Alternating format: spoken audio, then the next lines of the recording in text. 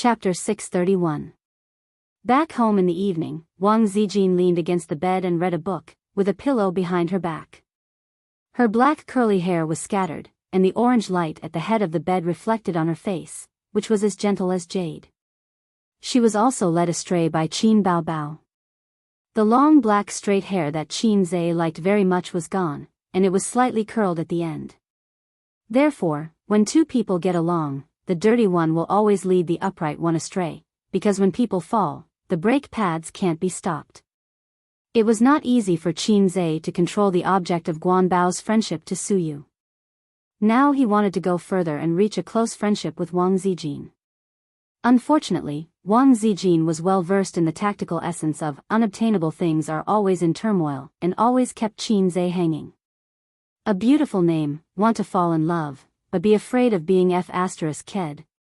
Bah, because love is not easy to f***ck. His sister was not at home, so Qin Zhe and her had been sleeping together. At most, they kissed, hugged, and touched. Qin Zhe could rub against her, and she would allow it. But Qin Zhe only rubbed against her twice and did not do such a thing again. He couldn't be to you and not enter the house 3 times. In the future, he would say to his son, "Son, Dad rubbed against your door 3 times, and it was not easy to get in." It was shameful to think about it. Moreover, doing this kind of thing, Qin Zhe and Wang Zijin were uncomfortable. One was a spring flood, the other was a big stalk. Harming others without benefiting oneself. Qin Zhe kicked off his slippers, lifted the quilt and went to bed. He hugged her in his arms and hummed a song, yes, with a black pencil, draw a silent stage play. No matter how bright the light is, I will hug you. Wang Zijin put down the book with a smile in her eyes. It's good, what song? I wrote a new song. Qin Zhe said, I just donated it at the charity dinner and sold it for 5 million. Wang Zijin smiled, my brother is amazing, do you want a kiss as a reward? The tone of your voice is more and more like Qin Bao Bao. Qin Zhe kissed her little mouth. Since you are so capable, help me think about how to develop the company. Wang Zijin held Qin Zhe's waist and frowned. Purple crystal technology had developed to this point, and they needed to continuously expand their business. The competition in the internet was even more intense than in the industry. If they did not change, they would have to wait for death. She needed to constantly innovate, especially the path she was taking now. Didn't you say it's a mountain stronghold? This road is the brilliant avenue that leads straight to the heavenly gate. Qin Zhe laughed. A knockoff is a knockoff after all. It's fine to make quick money, but it's hard to stay popular forever. Letting out a sigh, Wang Zijin closed the book and gently placed it by the bedside. She then returned to Qin Zhe's embrace and said, how about my pirated PUBG mobile game? But there are already many of them in the market, and I'm afraid that I won't be able to produce any results. Qin Zhe suggested, it's time to kill a few programmers as a sacrifice to the heavens. Wang Zijin felt that this was a good idea and nodded in agreement. Have you played a PUBG game before? No, don't ask me about games. I've quit. As a veteran shooter, Qin Zhe started playing Counter-Strike when he was in junior high. Later on, he started playing CF, shooting games practically ran through his entire youth. Now that he could not play them anymore, he really did not have the interest to eat PUBG. Men should not eat PUBG either. That was a woman's patent. Whoever ate PUBG was gay. Sleep early tonight. Let's set off tomorrow. Wash up and sleep. Qin Zhe chuckled. They took a bath together. Tomorrow, they would go to the disaster area to send a batch of supplies and a little money. Money was secondary. In the disaster area, money did not have much use. At most, it could be used to comfort people. The supplies were the most important.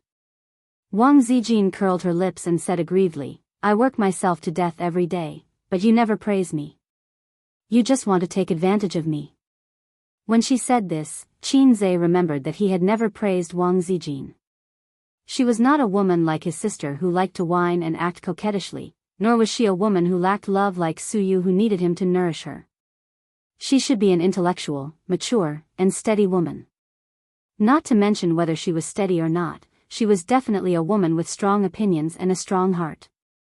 But Qinze ignored that a strong woman was also a woman, and she also longed for her boyfriend's praise and love. Just like a mature man, he would also fight for his son's milk like a child.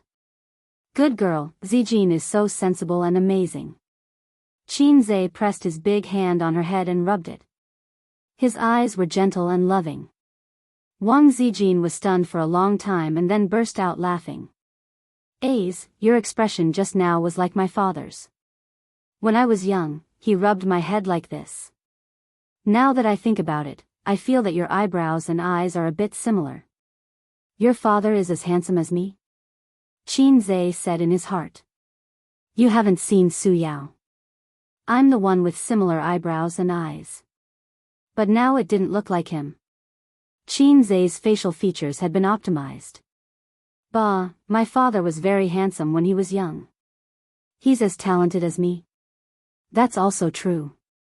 My father has been scolded by my grandfather since he was a child. But my grandfather also said that among his children, my father is the only one who can be regarded as a talent. But my father's qualifications are not as good as mine. Wang Zijin said proudly. You must not like your father. Why? Your father is too serious. Otherwise, you wouldn't like a humorous and interesting man like me. Humph, stinky man, my father was very serious when he was young, and it's the same now. Stinky man, take you to take a bath. Qinze's hand passed through her legs and wanted to pick her up. Wang Zijin held him down and said, change into your swimsuit first. I'll help you get it. Qinze took out a set of blue swimsuit from the wardrobe beside the bed.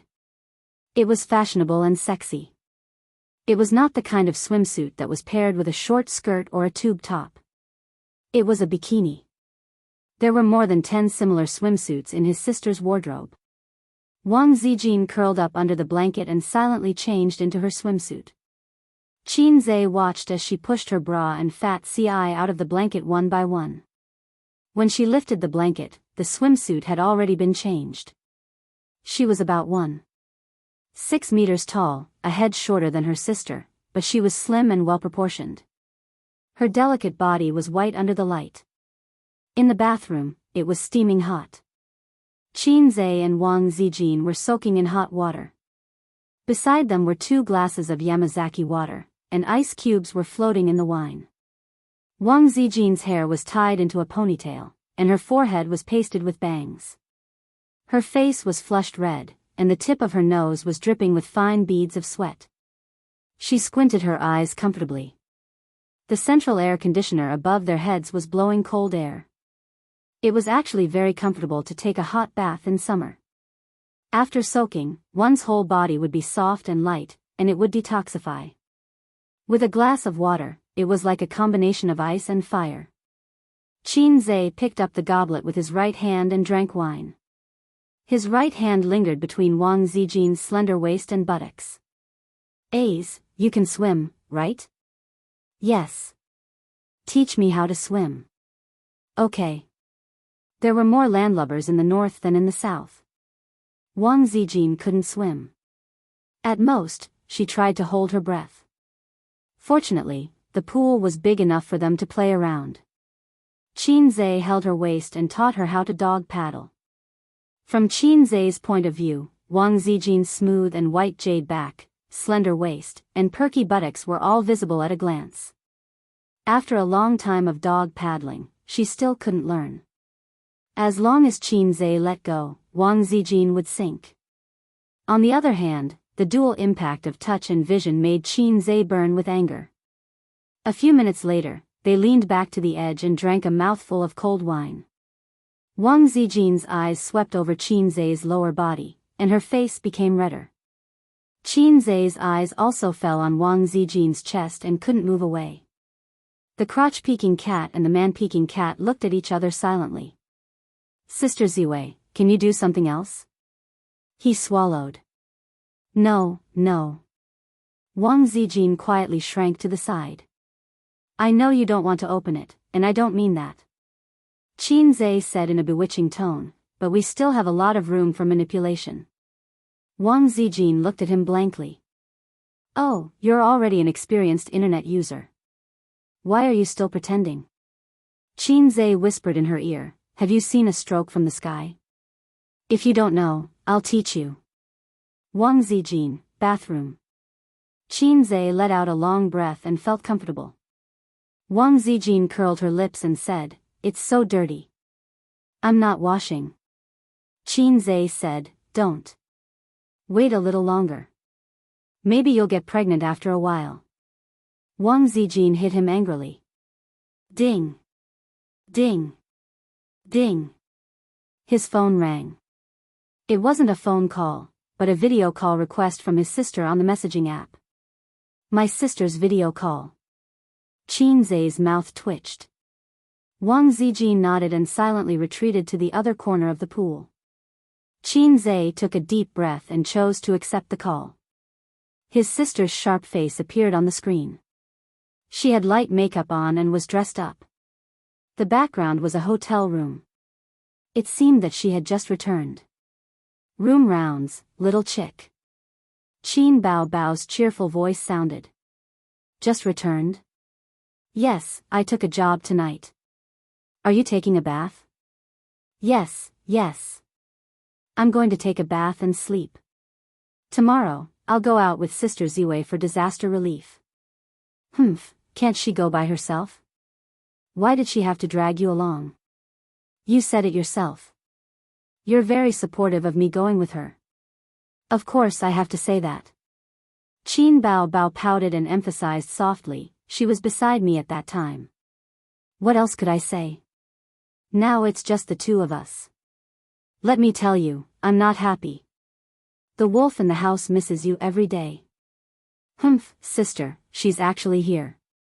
Qin Zhe smiled dryly and said, are you getting used to it over there? I'm getting used to it. It's like a vacation. Guangdong is simply a paradise for foodies. Every day, my assistant brings back different delicious food. La la la. She did seem to enjoy the days in Guangdong. She was cheerful and lively. I just miss you a little, Qin Bao Bao said softly. Her voice lowered. It was as soft as a lover's whisper and coquettish. Qin Zhe did not dare to look at Wang Zijin's expression, but he knew that it must be very strange. Sister, I'm almost done showering. Let's talk later, okay? Okay, bye. Bye. Qin Zhe put the phone next to the wine glass. Wang Zijin, who was in the corner, staggered over in the water and said faintly, I want to scold your sister. Qin Zhe. You'd better scold me. Wang Zijin glared at him. Ding, ding, ding, the phone rang again. It was not a phone call, but a video call request from Qin Bao Bao through the chat software. This time, it was Wang Zijin's phone. Sister Ziwei's face turned pale.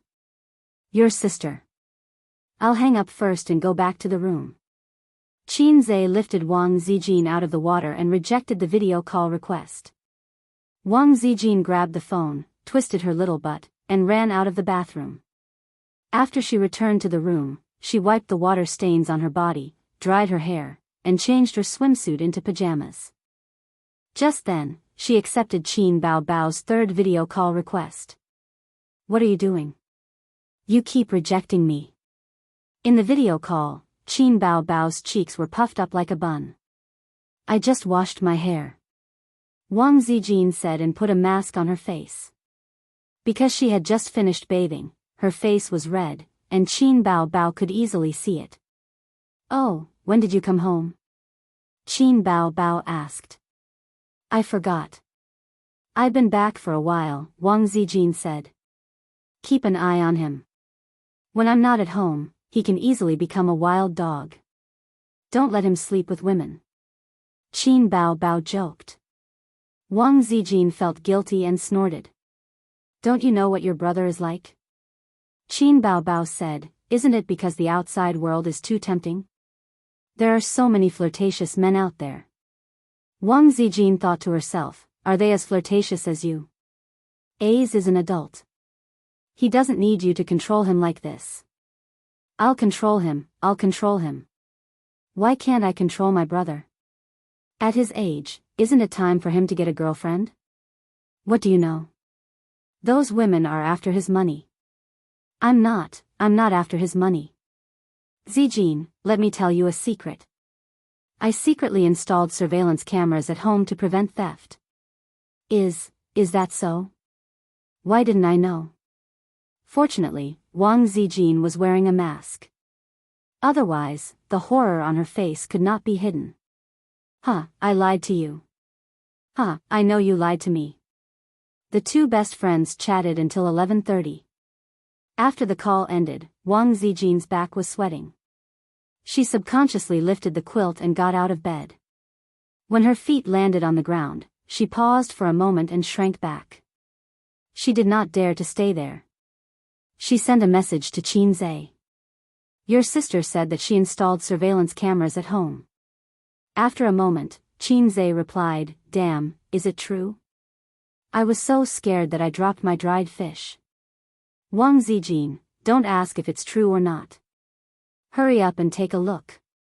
About 10 minutes later, Qin Zhe replied, There's no surveillance camera. Wang Zijin lay down on the bed, her chest heaving up and down as if relieved of a burden. Bah, black-hearted maggot. Chapter 632. More than 10 years ago, Luoshui town was still a town, but because it was located along the coast and near the port, it was designated as an economic development area by the government and slowly became a city. The locals still liked to call the city a town. The origin of the name of Luoshui city was very interesting. There were 3 large rivers that converged here and flowed to the sea. Luoshui city was named after the meaning of placing water. It was located in the eastern part of Zhe province and had a subtropical monsoon climate. Typhoons were not unfamiliar to the city, but compared to the calamitous Blue Creek next door, it was still considered good. Blue Creek was a city that suffered from floods, and there was a flood almost every year. The people of Blue Creek loved and hated Lanjiang. It destroyed the once rich city, and it was said that it lost hundreds of millions every year. This year, Blue Creek was still unable to escape the devastation of the flood, but the people of Blue Creek did not panic at all. They went to work in boats and posted in their circle of friends that the flood this year was still so spectacular. On the contrary, the flood of Luoshui city was far better than any other in history. It could be said to be a once-in-100 years occurrence. At present, 70% of Luoshui city was submerged in water, hundreds of thousands of people were affected, the roads were paralyzed, water and electricity were cut off, there was no communication signal, and there was not enough food. Schools, units, and factories had all stopped operating. Even if it did not rain, the flood would take 2 to 3 days to recede. Qin Zhe and Wang Zijin held an umbrella and stood at the bow of the boat, driving on the main road of the city. Behind them were several large trucks, transporting some supplies and food. Raindrops fell on the muddy water, creating circles of ripples. The main road was drained, the water was not turbulent, and the depth of the water just reached the position of the balls. The government invested a lot of manpower and resources in disaster relief. Other than the soldiers, there were also some volunteers and charity organizations. At this time, on the street, many disaster relief workers could be seen trudging in the deep water, pushing a basin and delivering supplies from door to door. Some citizens were evacuated to the suburbs to settle down, while others were trapped at home, relying on food reserves and food distribution. Leader, is there a way to get rid of the water on the street? Wang Zijin asked a district leader beside her. This time, the district leader in charge of receiving them was surnamed Wu. He was a middle-aged man with parted hair. His trousers were stained with mud. He said helplessly, We've already tried our best to divert them. This road is still considered good. Some parts of the road have already turned into rivers. The rainfall this time was once in 100 years. The 3 rivers flooded at the same time, and the water did not flow to the sea in time. The river water flowed backwards, and Luoshui city was like a frying pan, instantly flooded. This kind of natural disaster is not something that can be resisted by humans. He seemed to be very familiar with this speech as he spoke it very smoothly. This time, they were going to send the supplies to 2 distribution points, one in the suburbs and the other in the town. The total value of this batch of goods was about 200,000 yuan, including mineral water, compressed biscuits, instant noodles, canned food, ham sausages, and other fast food. 2 more batches of supplies would arrive tomorrow and the day after. How are the casualties? Qin Zhe asked. The district leader surnamed Wu said, the government responded promptly and launched rescue operations immediately. There are no casualties for now. Was this a joke? Didn't you just say that it wasn't something that could be resisted by humans? In fact, Qin Zhe could use Wang Zijin's connections to investigate the real situation, but that would be meaningless. He took out his phone and logged into Luo Shui City's flood forum. After a few days of emergency maintenance and rescue, the network had been restored, but the power supply had not. It was common sense that there was no power supply in the flood area. Everyone who had electrocuted fish with a battery knew this. Once the power supply in the flood area was restored, people would float up one by one like fish. Therefore, candles became a source of light for many citizens. Of course, they could not go online. If a smartphone was not charged for a day, it would automatically shut down. Only the citizens near the material distribution points could go online because there was electricity there. Qin Zhe glanced at the forum. Most of them were foreign netizens asking about the situation in Luo Shui City. The replies were very uniform, saying that there was no big problem. The citizens who were really caught in the flood could not go online at this time. There were also a few posts by citizens who were not affected much, sleeping in tents every day. There are so many mosquitoes. I really want to eat chicken. When will it return to normal? Eat chicken, eat chicken. Their homes were flooded, and they still wanted to eat chicken. The inner jokes have been blocked. I'm so bored. I really want to watch jokes. I can only download TikTok and Kuaishou. Damn, it was blocked well. F***ck, my pig was washed away by the water. The loss is heavy. If you find the body, please return it to us. My dad said we can make it into bacon and sell it. They would not eat bacon this year. Qin Zhe was a little relieved. At least it was not a tragedy. Just as he was about to exit the forum, he refreshed it and saw a new post. The rescue was not in time, the person is gone. He clicked on the post. It was a short video. After the video was buffered for more than 10 seconds, it could finally be played. A half-collapsed house stood in the middle of the flood. Looking at the environment, it should be in the countryside. In the corridor on the second floor of the dilapidated building, there was a man. He paced anxiously down the corridor like a white mouse that had nowhere to go. Below, the flood was surging, and the mud was wrapped in rocks. Boom! The house collapsed, and in an instant, the person disappeared in the ruins. The videographer took the video from his home not far away. Qin Zhe turned his head, looked at the district leader, and typed in the comment, "This is a foreign video, right? Be careful to check the water meter. It's illegal to spread rumors." The comment failed, and the post was deleted. Half an hour later, the car drove out of the disaster area, passed through the city, and arrived at a nearby distribution point. Wang Zijin and Qin Zhe each held an umbrella and watched the volunteers and staff moving the supplies. It was time for lunch, and the two of them had fast food at the distribution point. This was the treatment of leaders.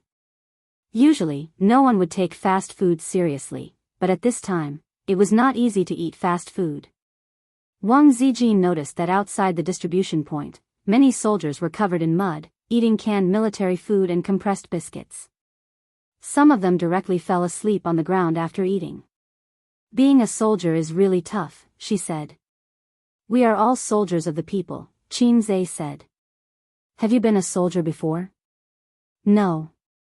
"You'll regret it for 2 years if you were a soldier, but you'll regret it for life if you don't." Wang Zijin squinted. "What soldier?" "I'm a student who can get into the University of Finance and Economics." "Wouldn't it be a waste to be a soldier?" Qin Zhe looked disdainful. In fact, there was a very awkward truth that he was embarrassed to say. Although his parents did not want him to be a soldier, the government did not want him at all. To be precise, they did not even give him the qualifications to be a soldier. It seemed that when a man became an adult, he would have to undergo a physical examination or something. However, Qin Zhe lived peacefully until he was 24, and no one informed him at all. This was very awkward. I am willing to shed my blood for the country, but the country thinks that I am too weak and that my blood is not hot enough. If he had the chance to pass the physical examination and join the army, he would not be in the entertainment industry. He would be a super soldier in the city. On his left hand was a university beauty, on his right hand was a beautiful CEO, and on his crotch was a superstar. During the day, they kissed, and at night, they had sex. That was not right.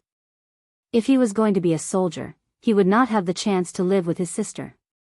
The low-level system would not choose him, but his sister. He could eat his sister's soft rice at home, live in a mansion, play games, and reward female streamers with a lot of money. Wherever he went, there would be people who would praise him and say, "My sister is Qin Bao Bao." Immediately, someone went up to flatter him and shouted 666. When he thought about it this way, he was unexpectedly moved. My little brother is a salted fish, the next distribution point is in a town. Shall we go there first? Wang Zijin said, the situation there is much better. Most of the places can be walked. Rain boots are enough. Miss Zijin, are you trying to empathize with the people? Wang Zijin rolled her eyes at him. Actually, she felt that strolling in the disaster area with Qin Zhe was very poetic, even though this method was a little unethical. It was like drinking tea with friends on the battlefield and having a seminar, and there were piles of bones under your feet. However, the emotions between people were not interchangeable. Wang Zijin felt that she had already done her duty by delivering supplies to the disaster victims. Next, she wanted to be romantic with Qin Zhe. Okay. Qin Zhe agreed. The two of them exchanged a few words with the captain of the supply team, then bade farewell to the district leaders and headed to the next distribution point. They took a small boat to cross the area with deep water. Along the way, they saw all kinds of people.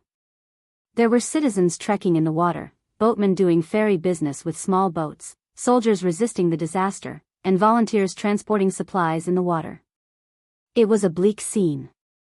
The two distribution points were more than 10 kilometers apart. Wang Zijin and Qin Zhe walked on foot. The road was muddy, but the situation was much better.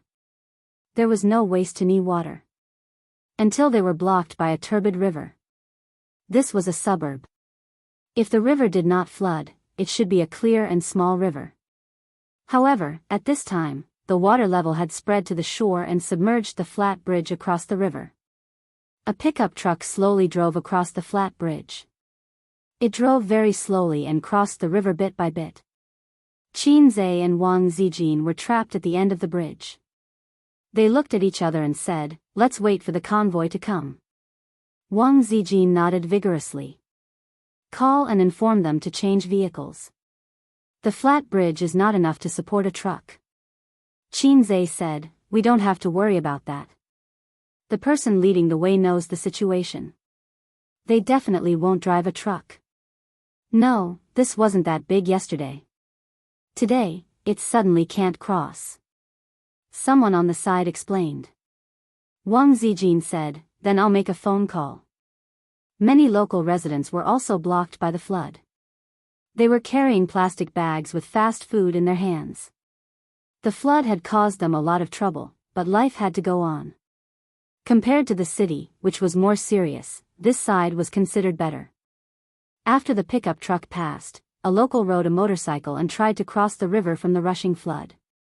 The iron baskets on both sides of the motorcycle were filled with mineral water and other supplies. "Don't go over. Wait for a car to come and take a ride," the resident beside him said to him in a dialect. "I can't leave my car here. I still have to drive it over," the motorcycle owner said. "Then wait for the water to become smaller," the person beside him advised. "Damn it. Who knows when the water will become smaller?" "That's how I got through," the motorcycle owner said. With the roar of the engine, the motorcycle rushed into the water. The two wheels worked hard to roll as it trudged forward. The motorcycle drove to the middle of the bridge. The rushing water rolled up the gravel and hit the wheels. Then, the wheels suddenly got stuck. The motorcycle, which had lost power, was washed down the bridge bit by the flood. The sudden change made the people on the shore exclaim. "Get off quickly. Be careful. It's going to be washed down. Leave the car. Get off quickly." There were more meaningless screams and exclamations. In fact, it was the same whether they got off or not. If they got off the car, they would be washed down by the current. The motorcycle owner subconsciously put his feet on the ground to stabilize the car. However, it was not the ground under his feet, but the surging flood. The car fell and was washed down the flat bridge. The people and the car were instantly swallowed by the surging turbid waves. Wang Zijin screamed. She instinctively grabbed Qin Zai's hand, but she grabbed nothing. Chapter 633. A's. In her line of sight, Qin Zai rushed towards the river, jumped, and disappeared into the turbulent river. Wang Zijin's shout was almost synchronized with the splash of him falling into the water. She never thought that Qin Zai would be so impulsive. Saving people was not something he should do. The water was so strong that it was not comparable to a swimming pool. She took a few steps forward and stepped into the river. She shouted a few more times until her voice was hoarse. "Io, that kid jumped in. How can you save people like this? It's over." The people on the side discussed animatedly as they pointed at the river. Their faces were also filled with panic. 1 minute. 2 minutes. 3 minutes. This was the most torturous moment in Wang Zijin's heart. 5 minutes later, there was no movement on the turbulent river. A's. A's. A huge fear exploded in her heart. She had never been so scared and helpless in her life. Wang Zijin asked the people behind her for help, but they looked at each other and thought that there was no way to save him. They did not have any tools or equipment. She did not want to lose her life again. They advised her that someone had already called for the rescue team. It was too late. When the rescue team arrived, they did not know where they had gone. The sky was gloomy, and it was drizzling. A chill rose from the bottom of her heart. Wang Zijin suddenly rushed towards the river. The water was above her knees and waist, but she was pulled back. Don't go. You can't save him." The middle-aged man who pulled her said in broken Mandarin. "I don't know how to swim, but I must save him." This was the only thought in Wang Zijin's mind. People were like this. The moment they saw the most precious thing disappear forever, even if they knew that they would lose themselves, they would not hesitate to rush over. She was forcefully dragged back by the middle-aged man and a young man and fell on the shore. Wang Zijin looked back at the river and remembered a sentence she read in a book a long time ago. It was the autobiography of a female scholar in modern times. She remembered her first love. In the 38th year of the Republic of China, there was a strong wind and heavy rain, and the flood flooded half of Yang. In this flood, I lost my love. In an instant, the color of the entire world faded away. "Hey, there's someone there," someone shouted. Wang Zijin's entire body shook. She turned her head abruptly and looked over. More than 10 meters away, a human head popped out of the surface of the river. It bobbed up and down for a moment, then swam towards the shore. After climbing ashore, it walked towards them. The sparse crowd let out cries of joy. The only regret was that he was alone. Wang Zijin stood rooted to the ground as she watched him walk over. This idiot stood in front of her, stroked his bangs, and sighed. "I didn't save anyone." He looked extremely miserable. His entire body was drenched, and muddy yellow water dripped down along his body. His hair and face were covered in mud and sand. His left ear was struck, and a stream of blood flowed out. There were many scars on his arms. Qin Zai was a little depressed that he didn't manage to save her. The undercurrent at the bottom of the river was turbulent, mixed with mud and gravel. It was impossible to open one's eyes. If a person was sucked into the undercurrent, they would disappear in an instant. No one could find them no matter how hard they tried. He had overestimated himself. Wasn't I handsome just now? Qinze tried to find joy in his misery. Slap. Wang Zijin raised her hand to slap him in response. The tears that she had been holding back for a long time rolled down. I was wrong. Qinze opened his arms and wanted to hug her, but when he thought about his embarrassing appearance, he awkwardly stopped himself. Wang Zijin took the initiative to throw herself into his arms. She cried and wailed.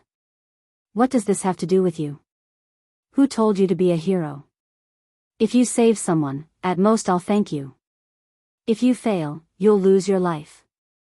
Can you be more mature? Are you crazy? Who wants you to save them? Who wants you to save them? If something happens to you, how am I supposed to live? If I want to live, Bao Bao will kill me. She cried and scolded at the same time. Qinze kept saying that he was wrong, but he couldn't explain that he had measured it in his heart. With his physical strength, he could swim 3 laps in the whirlpool. Holding his breath for 10 minutes wouldn't be a problem. If he said that, he would probably be slapped again. I'm still angry. Slap me again. Wang Zijin cried. Slap me to death. Qinze coaxed her. Slap. A loud slap landed on her face. Qinze, you really hit me. Slap. Sister Xian gave her another backhanded slap. This wasn't over. She slapped him twice more, as if to vent all her emotions. Wang Zijin took 2 deep breaths. The anger in her heart was finally gone. After waiting for about 10 minutes, the rescue team came. They were dragging a kayak and wearing survival suits. 2 were washed away by the water, right? Did any of them float up? The leader asked. 1, just 1. The person beside him explained, this one jumped down to save people. He came up, but the other one didn't. They should be dead by now. I didn't touch anyone. They might have been swept away by the water, Qinze said. The leader nodded. As usual, he said some words of thanks and criticism. He reminded him not to be impulsive if he encountered such a thing again. Then, he led the others and paddled the kayak downstream to try to pull the people up. Wang Zijin wiped the sand off Qinze's face with a tissue. She wanted to take him back to the hotel where they were staying to take a shower and change clothes. At this moment, she received a call from the motorcade. President Wang, the car is blocked on the road. They want to rob the supplies. What should we do? The person who called was the head of Tianfeng Entertainment's logistics department. This time, he was recruited by Qinze to be a strong man. He followed the motorcade all the way. The truck driver was hired. Wang Zijin asked for the location and hung up the phone. She frowned and said, the car is blocked on the road. They want to rob the supplies. Qinze frowned. Get the city government to deal with it. Wang Zijin, I called, but no one came to deal with it. Considering how busy everyone was, it was understandable that they did not have enough manpower. Qinze and Wang Zijin went back the way they came. After walking for about 10 minutes, they saw dozens of residents of the disaster area blocking the 3 trucks. They blocked the front of the truck and did not want to let them go. The head of the logistics department shouted. The residents were equally agitated. What's going on? Qinze and Wang Zijin squeezed their way in. The head of the logistics department heaved a sigh of relief. They had managed to hold on until the boss arrived, so he explained the situation to him. There was a large-scale power outage in the city and suburbs. Many people's phones were out of battery and did not know where to get supplies. They were all relying on the surplus food at home. Meanwhile, some people were panicking because of the flood and wanted to stockpile more food. Hence, they wanted to rob the transport trucks. Qinze climbed onto the truck and stood at the front of the truck. He took a deep breath and said loudly, "Everyone, listen to me." Everyone looked in the direction of his voice. Qin said, "You all know me, right? I'm Qin." The effect was not bad. The noisy crowd quieted down a lot. Qin continued, "There will be bread and mineral water, but not here. Go to the distribution point to get your supplies." There were still people who did not give him face. For example, an auntie retorted, "It's the same for us here. We won't leave if you don't give it to us." Her tone was shameless. A commotion broke out. Qin tried his best to suppress his voice and said loudly, "Listen to me. You can't get any supplies by blocking here. I can guarantee that not a bottle of water or a loaf of bread will be given. And you have to be prepared to be detained for obstructing disaster relief. Don't think that the law can't punish the masses. This is a critical period. If you block the road like this, you will only add to the burden of the government." Seeing the looks of disdain on everyone's faces, he said in a deep voice, "We're not a government department. Donating resources is out of kindness, not an obligation. If your actions are exposed on the internet, what will other people think? What will other donors think? Let's not talk about anything else. Just the fact that you are blocking the road will hinder traffic. Just a few kilometers in front of us, there is a river. Not long ago, someone slipped and fell into the water. Look at me now. I jumped into the water to save people. Unfortunately, I didn't manage to save them. If such an accident happens again, but the road is blocked by you, what should I do? Tell me what to do." No one in the crowd answered. Wang Zijin stood by the car, raised her head, and looked at the man who spoke in a rhythmic tone. Qin continued, "If you want supplies, you can follow behind the transport vehicle. It will take you across the river and take you to the distribution point to get food. But here, it is absolutely not possible. The outside world is paying attention to the once-in-a-century flood in Luoshui City, but there are not many people who can really help you. You have to know how to save yourself, not cause trouble. Shouldn't you all want to see us overcome this crisis as soon as possible? Everyone should cooperate with the government, not cause trouble. Now, everyone step back and let the car pass." A few scattered people retreated, causing a group effect. Most of the people retreated silently. There were still a few uncles and aunties blocking the front of the car. Qin jumped down and threw them away like chickens. "Go, go, go. Hurry up and drive." The logistics minister took the opportunity to order the driver to drive. When most people chose to let them go, a few aunties were unwilling to give up and tried to stop the truck. However, they were not enough to pose a threat and were thrown away by Qin one by one. The truck slowly crossed the flat bridge. Before crossing the bridge, Qin asked the residents on the side. After getting an affirmative answer, he let the car pass. The two of them did not follow the car to the next distribution point. Instead, they returned the way they came. At 3:00 in the afternoon, they finally arrived at the hotel. This place was far from the city and was not affected by the flood. The two of them drove here. They planned to rest for the night and return to Shanghai tomorrow morning. On the way back to the hotel, Wang Zijin was still sulking. She didn't like to talk to him and had a sour expression on her face. Qin found it hard to imagine her fear and sadness. People's emotions were different. Wang Zijin felt that his attitude of admitting his mistake was not sincere enough. She was still considerate. If it were an ordinary couple, it would have escalated to a quarrel and a breakup. At 8:00 in the evening, after dinner, Qin sat by the window with a cigarette in his mouth and listened to the rain. In the bathroom, Wang Zijin was taking a shower. Qin shamelessly asked to take a shower with her and was kicked out by her.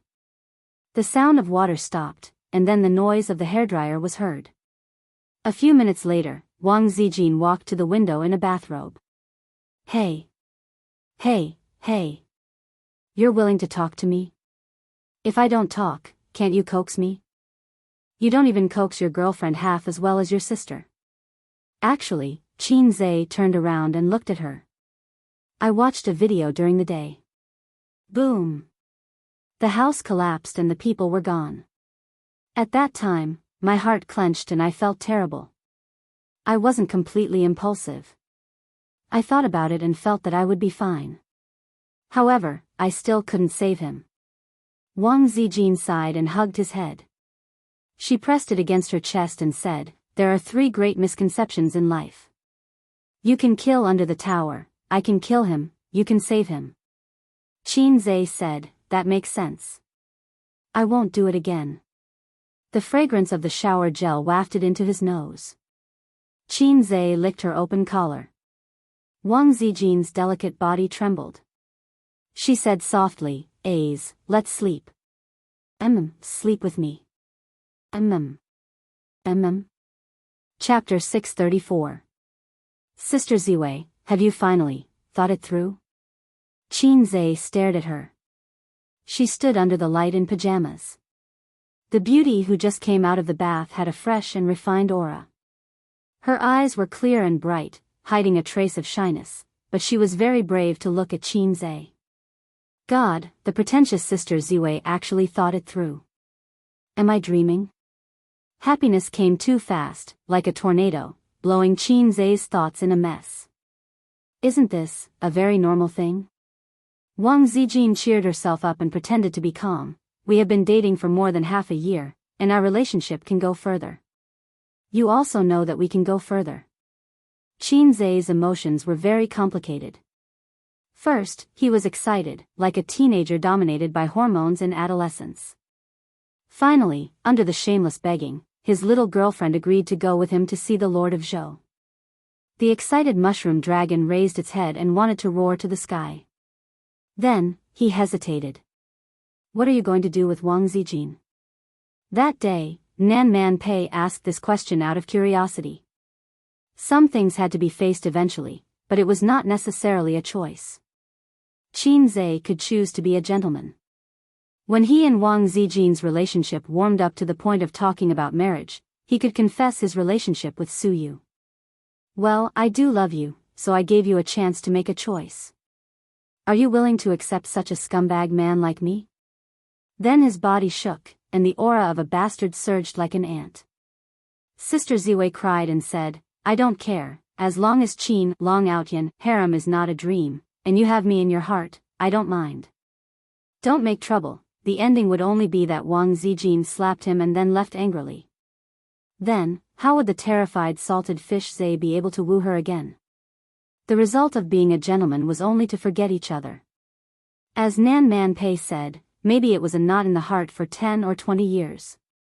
Perhaps after a long time, Sister Ziwei would not thank him for being a gentleman. Instead, she would hate him for being a gentleman. Love is a small boat drifting in the vast sea. What you need to do is not to find the shore and send the sisters ashore. Instead, you let it drift away with the wind, so that your sisters can only stay with you on the small boat forever. There may be crying, there may be noise, there may be sadness and heartache, but in the end, they will still be with you. What else could he do? Watch her return to the capital sadly and marry Zhang Mingsheng or someone else. Gentleman or scumbag, please choose. Wang Zijin didn't notice his strangeness and said in a low voice, I've always been unwilling to give it to you. Won't that make me seem pretentious? Qin Zhe shook his head. No, because you're afraid of being F***ked. Wang Zijin. No. What is that? She bit her lips and said bitterly, I just feel that you don't love me very much. Girls would always hesitate. They were afraid of meeting a scumbag.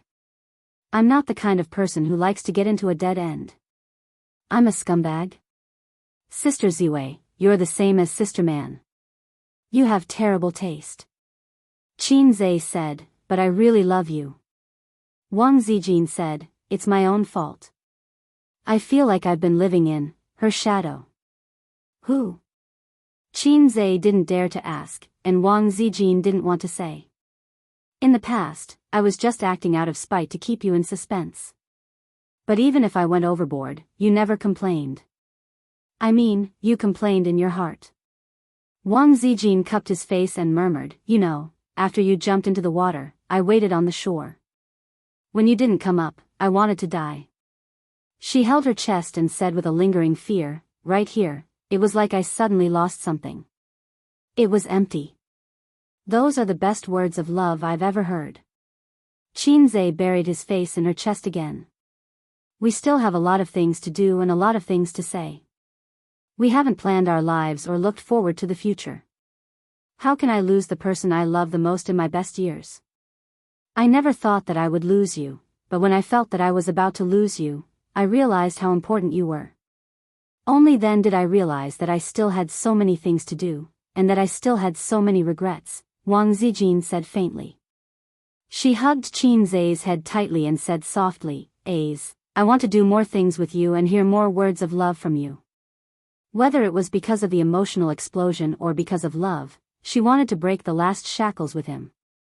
At this moment, Wang Zijin already had the courage to go further. Qinzhe picked her up and put her on the bed. The bedside lamp shone on her face. Her cheeks were red, but she didn't look away. There were ripples in her eyes.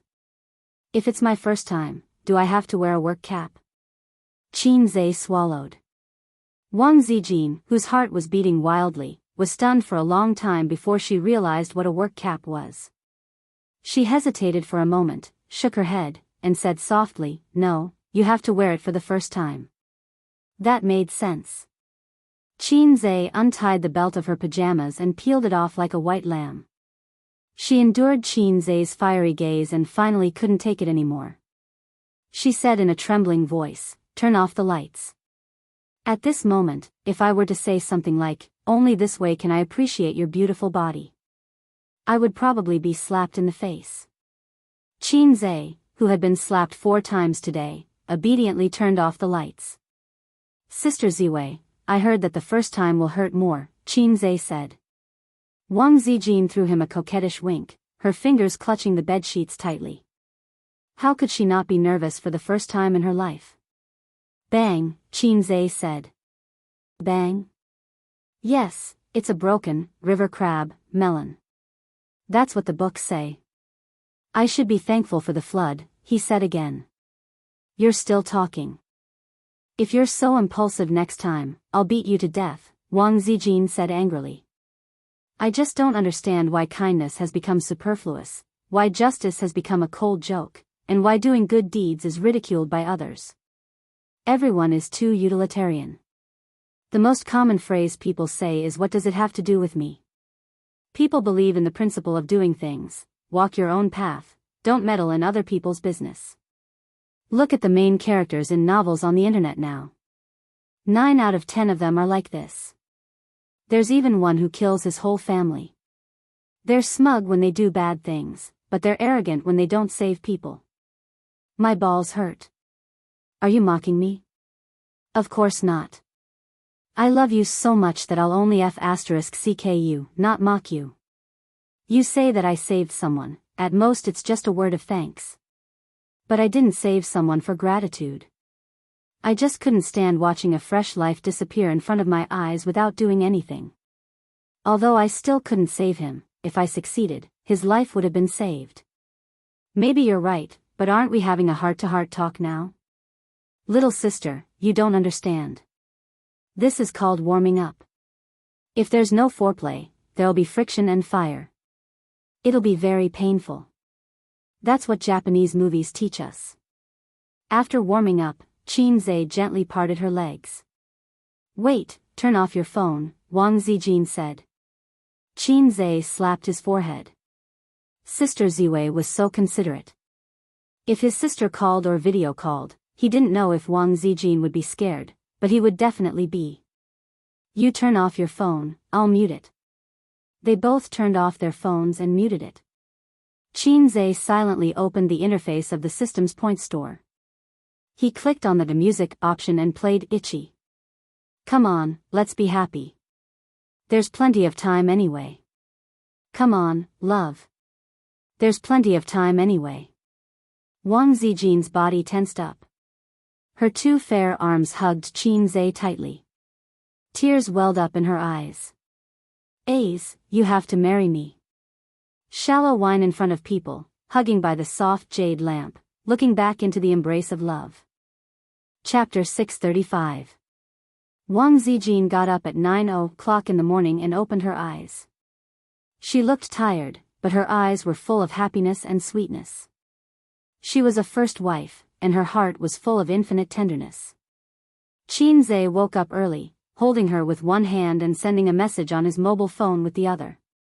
Seeing her wake up, Qinze silently turned off his mobile phone and kissed her on the forehead. "Oh, paparazzi aunt is dead." Wang Zijin smiled. She glanced at the last picture of the mobile phone screen before it was turned off.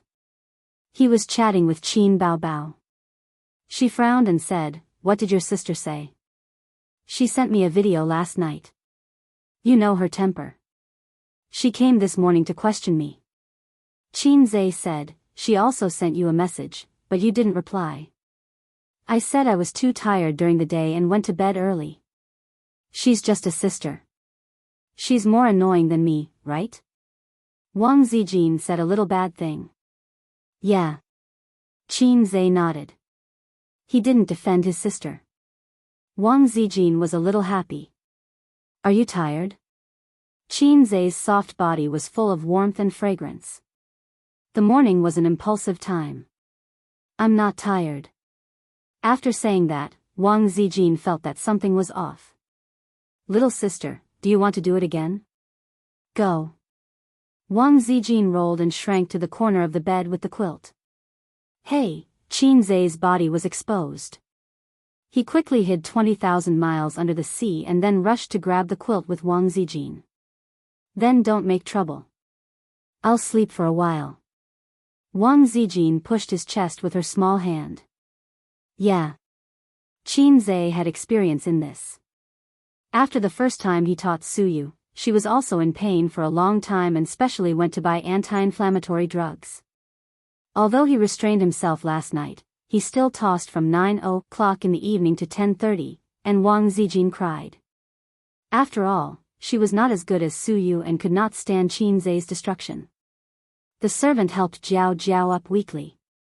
It was the first time she received the favor, so Wang Zijin's exhaustion was understandable. It was raining outside at 9:00 in the morning. The sky was gloomy and dark. Qinze hugged Wang Zijin's soft body and slowly fell asleep. His body is really good. He can sleep whenever he wants. Wang Zijin muttered. She was so tired that she couldn't fall asleep. The joy and happiness of reality were far more attractive to her than sleep. She quietly stared at the face that was right in front of her. It was just like before, but this time, her mentality was completely different. In the past, Qinze was in her heart, but now, Qinze was in her body. It was not the same thing at all. Wang Zijin quietly approached Qinze's face and kissed from his eyebrows to his lips. Her heart was as sweet as honey. She didn't know if beauty was in the eye of the beholder. He was getting better and better. His eyebrows were as heavy as thick ink, his eyelashes were dense and long, his nose was very high, and his lips were slightly thick. She heard a saying that people with thin lips had a cold character. Qin Baobao and Suyu both had thin lips and were cold women. As far as lips were concerned, she and Qinze were the best match. Wang Zijin thought. Donating to the disaster relief this time had not been in vain. Although she had slept with a man before getting engaged, she had gained a lot of happiness. The previous Wang Zijin had died. Now she was called Nyabala Zijin. At noon, Wang Zijin woke up refreshed, but there was no sign of Qinze beside the bed. She rubbed her eyes and sat up. When she saw Qinze standing by the window in big pants, she was relieved. She leaned against the bed and stretched her waist lazily. "What time is it?" 11:30. The rain was still falling, and the sky was pale. Qinze turned off the air conditioner, and the cool wind blew in from the window, making him feel comfortable. "I'm hungry. I'll order the meal now." Qinze nodded, turned around, picked up the phone beside the bed, and dialed the number to order the meal. Wang Zijin subconsciously glanced at his crotch, and her face was slightly red. Do you want it? Qin Zhe smirked. He woke up for a while, and the temptation of naked embrace was too great for him. Other men were exhausted after the first spurt of energy, but he was more and more courageous. So he went to the window to cool down. Wang Zijin spat and wrapped herself in a towel. I'm going to take a shower. One more time before you shower.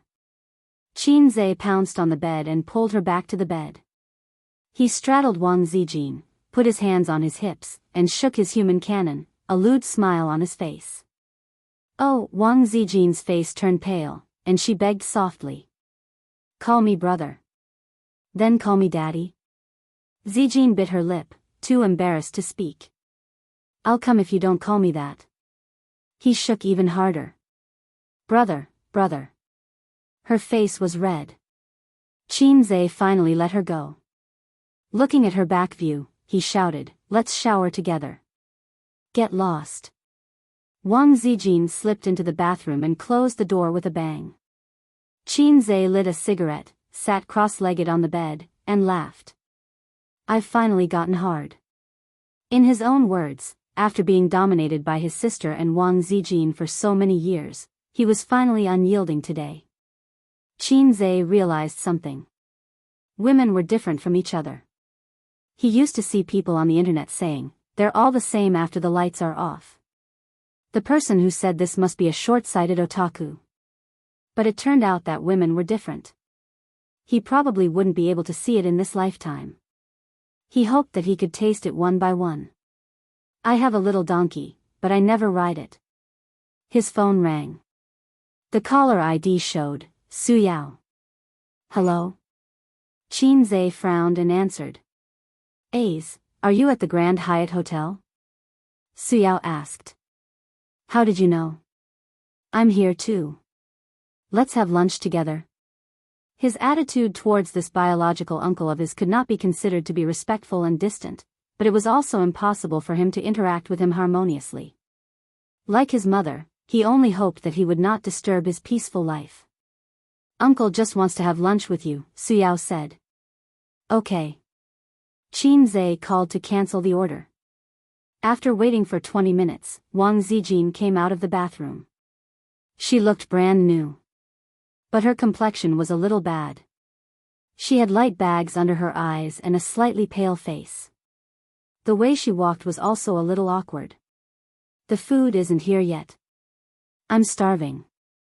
She was disappointed that she didn't see lunch. I booked a private room downstairs. Let's go down and eat. Qin Zhe leaned over and looked at her eyes. What are you looking at? The book says that after a virgin is broken, the eyebrows will not be smooth.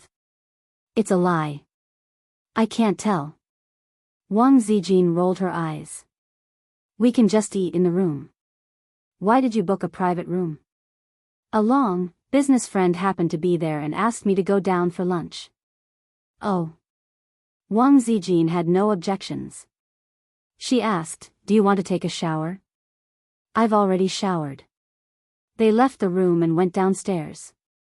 On the way, he saw her walking in an awkward way with small steps. Qin Zhe asked, does it hurt? Yes. She frowned. Qin Zhe said, I'll ask the waiter later if the hotel has any anti-inflammatory drugs. Wang Zijin blushed and nodded. Pushing open the door of the private room, the first thing she saw was Su Yao opposite the door. Beside him was a young girl with regular features and a clean temperament. The moment she saw Qin Zhe, she was elated. But she tried hard to suppress the joy on her face. Her gaze and expression made Wang Zijin a little uncomfortable. It was just like how Qin Zhe was uncomfortable with those naked gazes on his sister. It was an instinct to protect her food. Yan Yan, ask the waiter to serve the food, Su Yao ordered. Su Yanyan answered happily and ran out of the door. Su Yao, the big boss of one city. He also has shares in the factory in Shenzhen. He's a business partner, Qin Zhe introduced. Wang Zijin, my girlfriend. Wang Zijin reached out her hand and said, nice to meet you, Mr. Su. Good, good.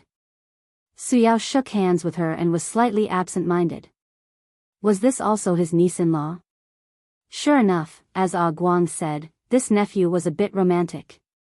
Suyao cast a questioning and worried look at Qin Zhe. As an elder, he naturally had to pay attention to the emotional problems of the younger generation. He could see that the relationship between Su Yu and Qin Zhe was by no means an ordinary relationship between a boss and a secretary. It was a very pure feeling. But Su Guang also said that Qin Zhe's girlfriend was called Wang Zijin. It should be the one in front of him. Then there was a question. Did Wang Zijin and Su Yu know each other? Unfortunately, Qin Zhe didn't care about him. He brought Wang Zijin here, which showed that he didn't care about Su Yao's feelings. If it were his father, Qin Zhe would kneel in minutes. Su Yao sighed in his heart. He still couldn't walk into his nephew's heart. When it came to Qin Zhe, he didn't just feel guilty. This was his sister's first child. It was an unbearable memory filled with blood and tears. This child was something that his nephew, as well as his own son and daughter, couldn't compare to. He was good to his sister's other child just because he was the uncle. This couldn't make up for the regret and guilt in his heart. Otherwise, he would have let go of it all these years. How did you know I was here? Qin Zhe asked again. Su Yao inexplicably appeared in the disaster area and knew that he was in this hotel. Qin Zhe felt that it was unreasonable. He even suspected that Su Yao had been paying attention and monitoring him. Chapter 636. The news of you donating to the disaster area is all over the internet. Su Yao smiled and said, coincidentally, I also donated. At this point, he sighed. Qin Zhe was stunned. He turned on his phone and browsed through the news. Sure enough, yesterday's entertainment headlines were about him personally donating to the disaster area. After casually flipping through the comments, the netizens praised him. This is much more generous than other celebrities. What's a celebrity? Don't compare him with a celebrity. Being a celebrity is just his part-time job. Oh my God, he donated 7 million a few days ago, and now he's going to the disaster area. My husband is really caring. I'm giving Qin Zhe a thumbs up. If it's a show, I hope he can continue to show off. Thumbs up. Qin Zhe nodded in satisfaction. The more positive his image was, the further he would go. It was the same in all walks of life. Even writing novels had to pay attention to positive energy. Some people who drove every day to destroy idioms and dictionaries were considered unorthodox. At this moment, Su Yanyan, who had ordered the dishes, returned. A moment later, the waiter brought plates of dishes to the table.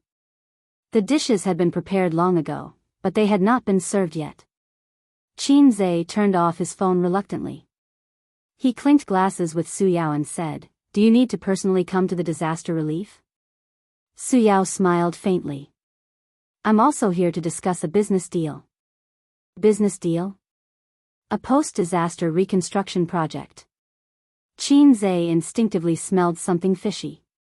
He looked at Wang Zijin. Wang Zijin put down her chopsticks and chewed her food. As she ate, she typed on her phone. She looked very cute. Donation in exchange for project. It was concise and comprehensive. Qin Zhe, who was no longer the same as before, immediately understood. As expected, it was a dirty deal.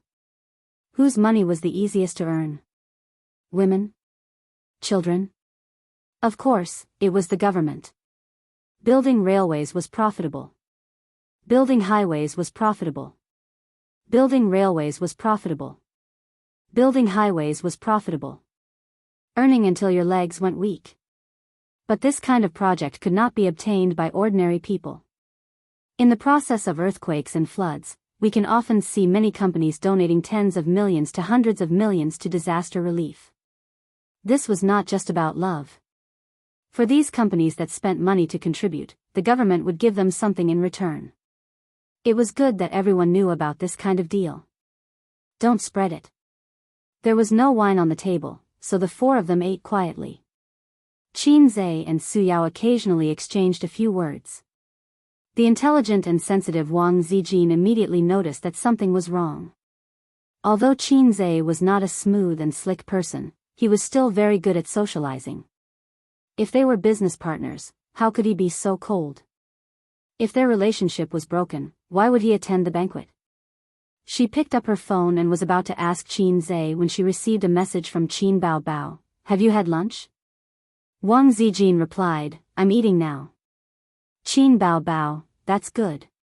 Wang Zijin, huh? Then, Qin Bao Bao sent her a few pictures. The first picture was of deep-fried grasshoppers. Fat grasshoppers were skewered with toothpicks and fried until they were golden yellow. Skewer your head with mine, skewer a lucky grass, skewer a concentric circle. The second picture was still deep-fried. It was a big pot of maggots. People with trypophobia would scream when they saw it. The third picture was even scarier. A newborn mouse was red all over and its eyes were black. It had not even opened its eyes yet and was being cooked in soup. Wang Zijin shivered and put down her phone with a pale face. She finally understood what the crying monster meant by, that's good. Why aren't you eating? Qin Zhe noticed that she was in a daze and asked. Why is your sister like this? Beat her to death. Wang Zijin cried. Qin Zhe. Wang Zijin handed the phone over. Qin Zhe was speechless after reading it. Damn it, I don't want to eat anymore. I'm convinced by the Cantonese people. My sister probably found something good and can't wait to share it with you, Qin Zhe said. He didn't believe it himself. It was very strange. He could imagine his sister snickering on the other side of the phone. But his sister couldn't use this thing to disgust him. My sister really loves me the most. Where did your heart go? Wang Zijin said angrily. What's wrong? Su Yanyan asked curiously. It's nothing. Qin Zhe smiled. This girl should be his cousin. I have so many cousins. It's a pity that I don't have a sister complex. Otherwise, I could shoot at the world. Qin Zhe ignored his uncle, but was especially gentle to girls. So, he gave her a very warm smile. Su Yanyan's heart was beating fast. She mustered up her courage and said, Qin Zhe, can we add each other as friends? I'm your fan. Qin Zhe said of course and happily scanned the QR code to add her as a friend. Su Yanyan hugged her phone and smiled happily. She wanted a yard after taking an inch. Can we take a photo together? Of course, Qin Zhe wouldn't refuse and took a photo with her. Su Yao frowned. Yanyan, eat. Su Yanyan nodded and secretly stuck out her tongue. In front of his children, Su Yao had always been a dignified father. He didn't smile and was strict. It was also because of this that Su Yanyan didn't grow up to be an unruly and willful rich girl. In terms of living expenses, he had always controlled it to be neither more nor less than the children of ordinary families.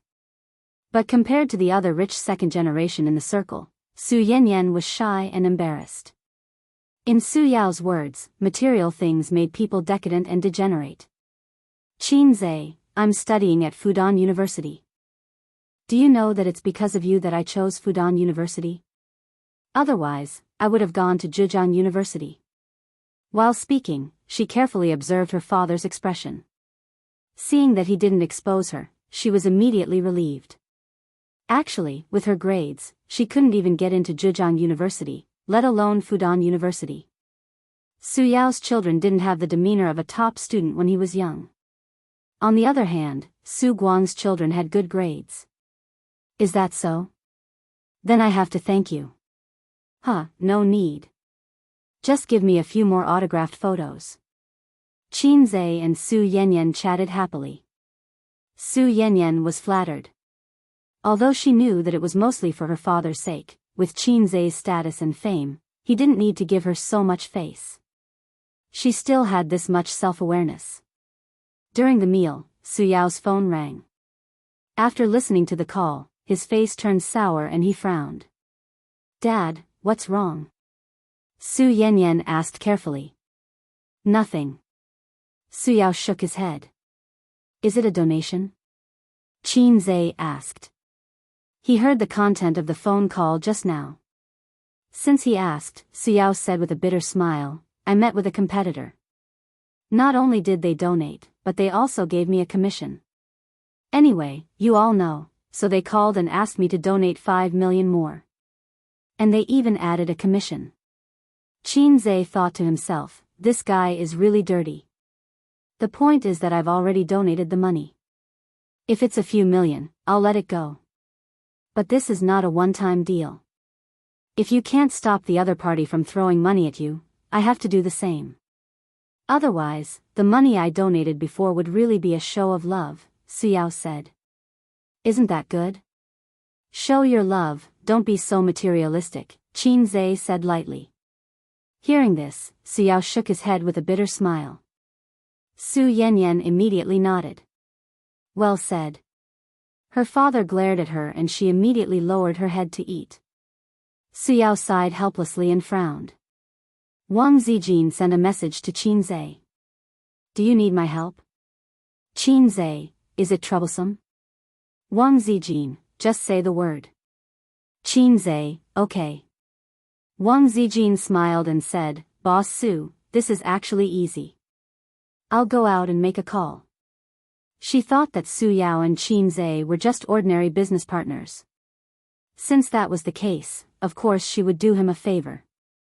After all, it was nothing. If it was a friend or family member, she would use the toilet as an excuse and settle the matter. After that, it would be fine if Su Yao didn't know. If he knew, he would definitely be more grateful to her. Wang Zijin's EQ was very high. She had learned the art of controlling people from her grandfather. It was not just a combination of kindness and authority. After she left, Suyao looked at Qin Zhe blankly. Qin Zhe didn't know how to explain, so he remained silent and ignored him. It was not good to say things like, my girlfriend is the third generation of an official in Beijing. After a while, Wang Zijin came back. A few minutes later, Suyao's phone rang. After receiving an affirmative reply and tactfully expressing goodwill, Suyao hung up the phone in shock. When he looked at Wang Zijin again, the look in his eyes was different. Out of concern as an elder, he said, Zijin's family is in politics? Wang Zijin nodded. Yes, my father used to work in Zhe province.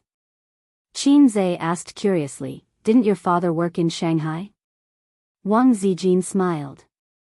There is a saying in the officialdom. If you want to be a high-ranking official, you must go to 4 places. Fujian, Chongqing, Zhe province, Shanghai, and then Beijing. Although the team has changed a long time ago, my father's name is still very useful in Zhe province. Suyao was shocked. This official position was not small. When he looked at Qin Zhe again, he felt uncomfortable. Is it really okay for you to do so many things? After dinner, Qin Zhe and Wang Zijin left. Only Su Yao and Su Yanyan were left in the private room. Su Yanyan was playing with her phone excitedly. She uploaded a photo of her and Qin Zhe to her circle of friends. She was replying to the envy and jealousy of the girls in the circle. Dad, I didn't expect Qin Zhe to be so amiable. I thought his kindness was just a disguise on the screen. He's so handsome and warm. I like him so much. I have the illusion that I've become friends with him. Do you think he will still talk to me if I contact him the next time I go to Shanghai? Su Yanyan chattered. Su Yao smiled silently. He thought to himself, become friends? You two are actually cousins. But he would not say this, and there was no need to say it. It's a pity that he has a girlfriend. I'm so sad. But I think he must have a good impression of me. Su Yanyan was probably too excited. She said what she said to her friends in a sentimental tone. Su Yao's eyelids twitched. He said angrily, you only know how to chase after celebrities all day. Can you spend your time on studying? Su Yanyan? She sat upright and lowered her head. She felt wronged. She did not know how she made her father angry. After leaving the private room, Wang Zijin searched for Su Yao on the way to her room. She was surprised. Su Yao from Wen City. He's quite famous. How do you know A's? There was still a difference between a billionaire in the industry and a billionaire in the internet industry. The former's total assets were definitely several times more than the latter's. Groups of billionaires were piled up on the internet. But among the same level, those who could do well in the industry were the real powerhouses. Maybe she did not need to do anything just now. Su Yao could handle it by himself. I can't explain it. Qin Zhe sighed. What do you mean? I don't want to talk about it. Qin Zhe thought of something. In fact, even without the system, he was destined to be extraordinary. Even if he failed to rely on his father, he could rely on his uncle. Looking at Su Yao's attitude, even if Qin Zhe wanted shares, he would gladly agree. I owe my sister. I can't repay her in this lifetime. When they parted in Su Town, Su Yao once lamented in front of Qin Zhe. Chapter 637. Back in the room, Wang Zijin started to pack up her toothbrush, bath towel, pajamas, towels and other daily necessities. Qin Zhe sat at the table and texted his sister. Qin Bao Bao, did Wang Zijin scream? She's scared of bugs the most. Qin Zhe, I just want to know if you ate it. Qin Bao Bao, yes, it was delicious. Qin Zhe, okay, please remove the kiss reward from my life. Qin Bao Bao, no, sister didn't eat it. I just saw them eating it and took a picture to show off and pretend that I ate it too. Qin Zhe's lips curled up. He knew that his sister wouldn't eat such things. She would usually get scared when she saw cockroaches. When they were very young, Qin Zhe used to scare her with cockroaches, mainly because she ate his pudding and put the cockroach in her pencil case. His sister opened the pencil case and saw a cockroach smiling at her. She was so scared that she almost became retarded. Later, Qin Zhe was beaten up by his grandfather, who said that if he dared to scare his sister with bugs now, wouldn't it be worse when he grew up? That hit the nail on the head. Qin Bao Bao, but I ate crocodile meat today. It tasted pretty good. Qin Zhe, Guangdong has everything. You can eat Hu Jianren if you want. At this moment, he received a message from Su Yanyan. Her ID was, waiting for someone bookstore. She said, I'm going back to Shanghai today. When are you going back? Qin Zhe casually replied, also today. Then there was no follow-up. The avatar showed that she was typing, then stopping, then typing again, then stopping again. The girl was probably hesitating whether to reply. Anyway, it's on the way back. Let's go back together. But she was afraid that it would be too abrupt. In the end, a little girl that he hadn't seen for a long time came to strike up a conversation with him. Little brother, are you in an online relationship? I have a mature voice. During this time, Chen Xingyuan did not pester him much. Qin Zhe was comforted. A young girl should have a young girl's life and longing. Longing for an old man like him was nothing. In high school, shouldn't she like the school hunk who galloped on the court and dominated the classroom? But later, Pei Ziki told him that Chen Xingyuan had been very busy recently. She was busy attending cram schools and said that she wanted to go to Harvard, Cambridge, and MIT. At first, everyone laughed at her. But who knew that in half a year, she had improved by leaps and bounds. She had rushed to the top 10 of the class and the top 50 of the grade. She used to learn English like this, how are you? How are you? Pregnant, pounces on a man, admire, my God, fail, useless. It was the same for English songs. In the past, when I liked an English song, would howl all day long, stomach cancer is making trouble again, stomach cancer is making trouble again, but it was different now. Her pronunciation was very accurate. He heard that her family had hired a professional English teacher for her and she learned English every day. Is this girl serious? Qin Zhe's forehead was full of sweat. Because on Pei Ziki's birthday, he and Chen Xingyuan made a promise that they would talk about being girlfriends after she got into Harvard, Cambridge, or MIT. At that time, He thought that a girl who was bad at her studies wanted to get into a famous foreign university. Not to mention that she needed to rely on connections. In terms of grades, even if 10 Chen Xingyuan worked together, there was no hope. Seeing that he did not reply, Chen Xingyuan repeated, "Little brother, are you in an online relationship?" "I'm big sister Yin." Qin Zhe replied silently, "Little sister, I'm not in an online relationship.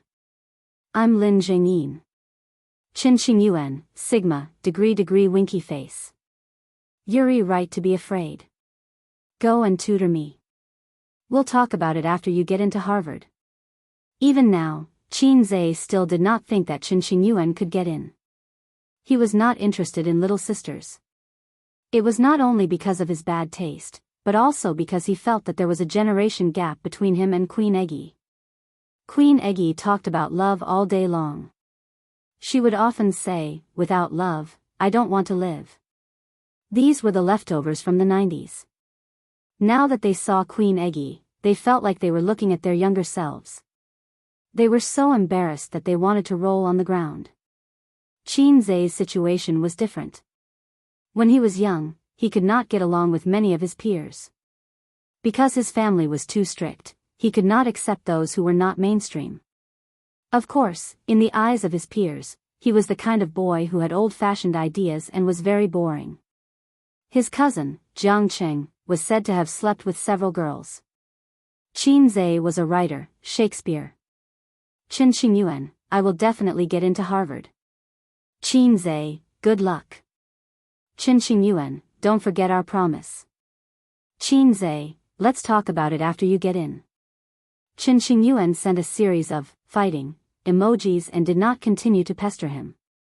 In fact, this was not bad. He could draw a big picture and let the silly girl work hard. Graduating from a prestigious university and graduating from a prestigious university were two different concepts. After graduating from a prestigious university, there was a chance that she would have a major in the future. After graduating from a prestigious university, she would be able to do well in the future. If she really got into Harvard, he believed that the maturing Chen Xingyuan would slowly choose to accept reality. Then, she would spread her wings and soar. Years later, when she recalled it, it would be a sweet and precious memory. After Wang Zijin finished packing up, she urged, "There's nothing left? If there's nothing else, let's go." Qin Zhe glanced at the spot 3 inches below her lower abdomen and teased, "Does it still hurt?" She blushed, gently knocked on the chestnut, turned sideways slightly, and scolded, "Do you want to die?" Qin Zhe grinned.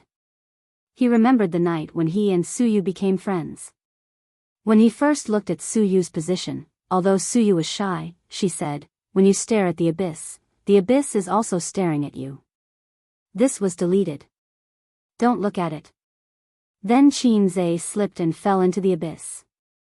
Sister Ziwei was more conservative and shy than Suyu in this regard. When you stared at the abyss rewarded you with a knock on the head. When you took off your pants and invited the abyss to do it again, the abyss shyly said, "Yamit, yamit." After returning to Shanghai by car, Qin Zhe and Wang Zijin lived together for a few days. The next day, the abyss recovered from the serious damage it suffered in the hotel in the disaster area. It opened its bloody mouth again and swallowed Qin Zhe. For Wang Zijin, these few days were probably the most memorable moments of her life. She was in love with her husband. Tui, she was in love with him. After they poked through that layer of window paper, the biggest change in Wang Zijin was buying things. She bought shoes, socks, clothes, expensive buttons and so on for Qin Zhe. Suyu was the same. Women often said that they hated mommy's boy the most, but in fact, they liked to treat their boyfriend as their son. It seemed to be the nature of a mother's love. At the end of the month, the rain stopped. Sister's concert in Guangdong was very smooth, and the reviews were very good. In addition to the previous famous works, there were several songs composed, copied, by Qin Zhe for her. There were probably few stars who could be like Qin Bao Bao, releasing new songs without a word. Among them, the most representative song was Lost Contact with Prostitutes in Guangdong, No, Love Story in Guangdong, which Qin Zhe specially asked her to sing. The overwhelming praise was mostly due to this song. After the video came out, Qin Zhe watched it twice, once with Wang Zijin and once with Su Yu. Netizens were in heated discussion, hoping that Qin Bao could hold a concert in their city, and then sing a song similar to Love Story in Guangdong. I'm Hunan's, the song is called Hunan's Love Story. No, it should be called Toilet Love Story. I'm from the Northeast. The song is called Anti-Japanese Love Story. I'm Henan's. The song is called Henan's Love Story. No, it should be called Manhole Covers Love Story. Upstairs looking for shit. I'm your father. You wait, the 18-meter broadsword is on the way. Tell the manhole cover not to leave after school. At the end of the month, Qin Zhe's new movie, My 2008, was released. Qin Zhe was very concerned about the success or failure of the task. Points were much more valuable than renminbi. During this time, the company vigorously promoted the movie. His Weibo, Qin Bao's Weibo, and the Weibo of his artists were all promoting the movie. The exposure was enough, and there was a rumor that Qin Zhe's production must be the best, so there was a strong sense of expectation for the movie. On the same day, at tea time, her father, who had not seen Su Yu for a long time, asked her to meet him. He said that Uncle Chen, a former business partner and now an old friend, was coming to Shanghai. The two families, who had a good relationship, came out to meet and have a meal. The location was a quiet Western restaurant, not far from the company, more than 10 kilometers. Su Yu did not hesitate and agreed. In the past year, she had only been home a few times, but she had always kept in touch with her father on the phone. In fact, the father and daughter were estranged.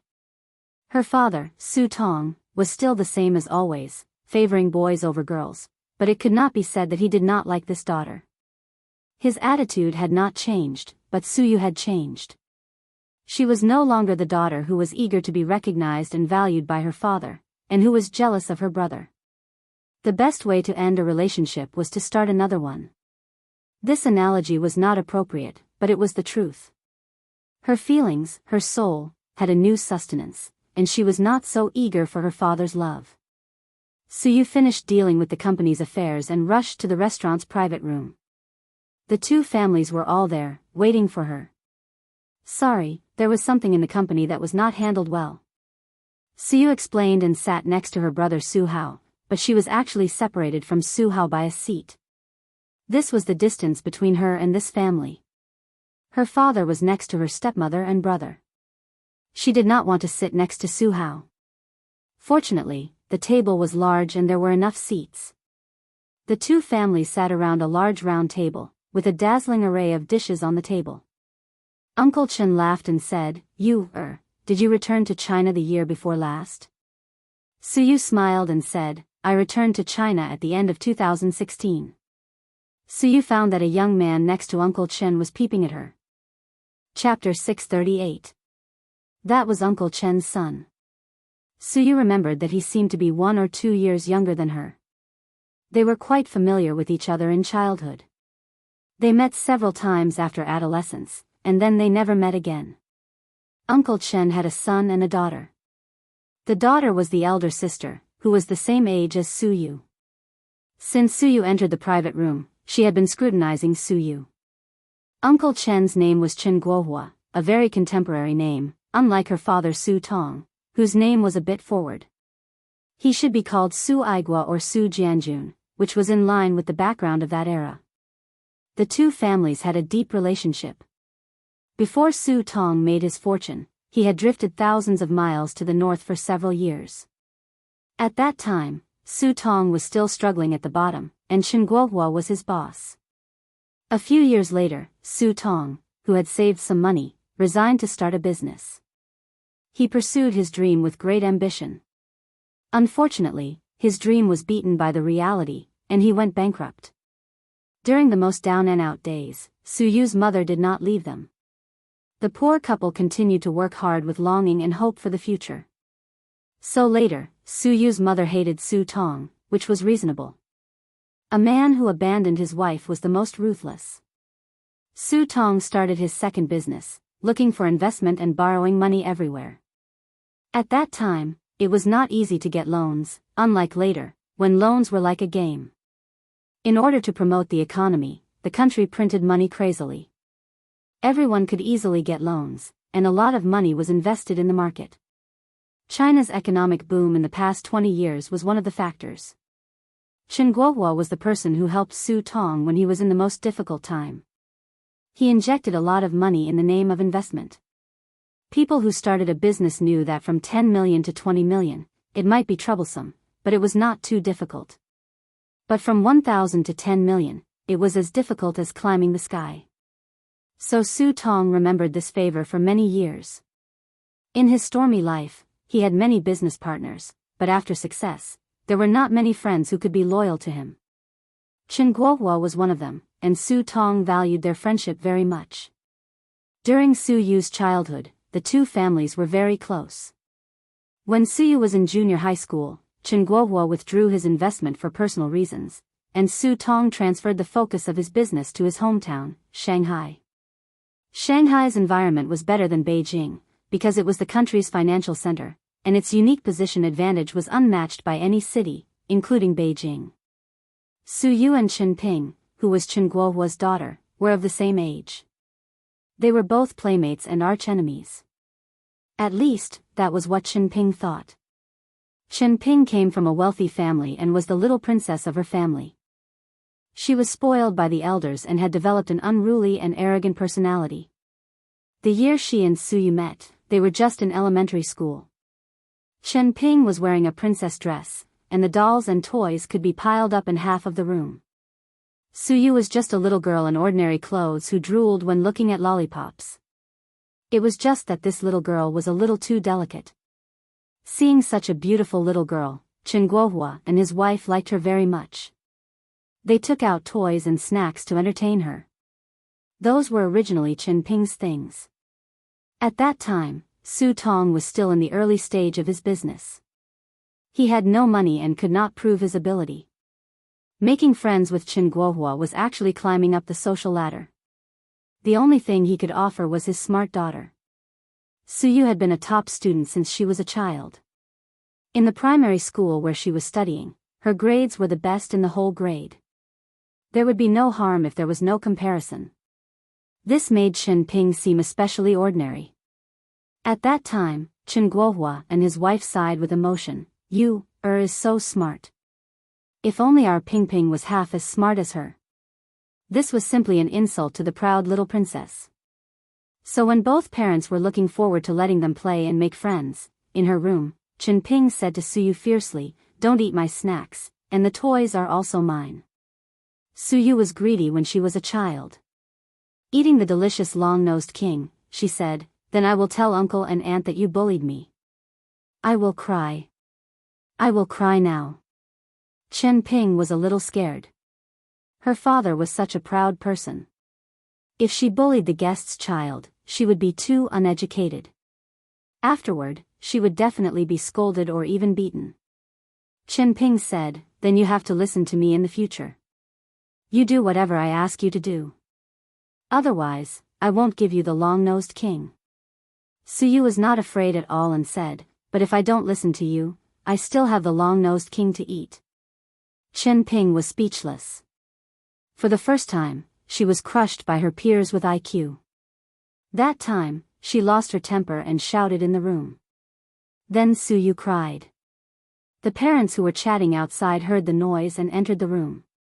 Su Yu complained first, in Chen Ping's eyes, crying and saying that her sister bullied her. Chen Ping said no loudly and lost her temper. But the more she lost her temper, the more the adults believed that she bullied. In fact, she did bully. Afterward, she was severely educated by her parents. Since they were partners, Su Tong would often visit, or Chen Guohua would visit. Su Yu and Chen Ping could see each other every week. Sometimes they would do homework together. The two mothers checked their daughter's homework. Chen Ping could always hear the mother's sigh that her daughter was not Su Yu, and that Su Yu was not a woman.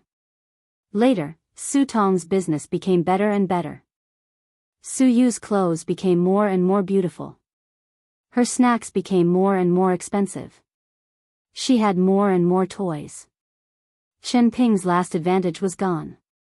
The relationship between Su Yu and Chen Ping was similar to that of Qin Zhe and Qin Bao Bao. One side was always so high and mighty, while the other side struggled in their shadows. The difference was that Qin Zhe's sister could kiss and have sex. Chen Ping only got heartache from Su Yu. However, she had been proud and liked to compare since she was a child. Later, when they met occasionally in their teenage years, they were also very aggressive. Su Yu was not a gentle character and did many things deliberately to hurt her. Chen Guohua said with emotion, "A doctor who returned from abroad is different. You, must have taken care of the company very well. I remember it's called profit investment, right? Su Tong, I have envied your daughter for many years. Look at my Ping Ping, she has nothing to do at home all day." In a word, not only Chen Ping's face was not good, but Su Tong's family was also a little embarrassed. Mother Chen said fair words, "Isn't Ping Ping helping you to take care of the company?" Chen Guohua said, "Hey, with her level, she is lazy in the company all day." Chen Ping said impatiently, "Dad, you are annoying." While speaking, her eyes inadvertently glanced at Su Yu. Seeing her smiling and aloof appearance, she snorted in her heart. After not seeing her for many years, she was getting more and more beautiful. No wonder her brother had been secretly looking at her. Her fiancé beside her also glanced at Su Yu from time to time. Chen Ping glared at her boyfriend, who smiled awkwardly.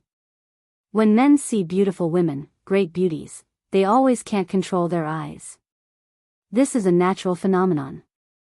Su Yu was in her prime and tall. She was wearing one of the 3 uniforms, an office lady's suit. When she wore this kind of suit, it was a pure and natural temptation. Su Tong took a sip of wine and jested, "What are you talking about? It's enough for a girl to find a good husband. I also think that you, is too career-oriented. She hasn't found a boyfriend at this age." Chen Guohua was surprised and said, "No way, you, doesn't have a boyfriend?" He noticed that his son's eyes lit up. Su Tong could only say that he had a general impression of his daughter and Qin Zhe, but it was not very clear because Su Yu didn't talk about it directly and didn't take Qin Zhe home to meet her parents. His mother's relatives knew, but the relationship between Su Tong and his ex-wife. The two sides didn't contact each other anymore. Su Yu didn't speak, showing a subtle and restrained smile.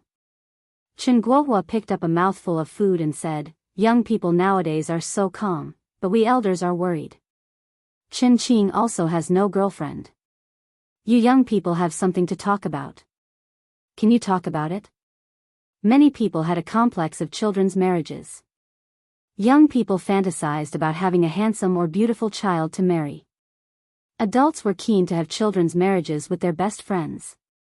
This phenomenon used to be very common, but with the change of time, free love was emphasized, and parents' orders were no longer effective, so children's marriages gradually disappeared.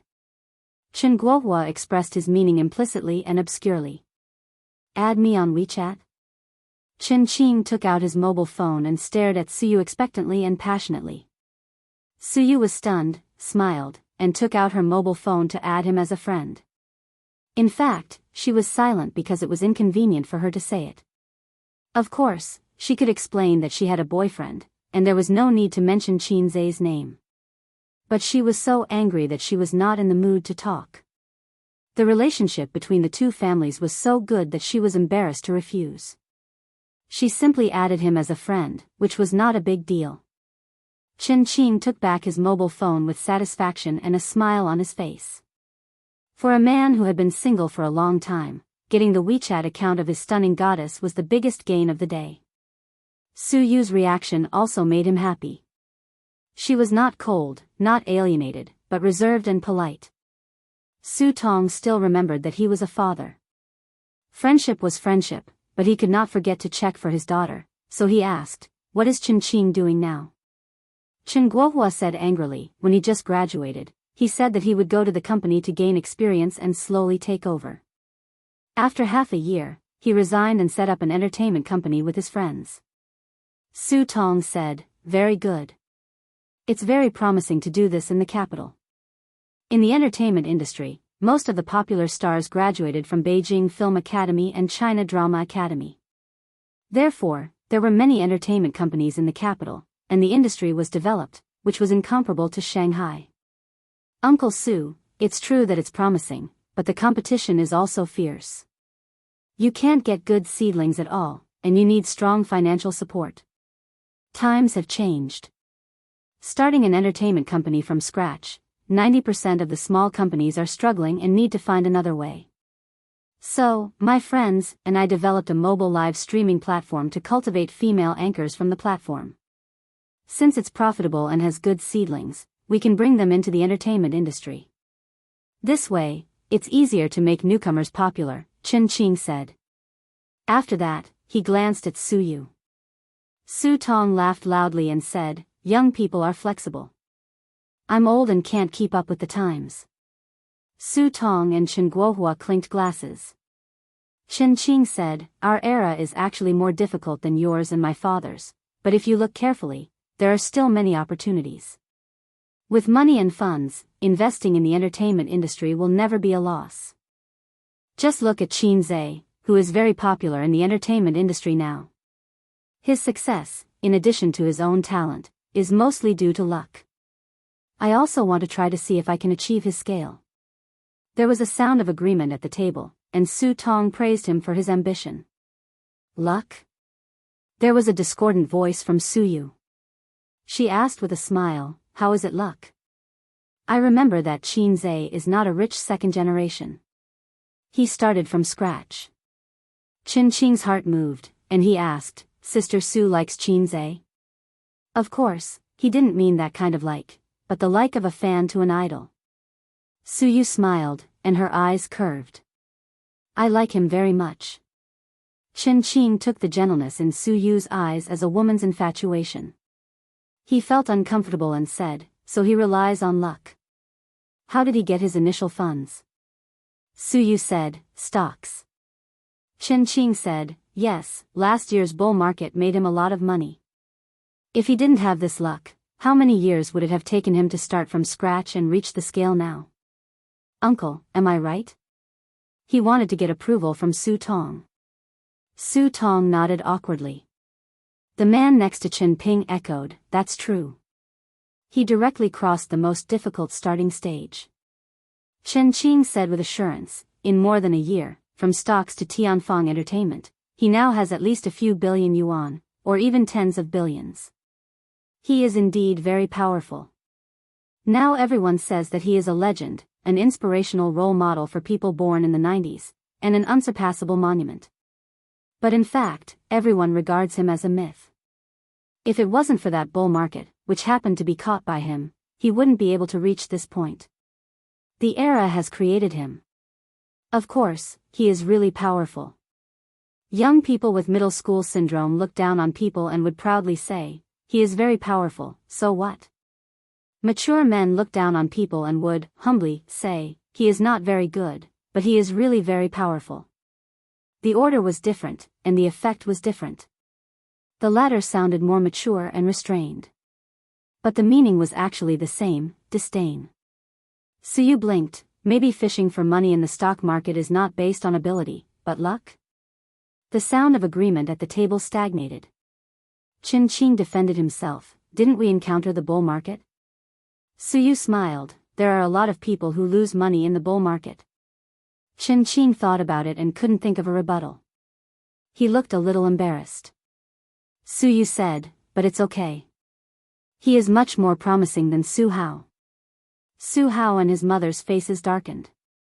Chen Qing immediately recovered his smile, but the scene was a little awkward. The stepmother said sarcastically, "As long as you are promising." Father Chen and Mother Chen looked down. It was not convenient to interrupt other people's family affairs. Su Tong jumped out to break the awkwardness and pretended to be curious. "What business does Ping Ping's boyfriend do?" The man replied, "I am not promising. I took over my father's job and do import trading." So he was also a rich second generation. Chen Ping retorted, "If you are not promising, then who is promising? Your father's small business is worth dozens of times more in your hands. How much does he earn in a year?" The man said, more than 200 million. Su Tong exclaimed, young and promising. Chen Ping glanced at Su Yu with a slightly proud look and asked curiously, Su Yu, how is your company now? It's okay. What do you mean by okay? My father praised you. Su Yu smiled casually. The company's operating capital is 20 billion, and the quarterly profit is only 0.8%. It's a small business. Boyfriend, Chen Ping, every word was hurtful. Chen Guohua was shocked and said, Old Su, is the stock market so profitable? A quarter of 3 months, 0.8% profit, that was hundreds of millions. 5 or 600 million a year? Chen Qing's hand trembled. In fact, Su did not tell the truth. 0.8% was the GPA when the company's performance was not good, and the company's operating capital was not only 20 billion, but more than half of the funds were borrowed by Nan Man Pei some time ago. The investment company that Qin Zhe and Su spent a lot of energy to run only earned 5 or 600 million a year? What a joke! This amount of money was nothing in the eyes of the big groups in the financial world. In fact, in the Shanghai financial circle, Baoza investment was very famous. Chen Guohua's words made Su Tong embarrassed. He forced a smile and said, It's okay. By the way, old Chen, what do you want to invest in this trip to Shanghai? He forcibly changed the topic. Investment company, Qin Zhe, profit-making, he did not want to mention these words. How to say it? I was partial to my son and took the power of profit-making investment away from my daughter and gave it to my son, but my son screwed it up. My daughter is now partnering with Qin Zhe to open a company with hundreds of millions of annual income. It's so good. I can't say it. Isn't it a slap in my face? After the discussion about their children, Chen Guohua and Su Tong, 2 old friends, drank and chatted happily. They began to reminisce about the past and look at the present. Meanwhile, the stepmother and mother Chen also began to chat about their daily lives, occasionally mentioning Chen Ping and her boyfriend. Su Yu was bored. She took a photo and sent it to her circle of friends. The afternoon tea in this shop is very good. Then she bowed her head and her slender white mobile phone danced on the screen. Honey, what are you doing? Qin Zhe replied instantly, I'm having sex. Su Yu, you're so annoying. I'm not here. Who are you with, angry, with? Qin Zhe, I ordered a chicken. It tastes good and is juicy. Su Yu, save the drumstick for me. Qin Zhe, save my ass. This thing needs to be eaten while it's hot. By the way, the central bank has lowered the quota again. The scale is unprecedentedly large. The company needs to have corresponding countermeasures. Su Yu, I know. I'm being used as a cow by you. Dad and I are having afternoon tea. Uncle Chen's family, who I haven't seen for many years, came to Shanghai. But I'll come out after I'm done with my work. Qin Zhe, nonsense, I didn't use you as a cow or a horse. I used you as a blow-up doll. The central bank's lowering of the quota is a good thing for us. Hundreds of billions of funds flow into the market. It's a blessing for the stock market and enterprises. It's not necessarily good for the people. Their savings will shrink again. I just asked my uncle to prepare a loan. It's a waste not to borrow the government's money. Su Yu, when did you become a nationalistic youth? Are you still worried about the shrinkage of assets? Qin Zhe, I'm not worried about myself. I'm worried about the poor newspaper seller. Oh, a friend of mine. Su Yu, you'd better worry about me. My dad wants to set me up with Uncle Chen's son. Qin Zhe, F***ck, that bastard dares to steal my wife. Su Yu, say, happy expression, again. Qin Zhe, F***ck, Su Yu, Qin Zhe, do you want me to come over and let you show off? Su Yu, forget it. I'm not in the right. Qin Zhe, touching head, at the end of the chat, Su Yu smiled bitterly. You didn't even ask for the address.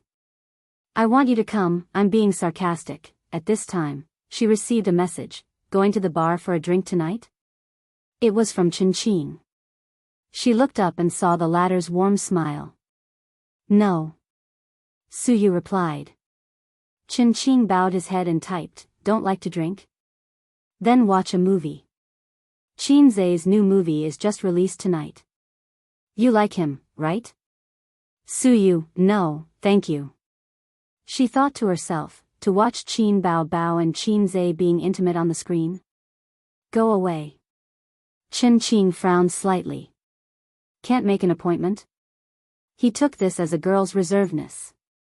He stretched his eyebrows and continued to type. But at this time, Suyu turned off her phone and looked at the table with a smile. He had to put down his phone helplessly. Su Tong and Chen Guohua hadn't seen each other for many years. Although they kept in touch by phone, the last time they met was 15 years ago. Men could talk for a whole day. Time passed slowly, about half an hour later. Suyu got up and went to the bathroom. At the pool between the men's and women's toilets, she saw Chin waiting there. Are you busy with the company? Chin smiled. It's okay. Suyu smiled. You are amazing. I especially worshipped you when I was a child. Because of good grades? Because you are good. Suyu smiled and said, thank you. My dad should stay in Shanghai for a while. If you are free in the evening, let's watch a movie together. I also admire Chin. Chin said. Suyu thought for a while, tilted her head and smiled. You want to pursue me? She suddenly went straight to the topic. Chin was stunned for a moment. His strong mentality, which had been trained for a long time in the field of flowers, quickly showed up. He looked sincere. You are very beautiful. Because you are beautiful? Isn't that the first attraction between men and women? Suyu laughed. It makes sense. If you say it's because you are good, I will turn around and leave. Chin smiled. He thought he was very accurate in judging women. His answer just now seemed casual, but in fact, he had considered it. Suyu was not like a pretentious woman, so he chose to answer more calmly and honestly. It seemed that the bet was right. To be honest, Suyu was too outstanding. Her height, aura, and appearance were impeccable. Her cold and cheerless temperament was like poison to men, the kind that scratched at their hearts with 100 claws. By the way, how old are you this year? 25. 25. Do you have a net worth of 1 billion? Chin said confidently, I believe I can reach it before the age of 30. With big sister Su as my role model, I definitely have to speed up. Besides, if I don't know how to make money, how can I support you? He said the second half of the sentence in a joking tone. Suyu nodded and looked at him carefully. You are quite handsome, but not as good as Chin. You are rich, but not as good as Chin. I think you are not a rich second generation. You have a little talent, but still not as good as Chin. She shrugged. Well, I am finished. You have no chance. Chin. First, he was stunned, then he didn't know whether to laugh or cry. How many people in the 90s could compare with Chin? I can't compare with him, but you have to be Chin's girlfriend. Sister, you are joking. But since you said so, even if it is Chin, I will try my best to beat him. Chin said sincerely. If it was an ordinary woman, she would really have a good impression of him. But I like him. He is rich, but not rich.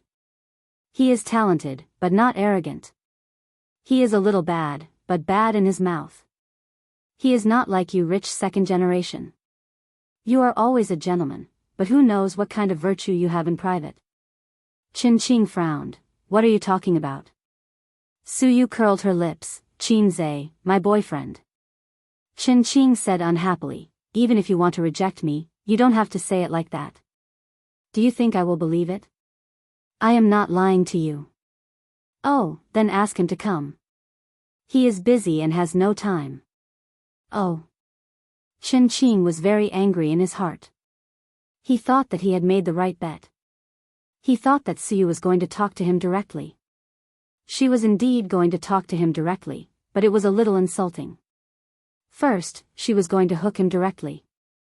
Then, she turned around and said, "You have no chance." She compared him to Qin as if he was a clown. Wasn't this a humiliation? Qin mocked, "Then should I hurry up and hug your thigh? After all, I am also in the entertainment circle." "Okay, the thigh is here. Hurry up and hug it." Suddenly, someone said behind him. Qin turned his head and saw a man wearing sunglasses and a mask standing behind him. He was holding a plastic bag in his hand. "I called a chicken." Suyu's eyes were shining brightly, dazzling. Qin took off his sunglasses and mask, grinned, and complained, "Go back to work. Do you want to eat afternoon tea for 2 hours? Qin was stunned in place. Suyu bit her lips with tears in her eyes. Qin said angrily, "Let's go. Which private room? I will go and pretend, to show off in front of people." She laughed and happily hugged Qin arm. "I will take you there, I will take you there." Qin turned his head and looked at Qin. He reached out and patted him on the shoulder. "Sorry, I didn't bring my business card. If you need anything, you can call her. I don't mind hugging her thigh. I have long legs that are 1.8 meters tall." On the way back to the private room, Suyu's voice was a little floating. "How did you know I was here? You didn't even ask. Didn't you post it in your circle of friends? It shows the location. Then how did you know I was in the toilet? I drove for half an hour. I really wanted to go to the toilet. I happened to hear you talking to that guy." Suyu quickly patted her chest and pretended to be scared. "Fortunately, I almost promised him to go to the movies." "Well, if we go to the movies, I will beat you." Qin gave her a chestnut. "What are you holding in your hand?" She covered her head and looked at the plastic bag. "Drumsticks." Suyu's eyes were red, and she choked. "First. Don't go in, I want to cry." "You are so moved that you cry?" Qin opened his arms and held her in his arms, putting his hand on her trembling shoulder. Suyu took his arm and pushed open the door of the private room. Everyone looked over and was slightly stunned. When Qin took off his sunglasses and mask, the private room, which had been noisy before, was suddenly silent. "Dad, I brought Qin over to let everyone know. This is Uncle Chen. Aunt Sue, she is Chen Ping, my playmate when I was a child. Next to her is her fiancé." Qin nodded one by one and greeted Uncle Chen and Aunt Sue. Chen Guohua and his wife looked a little confused, and Chen Ping's face was dull. It was heartbreaking again. Su Tong and his son were more bitter. They couldn't help but feel bitter. Speaking of which, Qin was still an employee under them. At that time, he was not famous and was making a living from the profits. The position of general manager was taken down by Su Tong himself. He was forced to leave. After a round of greetings, Qin said, "I still have something to do in the company. Su and I will leave first. Dad, you continue to chat with Uncle Chen. I will treat everyone to dinner when I am free." Su Tong. "Don't call me Dad so smoothly. Did you ask me, your father-in-law? Bah, your father's opinion?" Chen Guohua was excited and full of smiles. "She has a boyfriend, right? Old Su, you are not loyal. You kept it from me." He hurriedly handed the business card to Qin. Qin took it and led Su out of the door. Chen Guohua's voice came from the private room. "Old Su, your son-in-law is amazing. Your daughter is so beautiful." Su Tong, Chen Ping. Chapter 639. At 8:30 in the evening, in the cinema. Today is Friday. Qin's new movie, My 2008, is released. Thanks to the crazy publicity in the early stage, the film has attracted a lot of attention, and online tickets are very popular. The cinema will premiere at 6 p.m. The screening rate is 25%, but the movie tickets are sold out in a short time. By 8:30, the screening rate is adjusted to 40%, occupying almost half of the cinema. In the cinema, half of the screening rooms are showing this movie. The promotional poster of Qin Zhe and Qin Bao Bao hugging and laughing is particularly eye-catching. Hey, this lewd smile, I don't want to see it in an instant. In the corridor of the screening room, a tall woman wearing a mask pointed to Qin Bao Bao on the poster. Her smile is really not good, there is no restraint and calmness of an elder sister.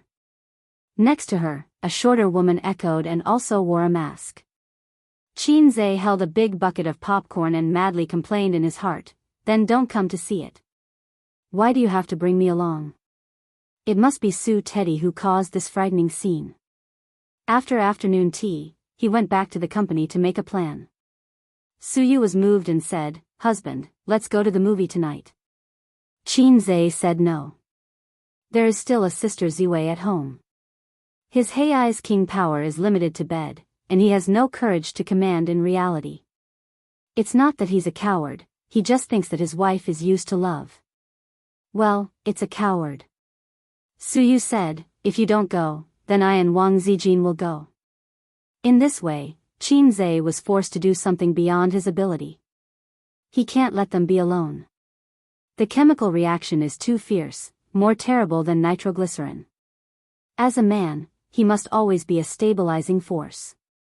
Qin Zhe came to Dinghai today. The movie has already started. The three people deliberately came a few minutes late and wore masks. The reason why Su Yu and Wang Zijin wore masks was that the two beauties were too eye-catching. Qin Zhe was afraid that he would be recognized. If the audience knew that Qin Zhe's real body was here, the scene would definitely boil over. According to the movie tickets, they entered Theater 6.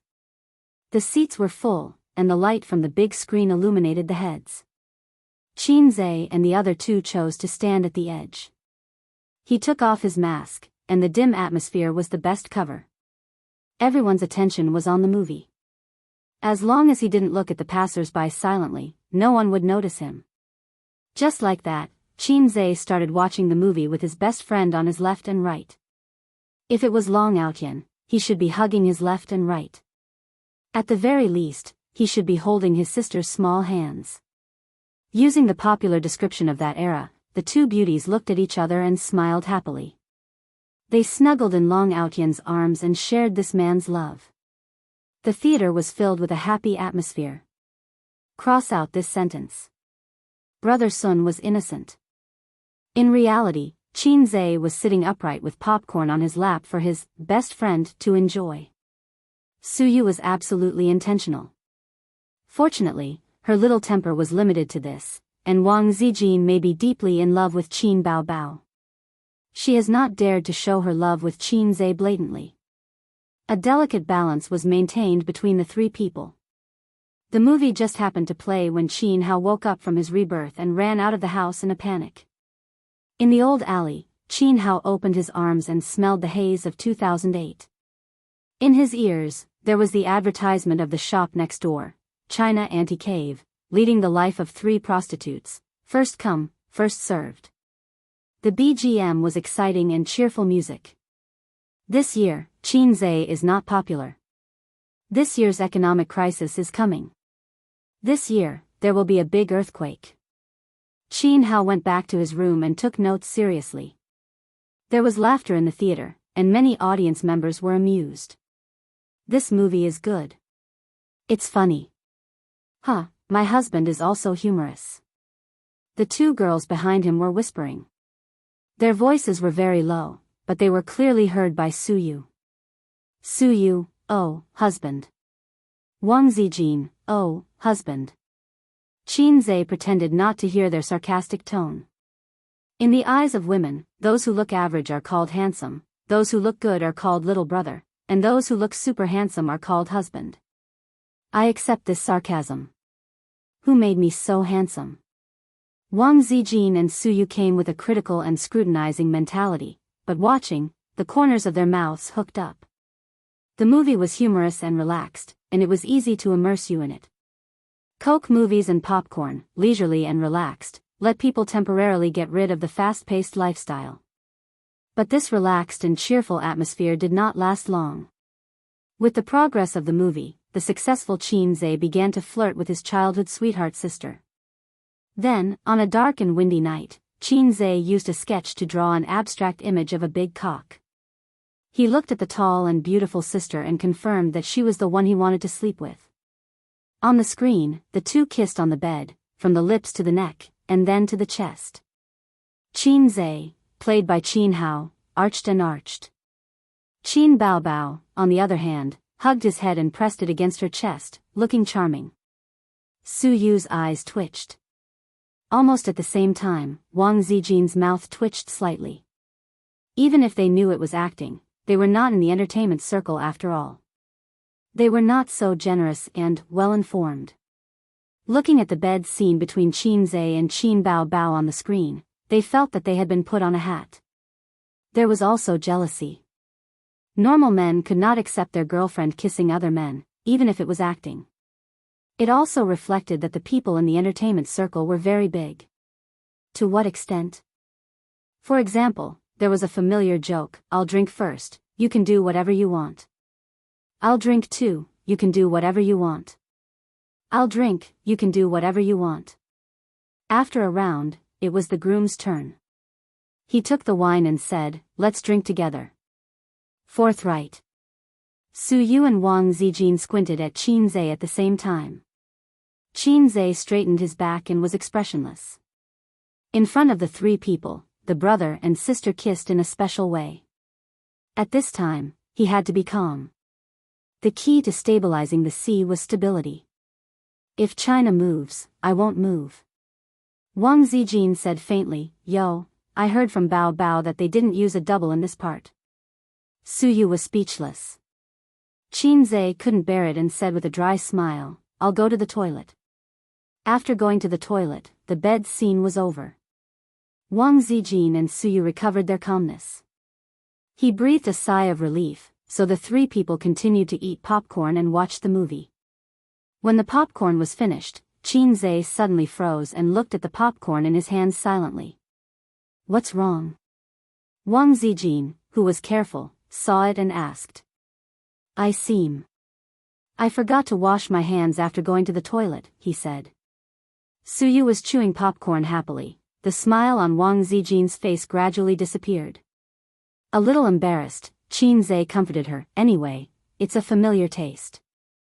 Su Yu, Wang Zijin, the childhood sweethearts were caught by their parents the next morning, so they laid their cards on the table. This was one of the most explosive parts of the entire movie. On the screen, Qin Zhe was roaring in anger. He was like a ferocious little beast that had gone berserk. The memories of his previous life flashed by. Let the audience more clearly understand that this was a very miserable loser. He went back 10 years with hope and longing and vowed to get back his lost love. There was an unwilling child hidden in his heart, roaring angrily. In the 5-minute plot, the theater was silent, there was no laughter, no talking. The first 2/3 of the movie was relaxed and humorous, and the theater was full of laughter. Even after the bed scene, when the childhood sweethearts were forced to lay their cards on the table with their parents, the audience still felt sweet, because in the end, there were still lovers who got married. But after that, the relaxed and humorous elements disappeared. After the passionate love period, due to the pressure of public opinion, they went from tolerating to alienating, and then to breaking up.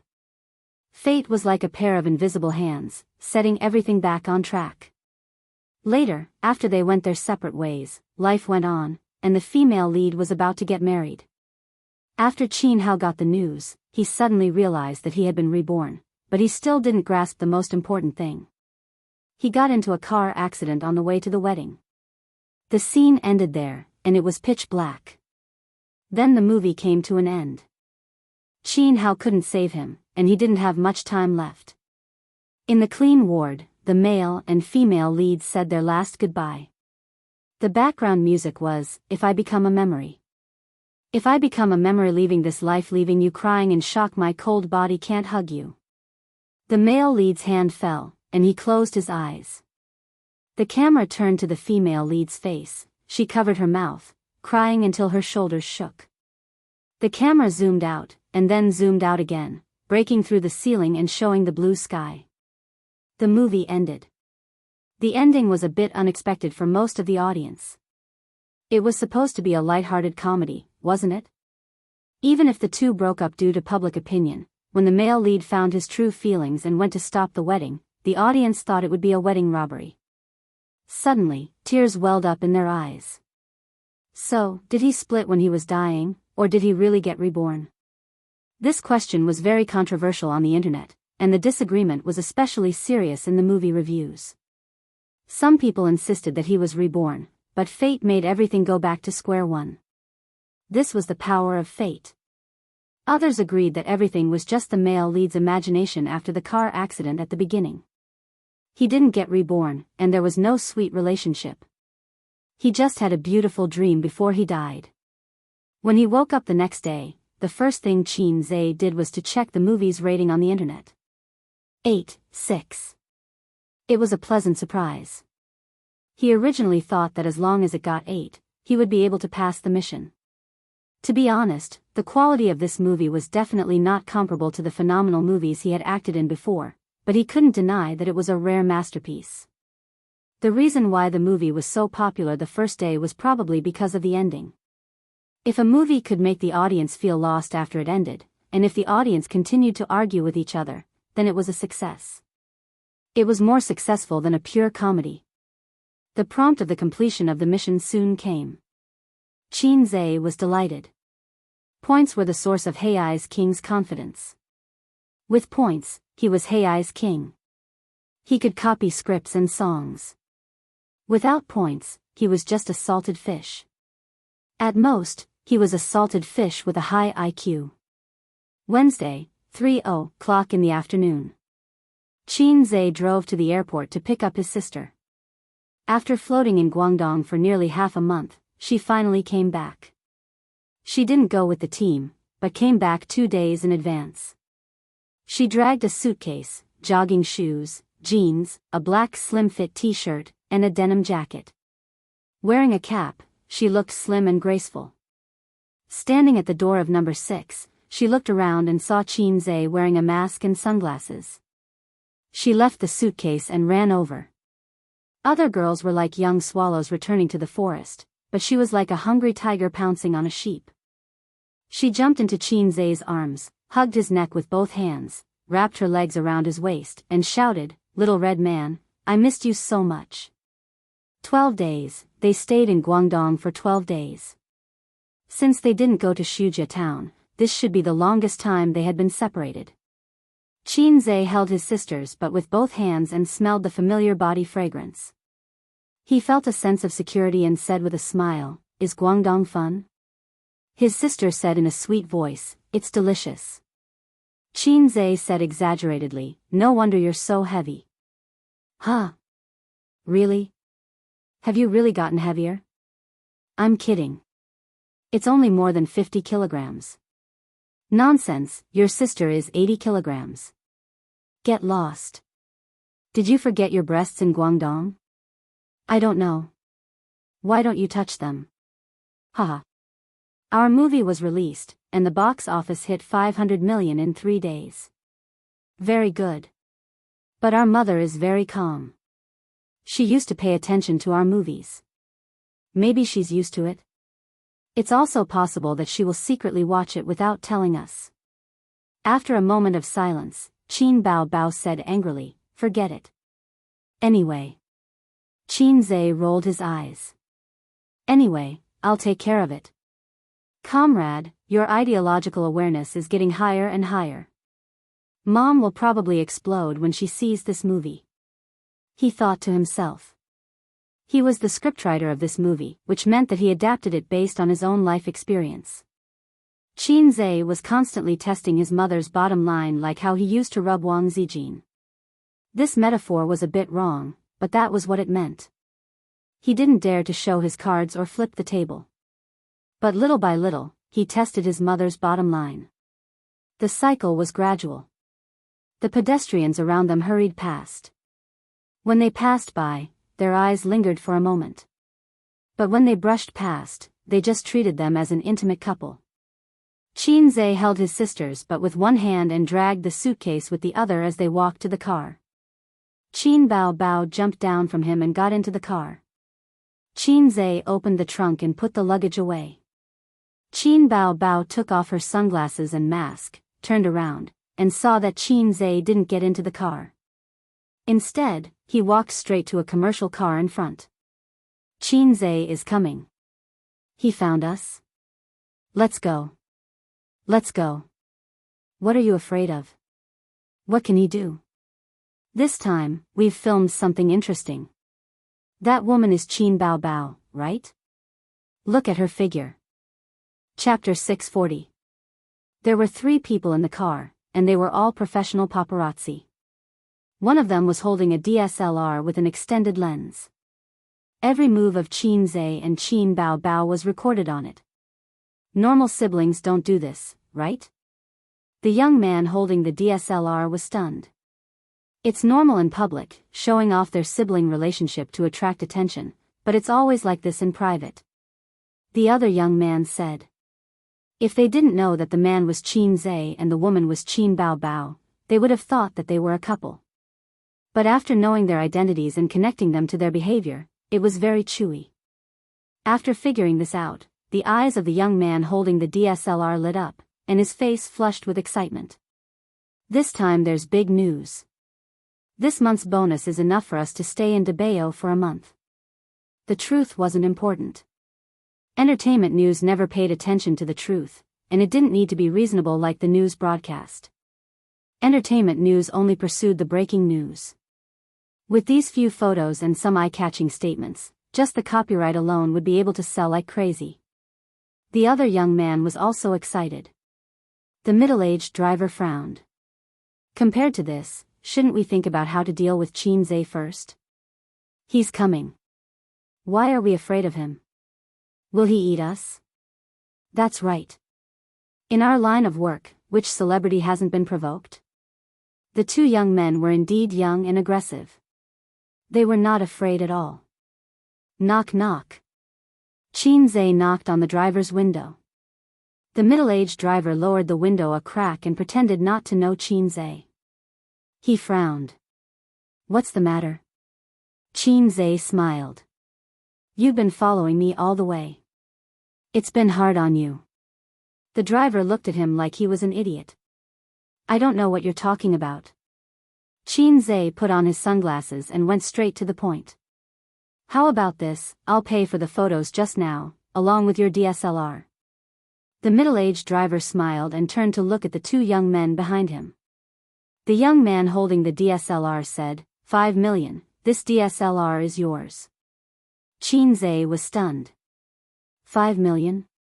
A few photos in exchange for a house in Shanghai? The young man holding the DSLR said calmly, you're not short of money anyway. Is 5 million a lot? Don't you know how much money a female celebrity had to pay to keep her mouth shut when she was exposed for having an affair? More than 10 million. If you don't give it to us, we'll expose the photos. Is it nice to touch your sister's butt? There were a few sneers in the car. The threat was obvious. In comparison, if he exposed it, he would definitely not make as much money as extorting celebrities. The key was that these photos could be big or small. Qin Zhe and Qin Bao Bao's actions had crossed the line, but it was not so serious that they would die from exposure. Therefore, if he could extort 5 million, it would definitely be more worth it than exposing his identity. Qin Zhe said indifferently, 100,000 at most. The young man tricked him. He did not see any panicked reaction from Qin Zhe. He first denied the speculation in his heart and then felt a little disappointed. It seemed that for Qin Zhe, being exposed was not a big deal. Another young man said, so there's no room for negotiation? Qin Zhe shook his head, 100,000 yuan. Give me the DSLR. The young man holding the DSLR sneered, why? Old Zhang, let's go. Qin Zhe said, you can't leave. The middle-aged driver was more sophisticated. He smiled and said, Chairman Qin, please take a few steps back. We're leaving. The young man holding the DSLR said impatiently, why are you talking to him? Just leave. Why are you blocking the road? The middle-aged driver rolled up the window. Before starting the car, he glanced at Qin. Seeing that he did not move, he turned the steering wheel and the car bumped into Qin. Qin, who was standing outside the car, clenched his fist and raised it. He took a stance and punched out. Bang! The car window shattered. The crisp sound attracted the attention of the surrounding people, as well as the auxiliary traffic police not far away. After the fist broke the window, it hit the driver's face. 2 teeth flew out. Qin slapped the driver unconscious. He went to the passenger seat and opened the car door. The 2 dumbfounded young men reacted. The young man near the car door cursed and kicked Qin, but Qin waved his hand and slapped him again, making his mouth full of blood. Only the young man holding the DSLR was not beaten. He hugged the DSLR and his face was slightly pale. "We are not doing business. The photos are mine, not yours. I'm giving you face by talking about the price. Don't take something stolen as your own." Qin stretched out his hand. "Give me the DSLR. The money is gone." The young man said, "You dare to rob us? We will call the police." Ignoring his stubborn resistance, Qin gave him a loud slap. He snatched the DSLR from his arms and smashed it on the ground. The passers-by who saw this scene stopped to watch. However, Qin was facing them and did not show his face. Therefore, they missed the opportunity to take a video. After doing all this, Qin gestured to his sister in the car to not come out. He then took out his phone and called the company's legal department, Pudong Airport, Terminal 2, Gate 6. "Get there in half an hour." Just then, the auxiliary police came over and said in a deep voice, "What's going on?" The young man was relieved and said loudly, "He's robbing." The auxiliary police was stunned. He subconsciously held the walkie-talkie and scolded Qin, "Don't move." He planned to call the airport's security. Almost all the first and second-tier cities in the country had police stations near the airport. The Pudong Airport police station was in the terminal building. Qin said, "I'm Qin. They are paparazzi. I just asked them for the photos, but they didn't return them to me." He took off his sunglasses, revealing his face, and quickly put them back on. The auxiliary police said, "Oh." He put down the walkie-talkie and said to the young man in the car, "Then you call the police yourself." Celebrities and paparazzi were trouble. If he interfered and was exposed on the internet, he might be hunted down. He extinguished the thought of being nosy and planned to be a bystander. Robberies were not under his control. He was just a traffic auxiliary police officer and did not even have a staff. Robberies were not under the control of the traffic police. And this kind of incident was not harmful because Qin's identity meant that he would not continue to do things that were out of line. The young man, he could only call the police himself. How could a qualified paparazzi be afraid of a celebrity?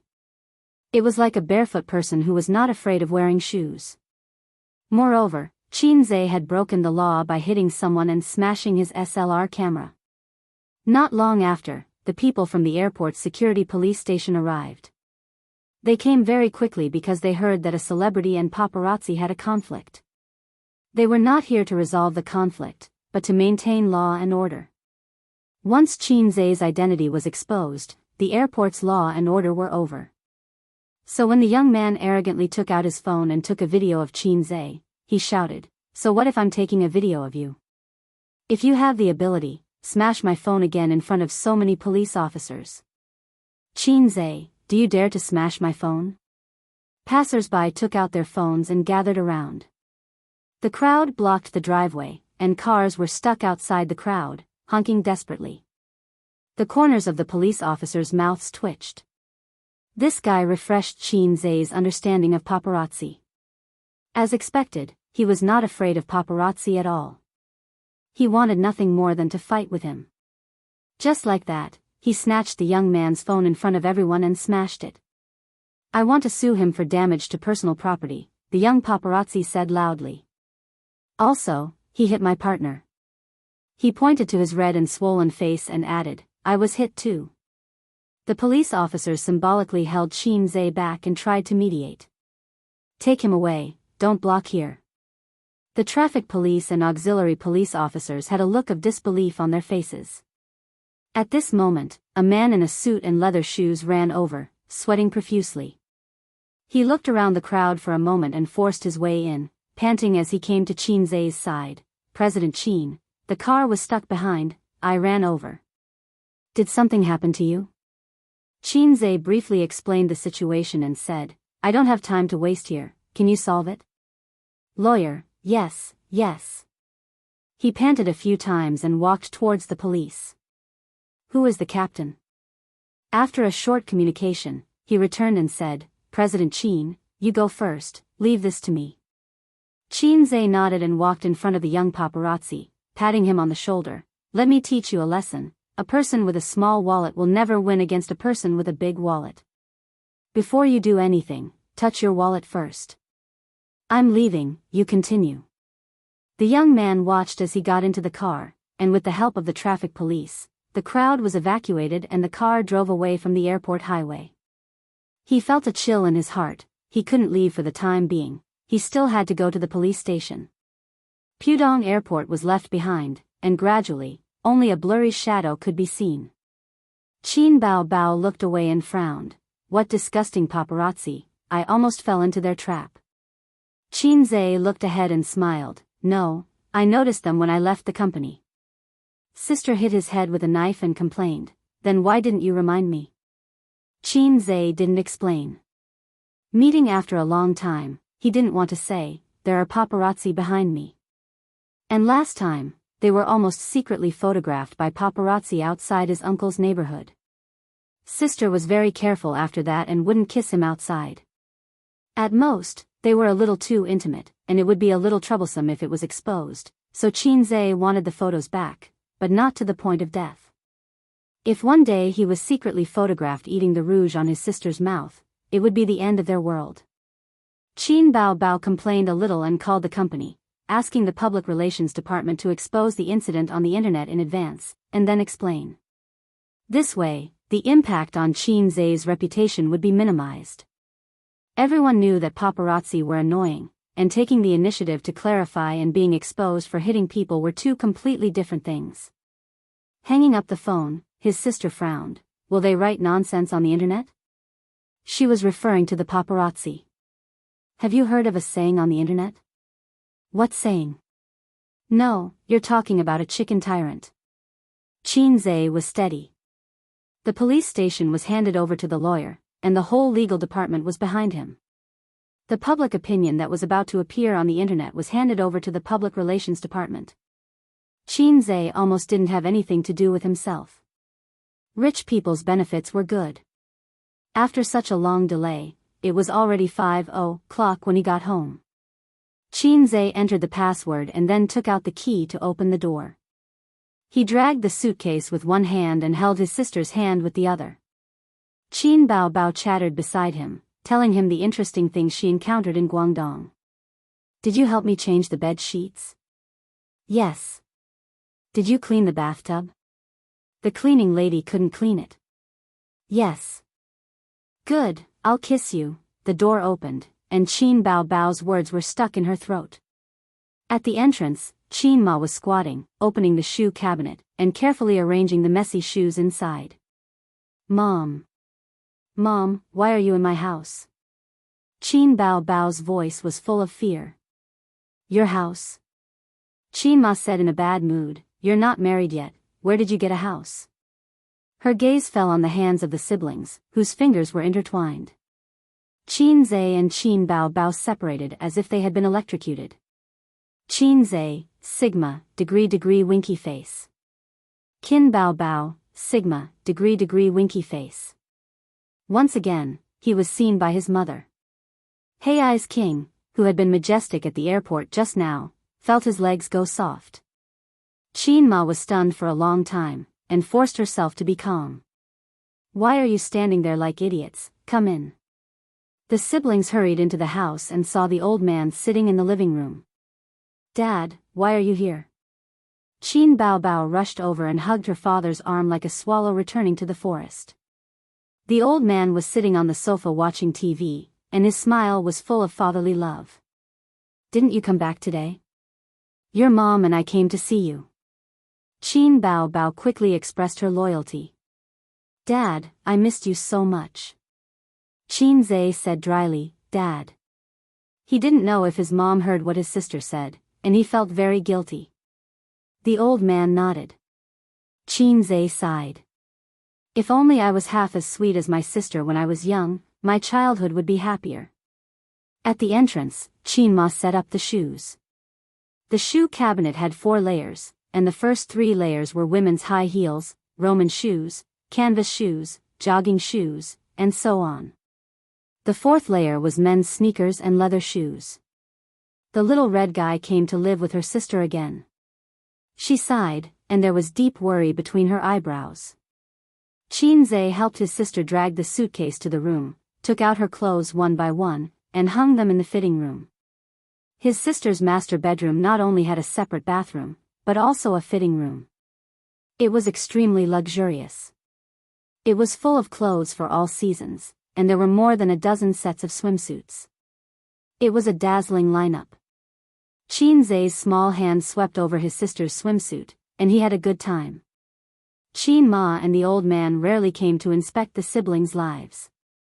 Coincidentally, the new movie happened to be released, and Qin Zhe and Qin Bao Bao felt very guilty. When they ran out to buy groceries, the siblings were silent. When they went home with the groceries, they happened to run into Wang Zijin in the elevator, who was coming home from work. You bought so many groceries? Wang Zijin and Qin Bao Bao hugged and kissed each other's cheeks. My parents are here. Qin Bao Bao was worried. Wang Zijin's face was slightly nervous. She was already the daughter-in-law of the Qin family. At dinner, Qin Zhe and Qin Ma cooked. In normal families, it would be mother and daughter working together, but in his family, it was mother and son working together. In the kitchen, Qin Ma washed and cut vegetables, and Qin Zhe cooked. Guang hasn't come back from Shen City for a long time. Qin Ma said. He's busy there, and he should be back at the end of the year. That's good, he has something to do, so he doesn't have to think too much. Qin Ma smiled gently. But is it okay to let him be the factory director? Your uncle is not very reliable. As a mother, she always put her son first and didn't want to see him suffer.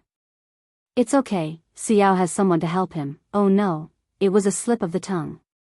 Qin Zhe's stir-frying motion paused. Yao. Qin Ma's face turned pale. Qin Zhe's heart skipped a beat, and he tested his mother's reaction again. Yes, my uncle introduced him. He said that he is a childhood friend of mine, and he is also from Su Town. Mom, do you know him? Qin Ma's hands trembled, and she looked at Qin Zhe blankly.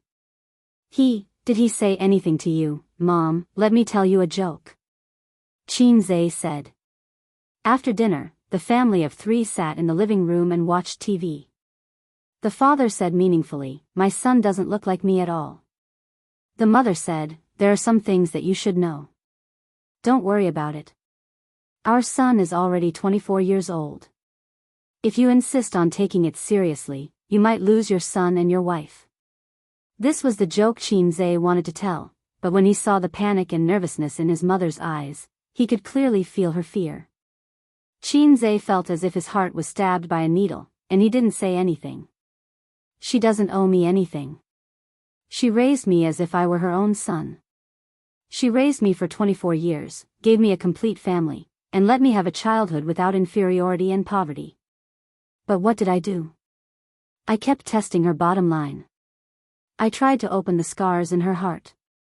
A while ago, the company was short of funds, so my uncle asked him to invest.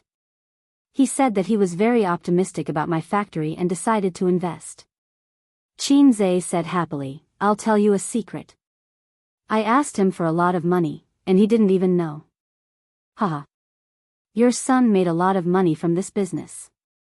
Qin Zhe took the opportunity to remove his uncle from the picture.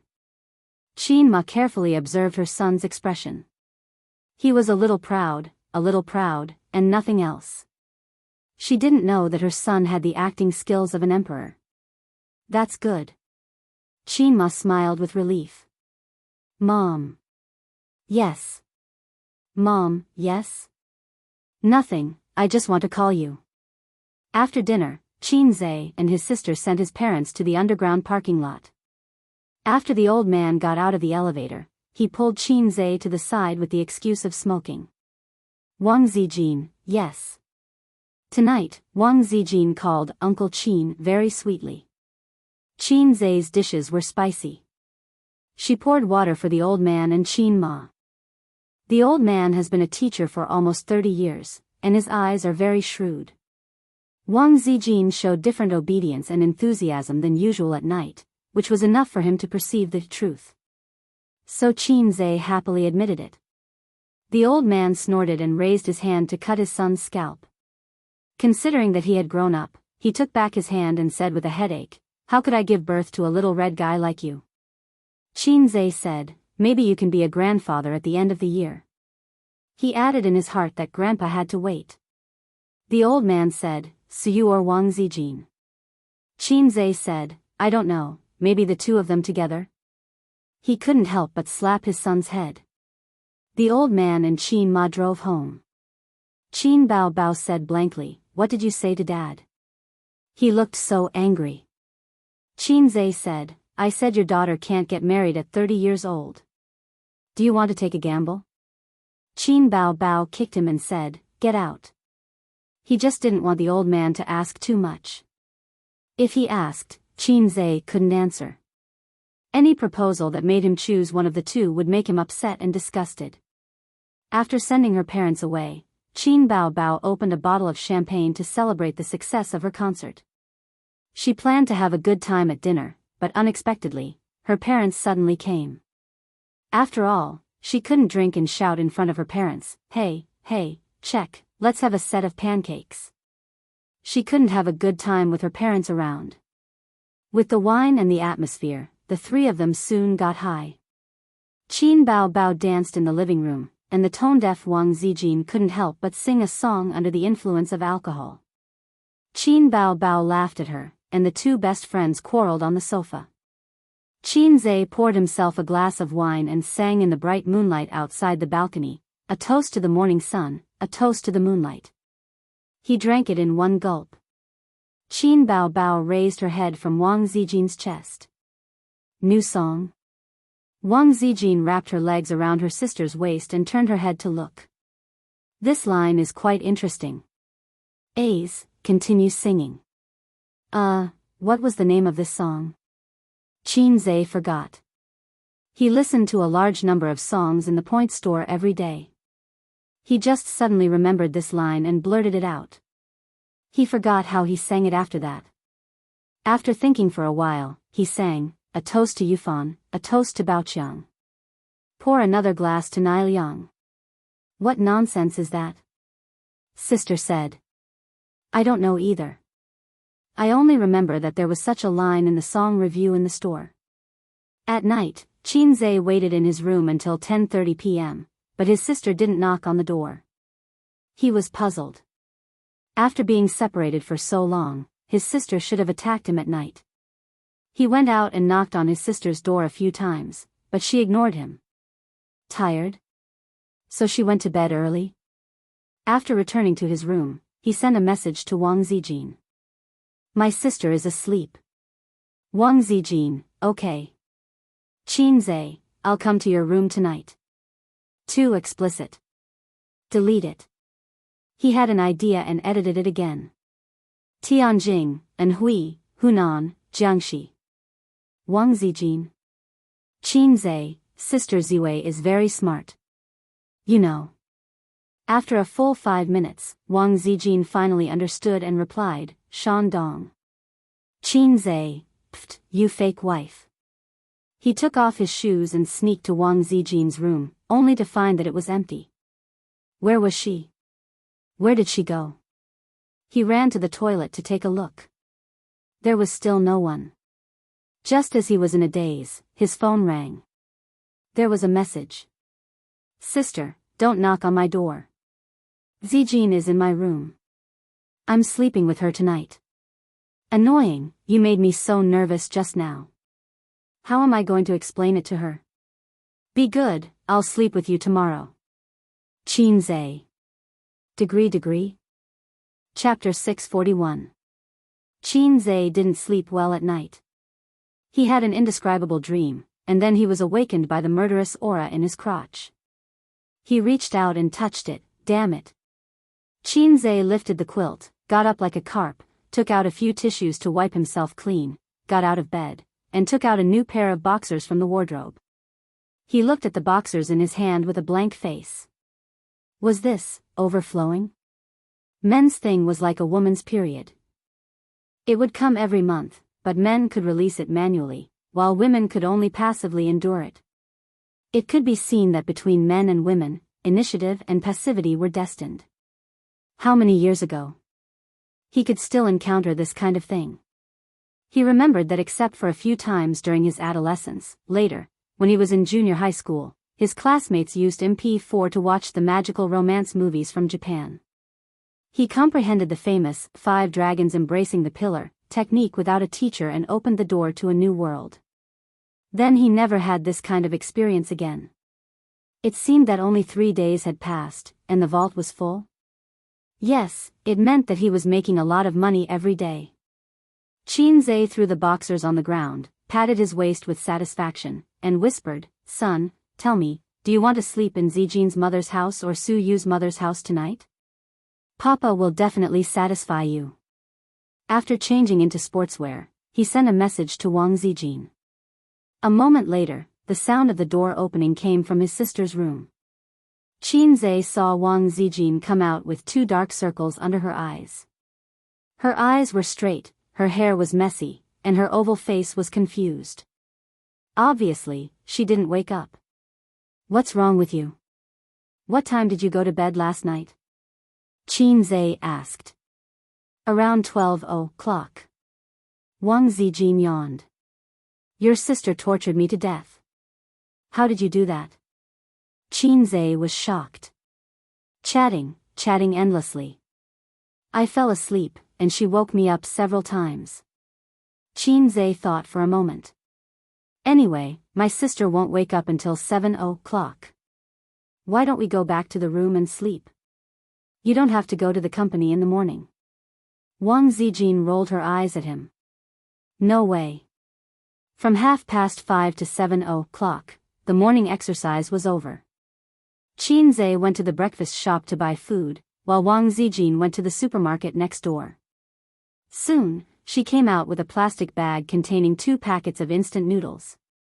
As they walked side by side into the neighborhood, Qinze asked curiously through his mask, "Why did you buy instant noodles?" "It's for you." "Me? I don't eat instant noodles." "Not eating." Wang Zijin smiled slyly. "Kneeling." "Qinze." Wang Zijin said, "You'll be punished for an additional 10 minutes if you break a strand of instant noodles. Learn about the new kneeling punishment." Qinze said angrily, "What did I do wrong?" Wang Zijin snorted, "Why did you knock on her door last night?" Qinze said, "I wanted to see if she was asleep." "If she was, I came to your room. Who knew that before I could sleep with you, she had already slept with you?" Wang Zijin blushed and said angrily, "Sleep with your head, vulgar." Qinze said, Isn't it vulgar to call me brother?" Wang Zijin chased after him with the instant noodles in her hands. The 2 of them ran into the neighborhood happily. Half of the instant noodles were broken before they even knelt. Qinze slipped downstairs like a wisp of smoke and found Wang Zijin holding his knees with both hands, gasping for breath. She had not gotten enough sleep and had been doing morning exercises for a long time. She was exhausted. Qinze returned and said, "You're tired, aren't you? I told you to sleep, but you insisted on being brave." Wang Zijin said angrily, "Are you really going to sleep? Won't I be more tired in bed?" After all, she was Zijin who was afraid of being F***ked. Qinze said sympathetically, "Idiot, can't you tell that I'm joking? I'll carry you upstairs." Wang Zijin snorted and let him carry her. She obediently wrapped her arms around his neck. Qinze laughed and said, "Idiot, can't you tell that I'm joking? What I said just now was a joke. You can't run away now. I'll let you have a taste of Qin's acupuncture later." Wang Zijin was speechless. She suddenly remembered a poem that suited her current mood. "The children of the southern village bullied me because I was old and weak. They carried me into the bamboo. My lips were dry and my mouth was dry. I sighed when I returned." Qinze let out a series of deranged laughter. Wang Zijin said angrily, Don't be a rascal. Your sister is about to wake up." Qinze said, "It's okay. You know how fast I am. Heizei King could stab 3 times in 1 second." Wang Zijin pouted unhappily. "Are you angry? Then I'll tell you a joke," Qinze said. Wang Zijin shook her head fiercely. No, I'm not angry." Qinze ignored her and asked, "Ducks quack quack, sheep bleat, and dogs bark. Do you know how chickens crow?" Wang Zijin said angrily, "Is this a joke? It's not funny at all. Roosters are enough. Mothers cluck cluck." Qinze said, "No, the chicken says mm." Wang Zijin was stunned for 3 seconds. When she came back to her senses, she wanted to keep a straight face, but she couldn't help but laugh. Sometimes, she would wonder why such a smart person, a big boss with such a high net worth, would have such a cheeky smile on his face. He was not serious or steady at all. But she liked it. Thinking about it, maybe girls liked lively and interesting men. No one wanted to spend the rest of their lives with a wooden man. Therefore, beautiful women always met scumbags. Because scumbags knew how to play, introverted otakus always sighed that good cabbage was for pigs to play with. Wasn't this nonsense? Pigs would at least play with cabbages, but otakus would only look at cabbages and silently release their hands. The 3 big tumors of society: otakus, coders, and civil servants. Civil servants equals otakus plus coders. When they arrived at the door, Qinze put her down. He really wanted her to sleep in the morning and go to work at noon. The Qin's needle technique was purely a joke. He knew it was fake from the name. The real thing should be the Qin stick technique. Couples hoped that such jokes could be used as a regulator. Otherwise, they would easily lose their passion and treat each other with respect. Qin Bao Bao had already woken up. After washing up, she squatted on the chair by the dining table and looked at her mobile phone. Wearing loose teddy bear pajamas, she was waiting for her brother to come back and nurse her. His sister hadn't worn such loose cartoon pajamas for a long time. But when she wore these pajamas, it seemed to bring Qinze back to his university days. She still hadn't changed. She was beautiful, charming, tall, and a little cute in teddy bear pajamas. Qinze had seen her in OL suits, luxurious gowns, and silk nightgowns, but only teddy bear pajamas could let him find a trace of the past in his changing life. Each of them had a basket of dumplings, a bowl of tofu pudding, and 2 fried dough sticks. With Qin Bao Bao and Wang Zijin's appetite, after eating the tofu pudding, fried dough sticks, and 2 dumplings, they were basically full. The rest was for Qinze to eat. Qinze's appetite was at least twice that of an ordinary adult man. After dinner, under Qinze's request, Wang Zijin went back to her room to sleep. When Qinze opened the door, his sister pulled him, tiptoed, and pecked him on the cheek. She whispered, 11 p.m., don't lock the door. At 11 p.m., Wang Zijin's biological clock determined that she had fallen asleep. Qinze, his sister, was a woman of her words. If she said she would sleep with him tonight, she would sleep with him tonight. But he didn't want to sleep with a vegetarian tonight. Son, Dad went back on his words. 9:30 p.m., Fudan University, female dormitory. Su Yanyan was in the headquarters. Most of the dormitory buildings in the headquarters were old houses. Since she was a freshman, the living conditions were not very good. It was a 4-person room. The top bunk was a bed, and the bottom bunk was a desk. She heard that the living conditions in the southern and northern districts were better. They were suites with separate bathrooms. There was also a public washing machine in the dormitory building. But that was where the seniors who were taking the postgraduate and doctoral exams lived. The freshmen could only live in the worst dormitory in the headquarters. Just like in the martial arts world, the seats were all occupied by the seniors. The newcomers could only stand. Later on, those young heroes who were able to conquer the heavens and earth at a young age were all unrealistic fantasies of otaku writers. The female dormitory was cleaner than the male dormitory, but it was not much better. There were all kinds of clothes hanging on the balcony. There were computers, books, and all kinds of cosmetics on the desk. The more pretentious ones even had curtains on their beds. No one knew what they were going to do in bed at night. There were 4 people in the dormitory. 2 of them were lying on the bed with face masks, and one was doing her toenails. Su Yanyan was sitting at the desk, watching Qin Bao Bao's concert video on her laptop. Yanyan, how many times have you listened to it? The girl doing the manicure asked. It's good. There's a new song in it. Are your ears growing calluses? The girl with the face mask said angrily. I don't think so.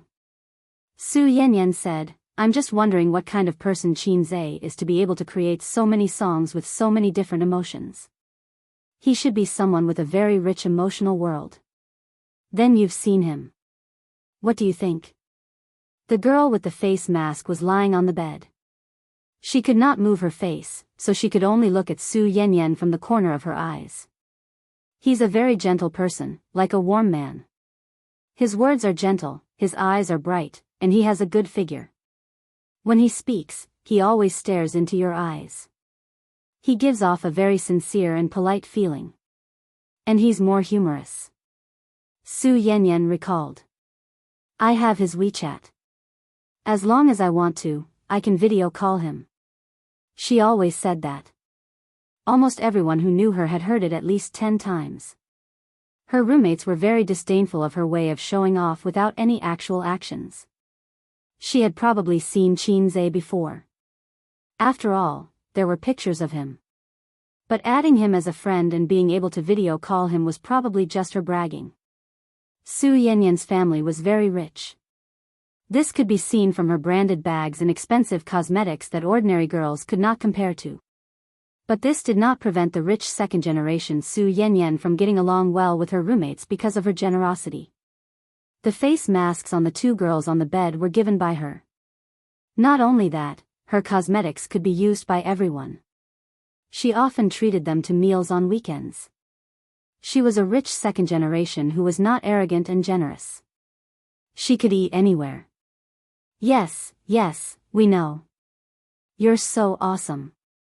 You can video call Qin Zhe. The big star doesn't do anything and just waits for you to video call him. Her roommates' teasing and laughter made Su Yanyan very angry. After hesitating for a moment, she opened the chat app and sent a message. Qin Zhe, are you there? Unsurprisingly, it was like a stone sinking into the sea. The girl who was trimming her toenails came over and mocked. Is it really Qin Zhe? You didn't just change your name, did you? The girl who sat up on the bed and looked down disappointedly lay back down and smoothed the face mask on her face. Although she said that she did not believe it, she still had some expectations. Su Yanyan rolled her eyes. His ID is his real name. The girl who was trimming her toenails curled her lips. His WeChat moments are also blocked. No one can see any messages. Who knows if it's real or not? Su Yanyan said, then let's make a bet.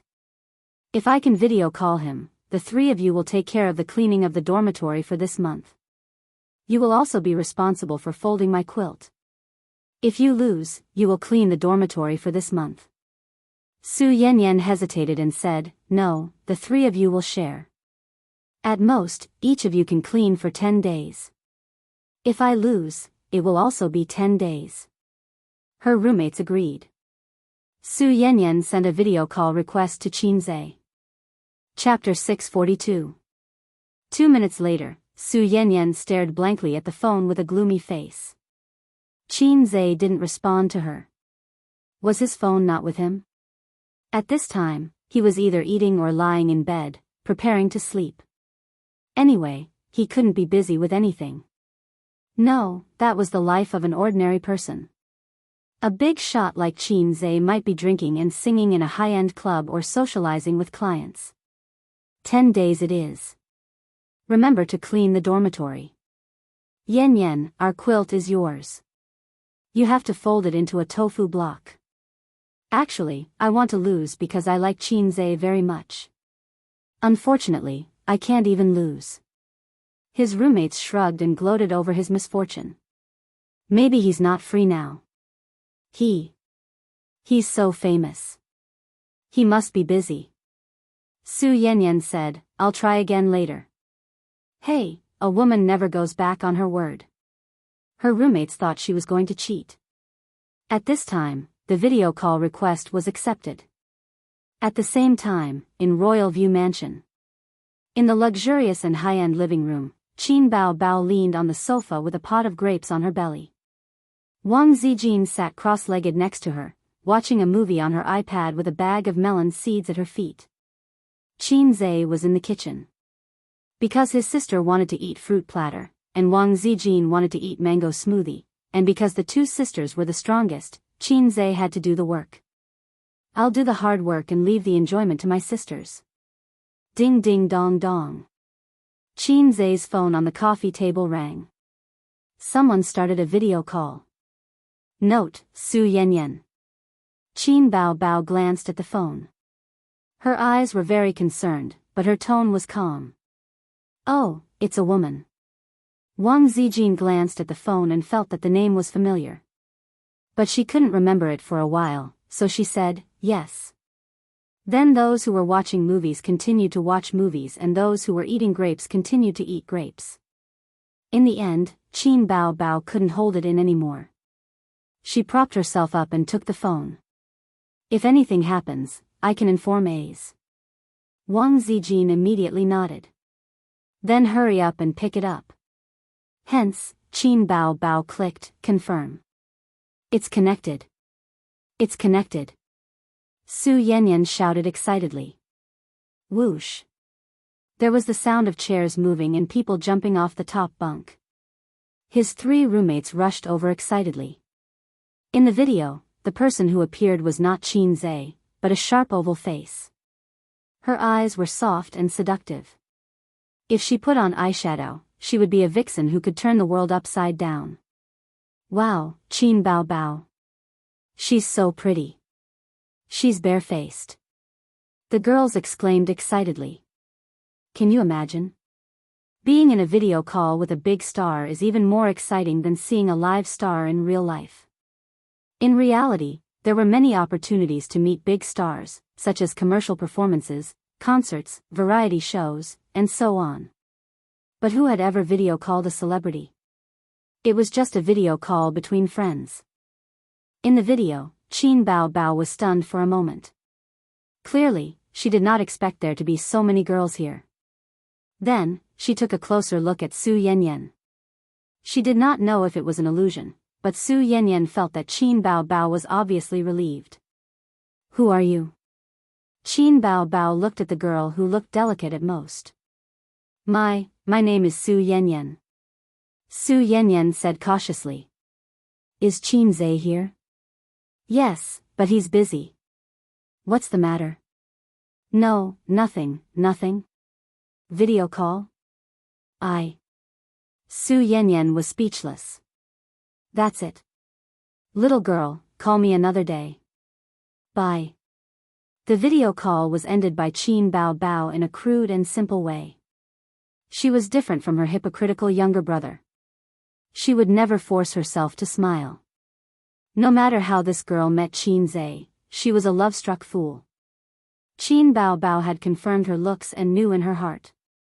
She could not be bothered to continue talking nonsense with her. She was not like Qin Zhe. Even if he was annoyed and did not value you, he would still smile gently at you and pretend to care about you. It was to show his moral character as a socialist successor. This was what mediocre people always did. The more mediocre a person was, the more they cared about showing their moral character. This was because they could only rely on this method to win the approval of others.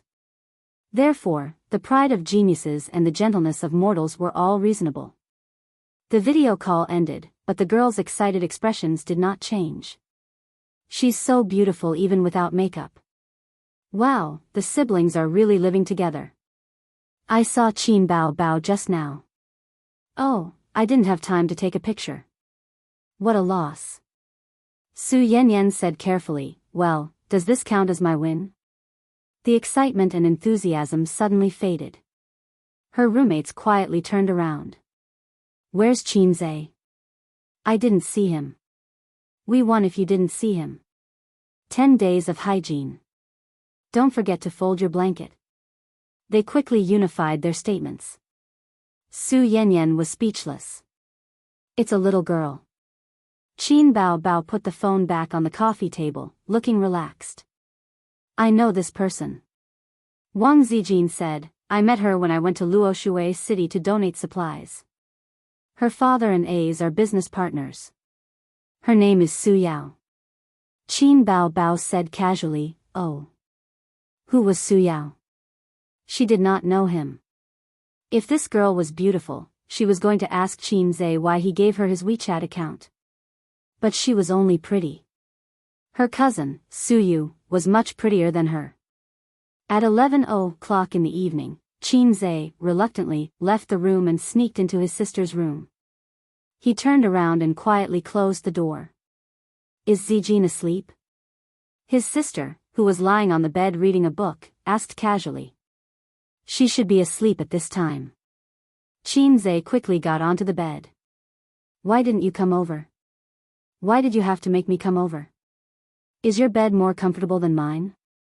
Qin Bao Bao said self-righteously. Qin Zhe thought to himself, this is different. You take the initiative and I take the initiative. The nature is completely different.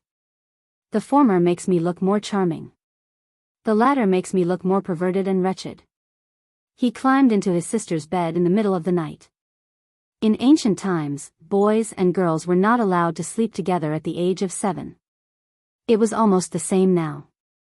After elementary school, there were very few siblings who continued to sleep in the same bed. Not to mention that the siblings were 24 and 26 years old. It was simply outrageous. Therefore, Qin Bao Bao would find excuses every time, such as that they had not chatted for a long time and reminisced about their childhood. Then, she would climb into her brother's bed openly. In ancient times, this was called Chu Shibiao. Didn't Big Brother Kongming talk for a long time just to give him a good reason? The two of them pretended to talk about company matters for a few minutes. Qin Bao Bao was going to Shin City to hold a concert next month. So, they talked about this topic for a while.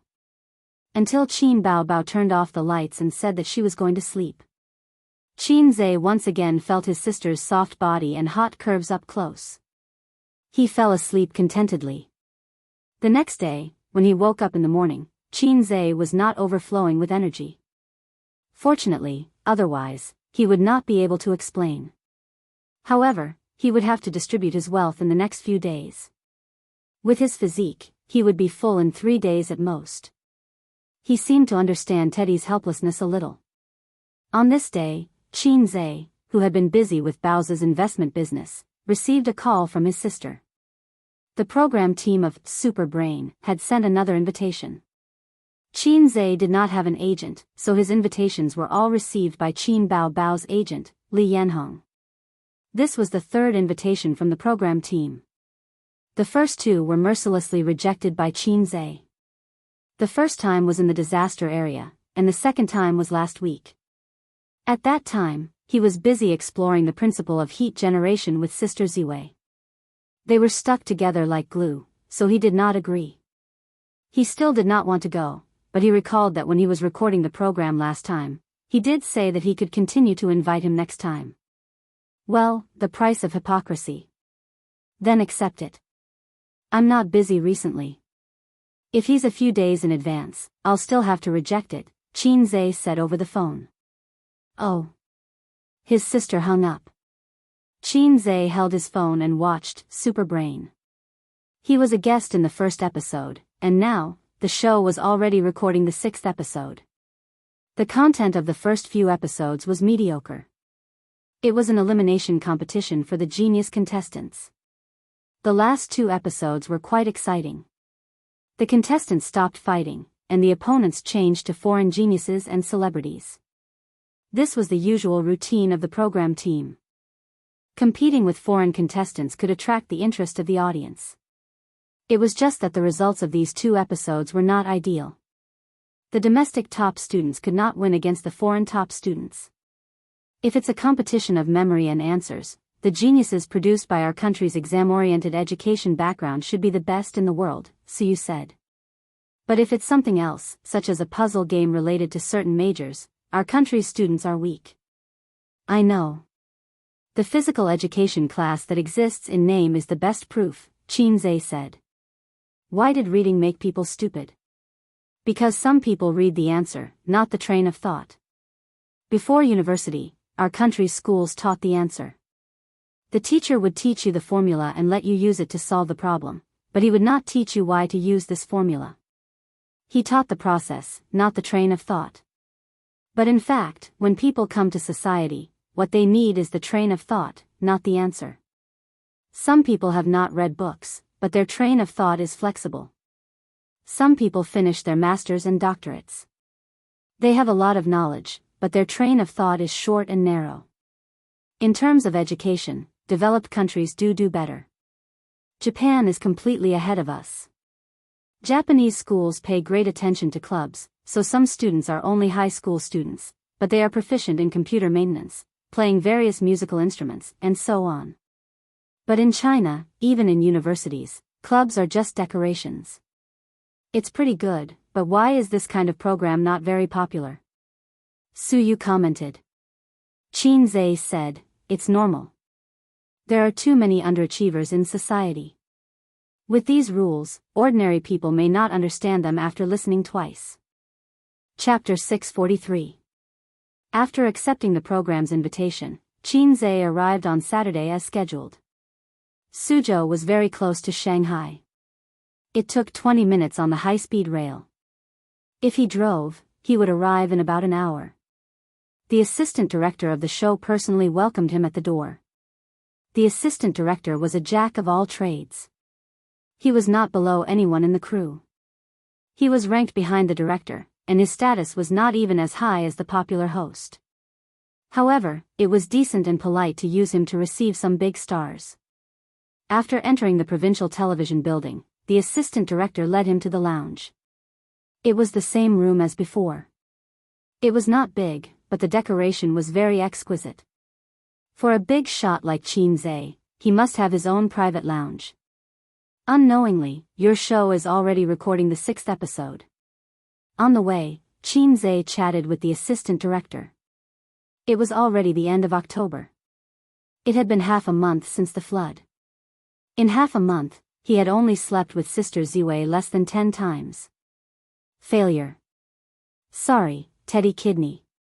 Yes, our show is looking forward to Boss Qin every day, the assistant director replied slyly. Qin Zhe was too lazy to talk to him. After listening to too many flattering words, he would feel conflicted and want to hear something else. However, if someone really said something offensive, he would want to slap him to death. Humans were such complicated animals. The show was scheduled to be recorded at 2 in the afternoon. It was just past noon, so there was still more than an hour left. Qin Zhe sat on the soft sofa, drank some water, and took out his phone out of boredom. Brother, can you lend me 1,500 yuan?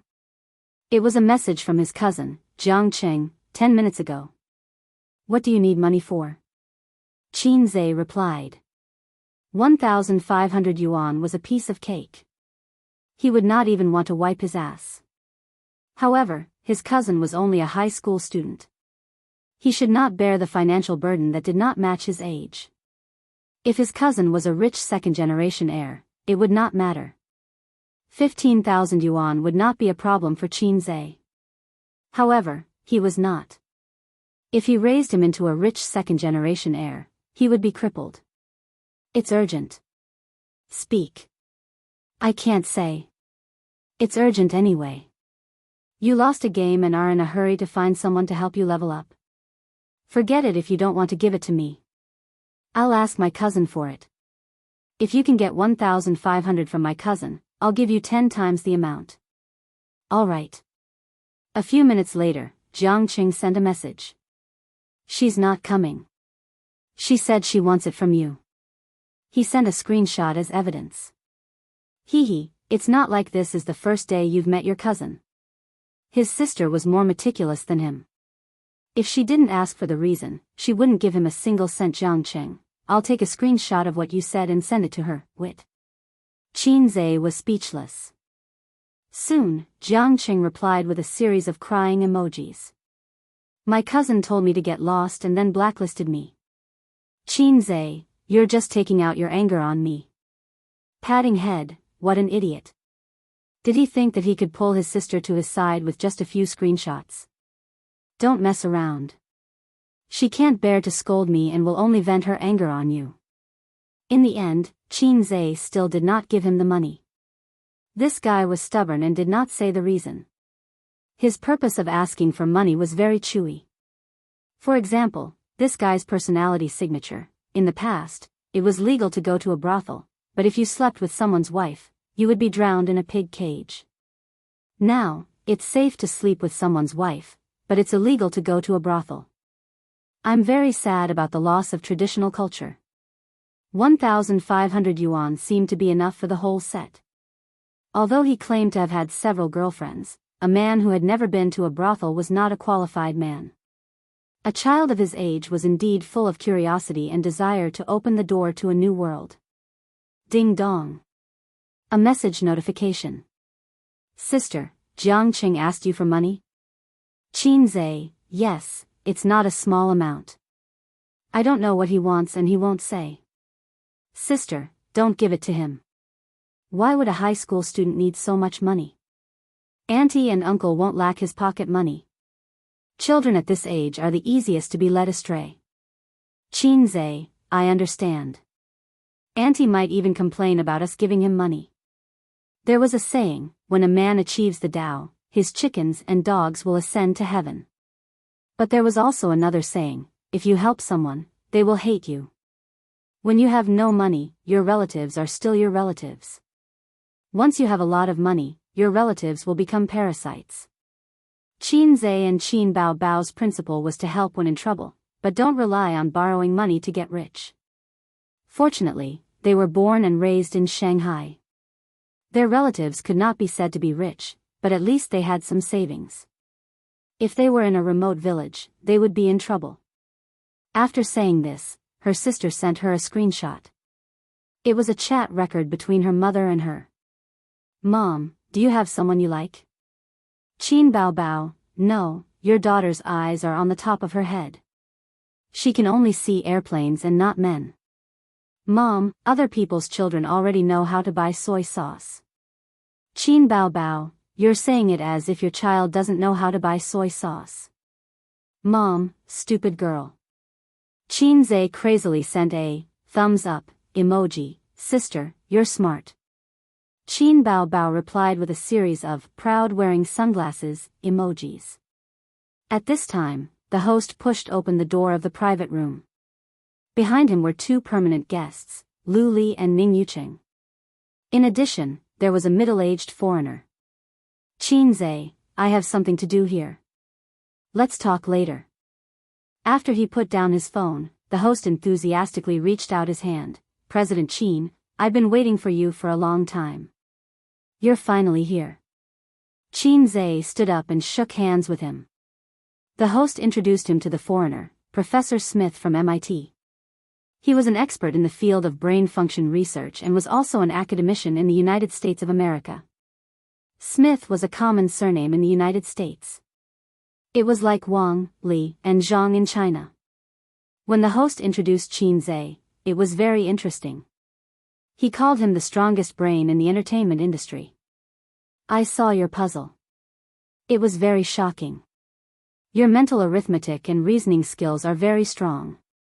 Professor Smith shook hands with Qin Zhe. Intelligence was a very broad concept. It included observation, memory, imagination, analysis, judgment, thinking, adaptability, and so on. My father is also a professor. Qin Zhe laughed. Tsinghua University or Peking University?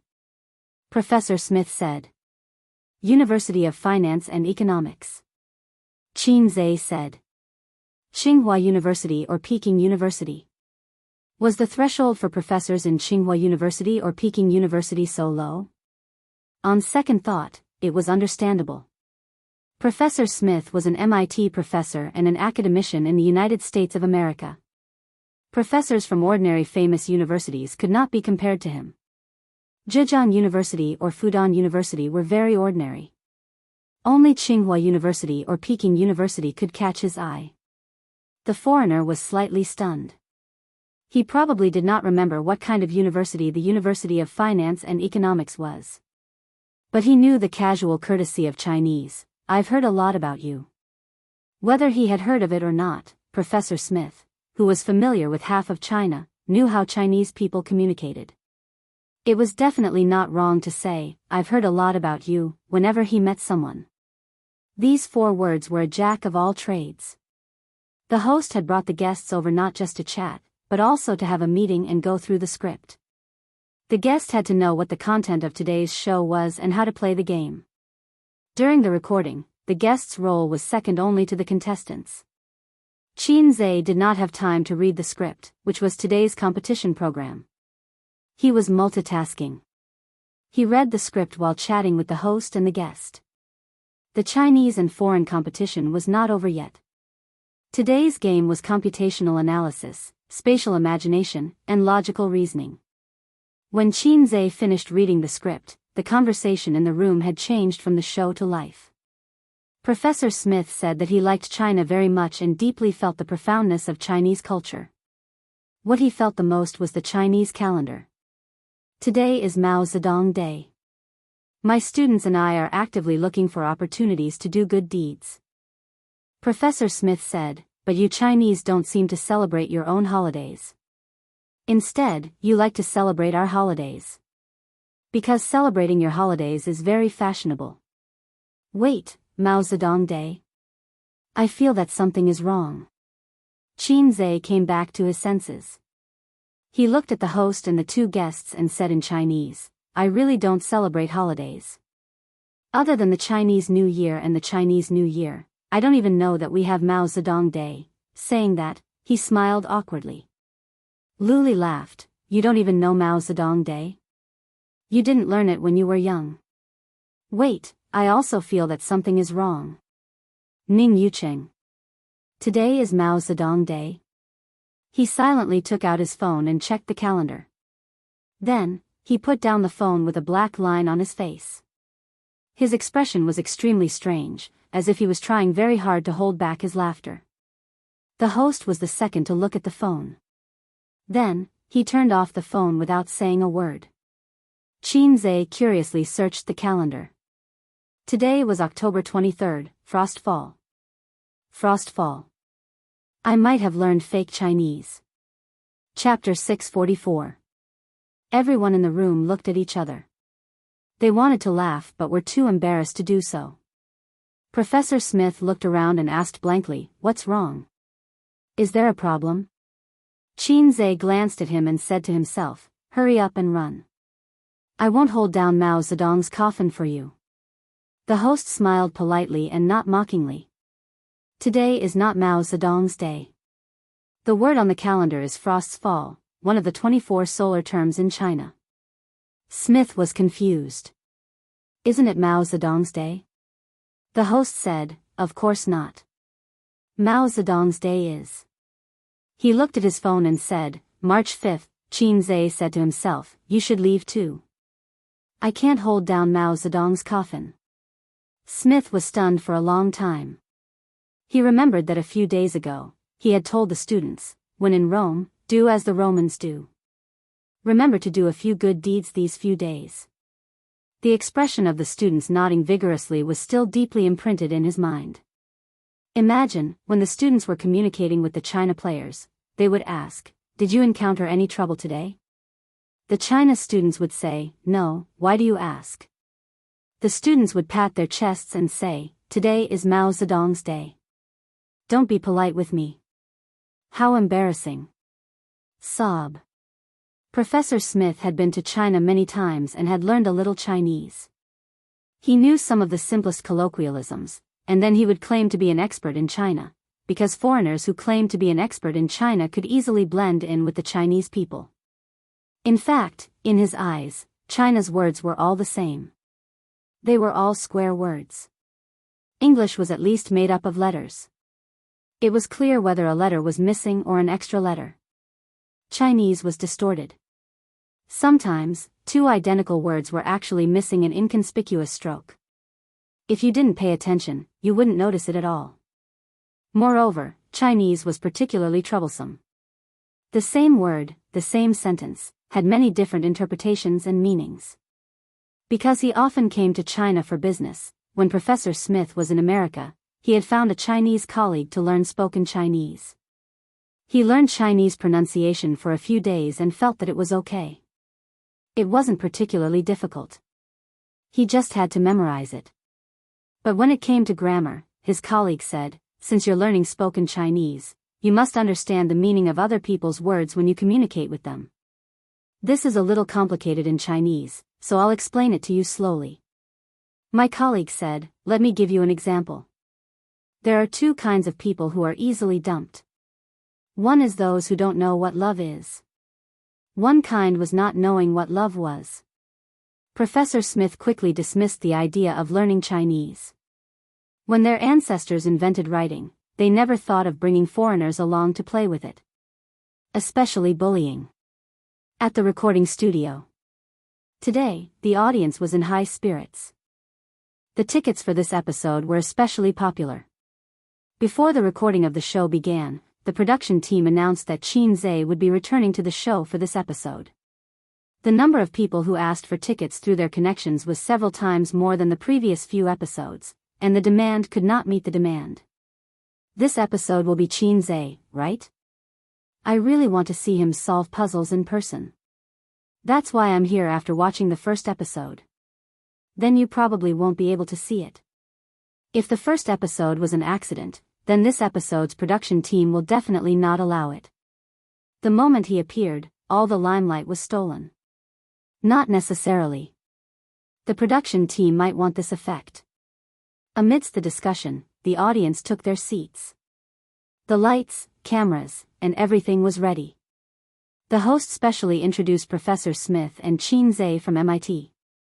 When Hai Zhe King appeared, the audience was in an uproar and thunderous applause. It was no surprise to see the audience explode. In this showdown between China and China, there were 3 contestants from each side. The audience was already familiar with China's contestants, or at least their faces. However, it was the first time that the other contestants had appeared on this stage under the leadership of Professor Smith.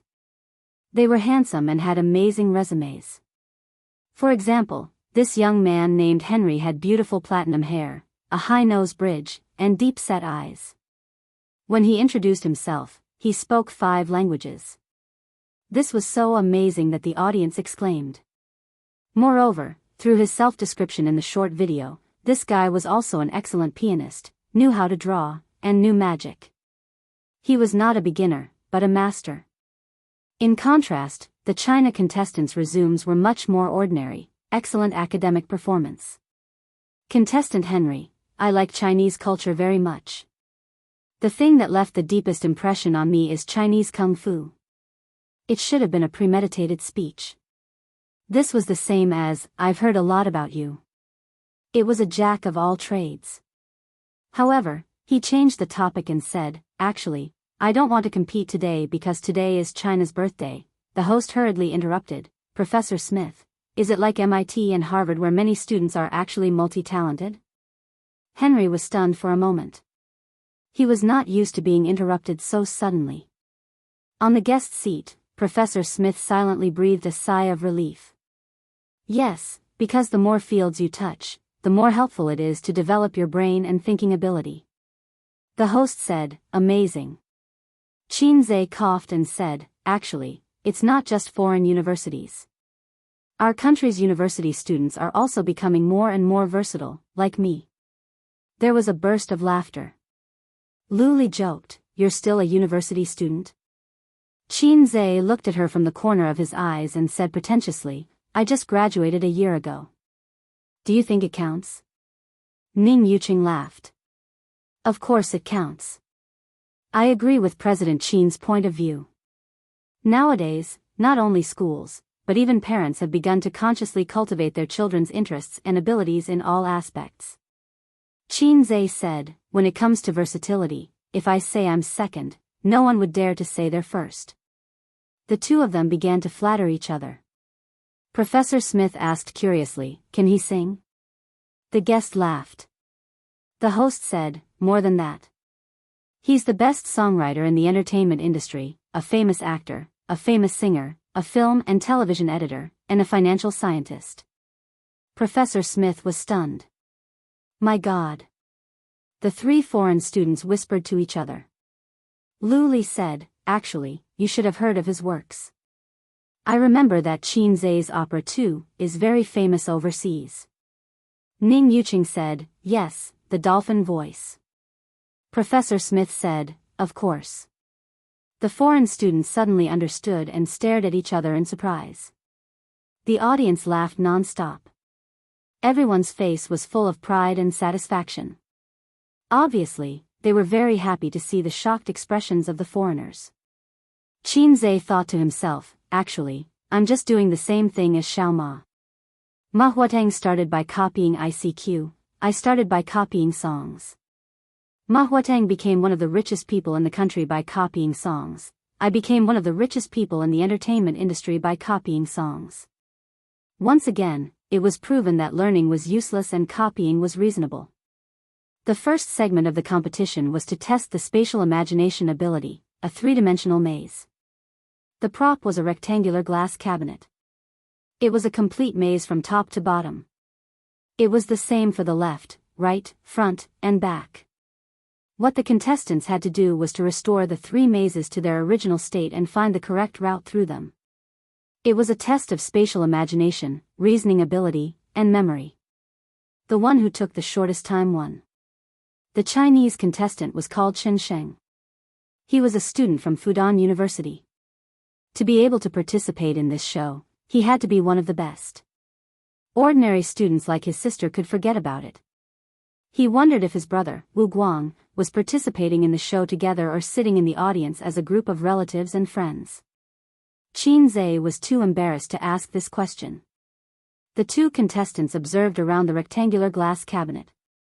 They would step into it from time to time and look up and down to think. This process was boring for the live audience, so they needed the guest to mediate. Ning Yuqing asked curiously, Boss Qin, if it were you, how long would it take? Qin Zhe said, this is more difficult. Restoring three mazes is a test of one's brain power. If it were me, 5 minutes would be enough. Ning Yuqing was speechless. You call this difficult? Lu Li suddenly said in surprise. Chen Xing went back. Our contestant ran back to his seat and began to draw the maze route on the table. But soon, the other contestant also returned to his seat and began to draw the route. Both contestants completed the first maze route and rushed back to the glass cabinet. They were racing against time. But when both contestants were left with only one maze route, the audience's tension was aroused. Whoever wanted to complete it would win. In the end, Chen Sheng was the first to complete the maze route. When Henry was also done, the host announced, okay, now that both contestants are done, let's reveal the answer. Please look at the big screen. Both contestants were correct, but Chen Sheng took the shortest time, so he won this round. There was a round of applause. The second round was a test of logic and mental arithmetic. The program team divided the origami of the three animals into several pieces. The contestants only needed to piece the pieces together to complete the animals. Whoever took the shortest time would win. Compared to the previous round, the difficulty of this round was lower. However, it was more exciting because it was purely a race against time. The MIT contestant was a black man. To be more precise, he was of mixed race. The Chinese contestant was a 13-year-old high school student. Smith said, "In this match, Denzel entered the arena with the intention of winning because he wants to challenge Qin after he wins." There was an uproar.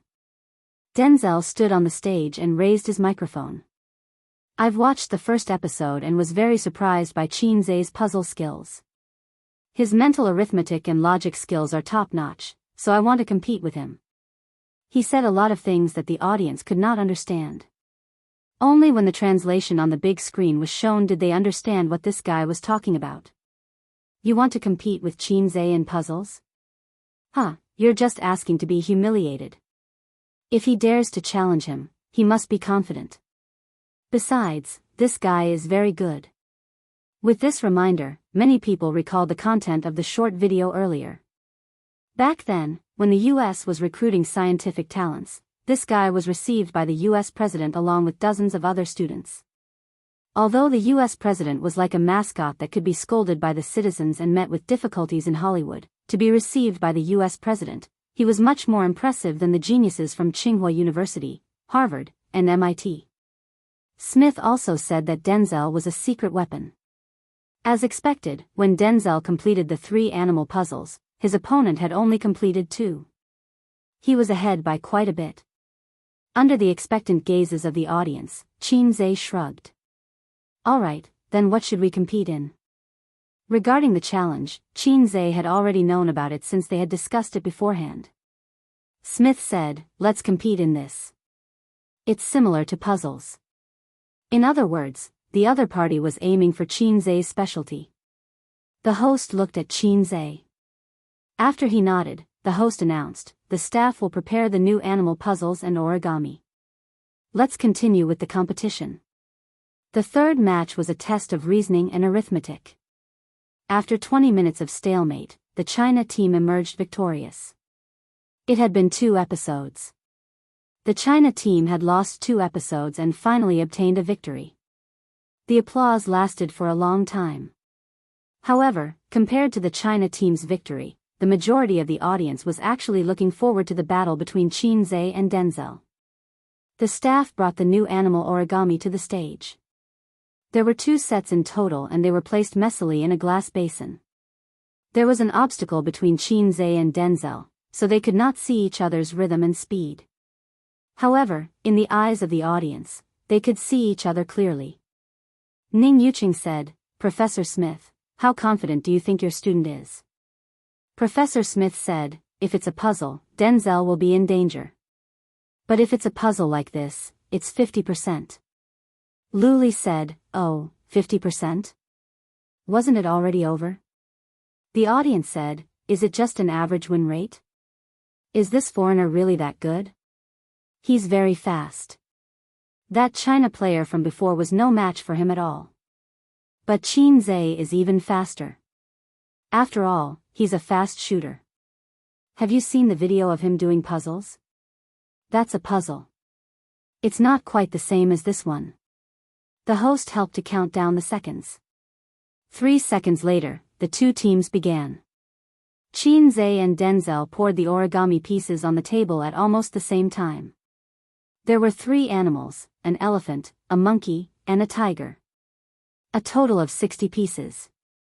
Due to his recent experience, Denzel was now in a better state. His gaze wandered back and forth between the original drawing and the fragments. The origami fragments were constantly being restored in his hands. In just 5 minutes, he had managed to identify all the fragments of the tiger from the 60 pieces and piece them back together. Not long ago, he had spent 6 minutes on the same animal. This was even more difficult than a puzzle because other than piecing them together, he still had to identify them. The corners of his mouth curled up. He felt that his condition was getting better and better. His fighting spirit was high. After watching Qin previous puzzle videos, he knew that he was a very good opponent. However, victory, beep. An ear-piercing whistle rang out. Denzel was stunned. This was the signal that the contestant took when he completed the task. Did he press the wrong button? In a daze, He raised his head and looked at the audience. Then, he realized that the audience also had a confused expression. However, unlike him, the audience was also shocked. "I'm done." Chin-Zay's voice came from the next room. The partition was removed. Denzel saw the scene on Chin-Zay's table. It had been pieced together. At this moment, the genius contestant who was received by the President of the United States was not only confused and aggrieved, but also suspicious. The host said, "All right, let's watch the replay on the big screen." The big screen played the entire process of Chin-Zay identifying and piecing the origami pieces together. His smooth and pleasing hand speed was once again replayed on the stage of Superbrain. As for the identification, it did not exist. After he poured all the pieces out of the glass basin, he glanced at them and pieced them together. He did not stutter or think. His movements were as smooth as a machine. Denzel was dumbfounded. "Is he bullying me?" Professor Smith's eyes widened. That's too fast." He found it hard to believe. Compared to the students who did not believe it at the beginning, he had witnessed the entire process. Moreover, he was a guest on this show. He knew that Chin-Zay did not practice in advance. It was all improvisation.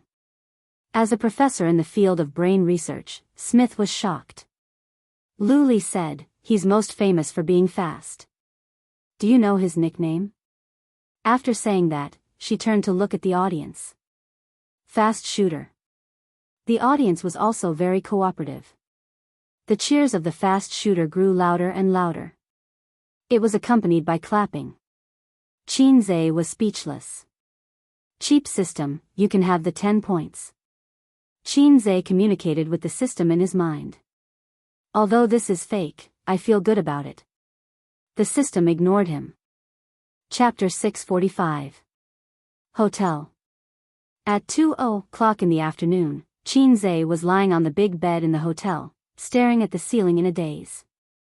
Wang Zijin was sitting on the edge of the bed, dressed in an office lady's suit. Her hair was wet. She was pulling up her stockings, flesh-colored, covering her white feet, slowly going up, wrapping her bare feet, wrapped her slender calves, and then her round thighs. "I remember there is a kind of stocking that is worn around the waist," Chin-Zay said. "In the indescribable anime, you can often see that kind of stocking, but it seems that you have never seen it in reality, so Chin-Zay can't name it." "You're talking about the garter." Wang Zijin put the stockings on the bed and carefully flattened the wrinkles on the skirt. Yes. Chin-Zay said, "But I don't think I saw you and your sister buy that kind. The little sister with the garter is the most attractive. It's understandable that you know I don't have it, but how do you know your sister doesn't?" Wang Zijin squinted at him. "Didn't I wash your clothes?" Chin-Zay rolled his eyes. They had just finished their tryst, and 3 days had passed since the recording of Superbrain. Wang Zijin was never willing to discuss the plan to have a baby with him at home. She always felt that there was a thorn in her heart. She had no choice but to book a room in a hotel near the company, and then Chin-Zay held her and rocked the bed together, rocking and rocking until they reached Grandma Bridge. It was as if they were a golden couple. Unlike Suyu, Wang Zijin asked to wear a work hat because she was not prepared to be frightened. Perhaps it has something to do with her lack of emotional experience. She just got a boyfriend and was in the period of love. Suddenly, she became a mother. She really couldn't adapt. Suyu is different. Suyu is 2 years older than her. At this age, it's time to have a baby. Time is not waiting for her. Nowadays, it's the most common idea to get married at 25 and have children the next year. In first-tier cities like Shanghai, it can be 2 or 3 years later. Wang Zijin tidied up her dress, shed her lazy and coquettish, and restored her ability and gentleness. Suddenly, she fell into Chin-Zay's arms and said, "I'm so tired, I want to sleep, I don't want to go to work." This combat power was worse than Suyu. Suyu could bear it for more than an hour, but Wang Zijin couldn't. She couldn't bear it in half an hour. She had to slow down first. Although they were both exercises, exercising on the bed was different from exercising under the bed. Both would make people pant and their legs go soft. Then I'll call the front desk and ask them to extend the hourly room to 1 day. Let's sleep here for a while. Qinzhe stroked her hair. To be able to steal half a day of leisure. Wang Zijin smiled sweetly. She curled up in Qinzhe's arms like a cat. Qinzhe chuckled and reached out to unbutton her chest. Wang Zijin hurriedly pressed down. If you do this, I will go back to the company. Sigh. Hei's king, who had yet to enjoy himself, sighed. Wang Zijin looked at him. Qinzhe said, should I buy another girlfriend in the future? The inflatable kind.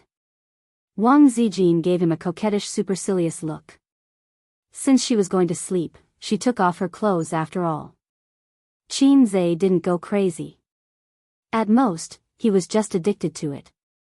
In fact, young people nowadays had a wrong understanding that the longer the time, the happier the woman would be. Nonsense, 10 minutes was enough. After a long time, the girlfriend would feel that the gaming experience was extremely bad. She would be grumpy and even kick you away. However, for the majority of men who only had 5 seconds, 10 minutes was a great challenge. Whether it was Su Yu or Wang Zijin, Qinzhe was always in the process of rocking. Intermission. How's the company? Qinzhe asked. Oh, you still remember to ask about the company's situation. Wang Zijin was full of resentment. Qinzhe could help Tianfang and Baoze. Only her amethyst technology was ignored by Qinzhe, which made Wang Zijin feel like an orphan. I don't understand. It's not the right profession. Qinzhe shrugged. But you should ask the programmer to work harder. The first batch of VR equipment will be on the market soon. Soon, which was within half a year. With the blueprint, he could do whatever he wanted and shorten the long research and development process. I want virtual reality games to break through the single-player model. Bragging. There will be such a day. It can't be now, but it doesn't mean it can't be in the future. When the time comes, your Amethyst will become a world-famous technology company. Yes, this is a good picture. I'll eat it first as a toast. As they chatted, Wang Zijin's voice gradually lowered. She closed her eyes and fell asleep. Qinzhe didn't feel sleepy at all. He lay in bed and thought a lot until he saw the phone screen light up. His sister's call came in. The phone had long been muted and turned off the vibration. Fortunately, he glanced at the phone. Otherwise, he would have missed his sister's call. He carefully lifted the quilt and tiptoed into the bathroom. A 5-star hotel, the room was big. If he talked in the bathroom, he wouldn't wake Wang Zijin up. Sister. Qinzhe answered the call. Jiang Qing ran away from home. His sister's tone was full of gossip. Got hit by uncle again? Qinzhe laughed. Rebellious teenagers were always like this. They thought they had grown up and started to get impatient with their parents nagging. They didn't want to be controlled and thought that if their father hit him again, they would hit him back. They had never experienced the pressure of life, but they felt that life was just like that. They sneered at busy adults and looked down on rich people who drove cars. They liked to sit by the window and pretend to be depressed, as if they were adults with stories and worries. His uncle had a bad temper and would hit him when he was angry. The father and son had often fought. His aunt often lamented that Ace was so obedient, but when it came to her son, he became like this. What a joke. Don't you know how evil your brother is? With the combination of kindness and power, if Qinzhe could still be rebellious and run away from home, then he would be the reincarnation of Neza. The last time he ran away from home, he even threatened to cut off all ties with his father. Was he playing the same trick again? Oh, no wonder he asked us to borrow money. He wanted to run away from home a long time ago, Qinzhe said. This is even more interesting. Qin Bao clicked her tongue and said, he didn't borrow money to run away from home. He wanted to abort his girlfriend's child. His sister's tone was quite sad. His cousin, who was almost 9 years younger, almost became a papa. She was still a virgin. Qin was stunned. If he received this call a year ago, he would have cried until he fainted in the toilet. He would have cried and howled, "What use do I have for this iron rod? Mom told me." Qin Bao said, "Jiang Qing ran away from home yesterday. Until today, his phone was turned off. We asked around at his relatives' and friends' houses but couldn't find him. My aunt called Mom, but Mom said she wasn't home. Then Mom called me." "Wait, tell me clearly." Qin rubbed his temples. Jiang Cheng's girlfriend was in the same school as him. They were in the same grade and class. It was said that she was the prettiest girl in the class. The two of them got together in their first year of high school. It was spring. Spring was the season for animals to mate. They had plenty of pocket money on hand, so they found a youth hotel to experience the adult world. They were young. The boy only knew how to bang, and the girl only knew how to moan. The contraceptive measures were not good enough. Some time ago, the girl found that her period did not come. She checked online and found that she was pregnant. She panicked and felt that the sky was falling. If Qin knew that Su Yu or Wang Zijin were pregnant, he would be surprised and happy. But for a teenager, his girlfriend's pregnancy was definitely the end of the world. In fact, their relationship was classified as a secret relationship. Because their parents would not allow it, and the school would not allow it. No matter how times changed, the school's attitude in this regard had never changed. Once found, they would be expelled. The girl's pregnancy was not hidden from her parents. Her family exploded at that time. It was such a big matter, and a young lady like her would definitely not be able to keep her mouth shut and reveal everything. The other party's parents were still reasonable and did not make a scene at the school. After all, both parties had to bear the responsibility for this kind of thing. The girl would always be at a disadvantage. They made a scene at Jiang Cheng's house. Then the aunt's house also exploded. So she ran away from home to avoid responsibility? Qin said. "I don't know. That's all I know." Qin Bao's tone was not much worried. Instead, it was full of interest. In this kind of thing, the girl's family was the most troublesome. "If this matter is not handled well, it will be very troublesome," Qin said. "Now that she is missing and can't be found, how do we deal with it?" Qin Bao said, "I heard from Mom that the girl's family is going to call the police." Chapter 646. Call the police? Qin sneered and said, "Call the police to arrest Jiang Cheng? The police can't be bothered with this kind of thing. The police had no right to interfere. The other party was not a girl under 14 years old. Although 18 years old was considered an adult, there were many underage expectant mothers. Some were even working as streamers, which led to the trend of underage mothers.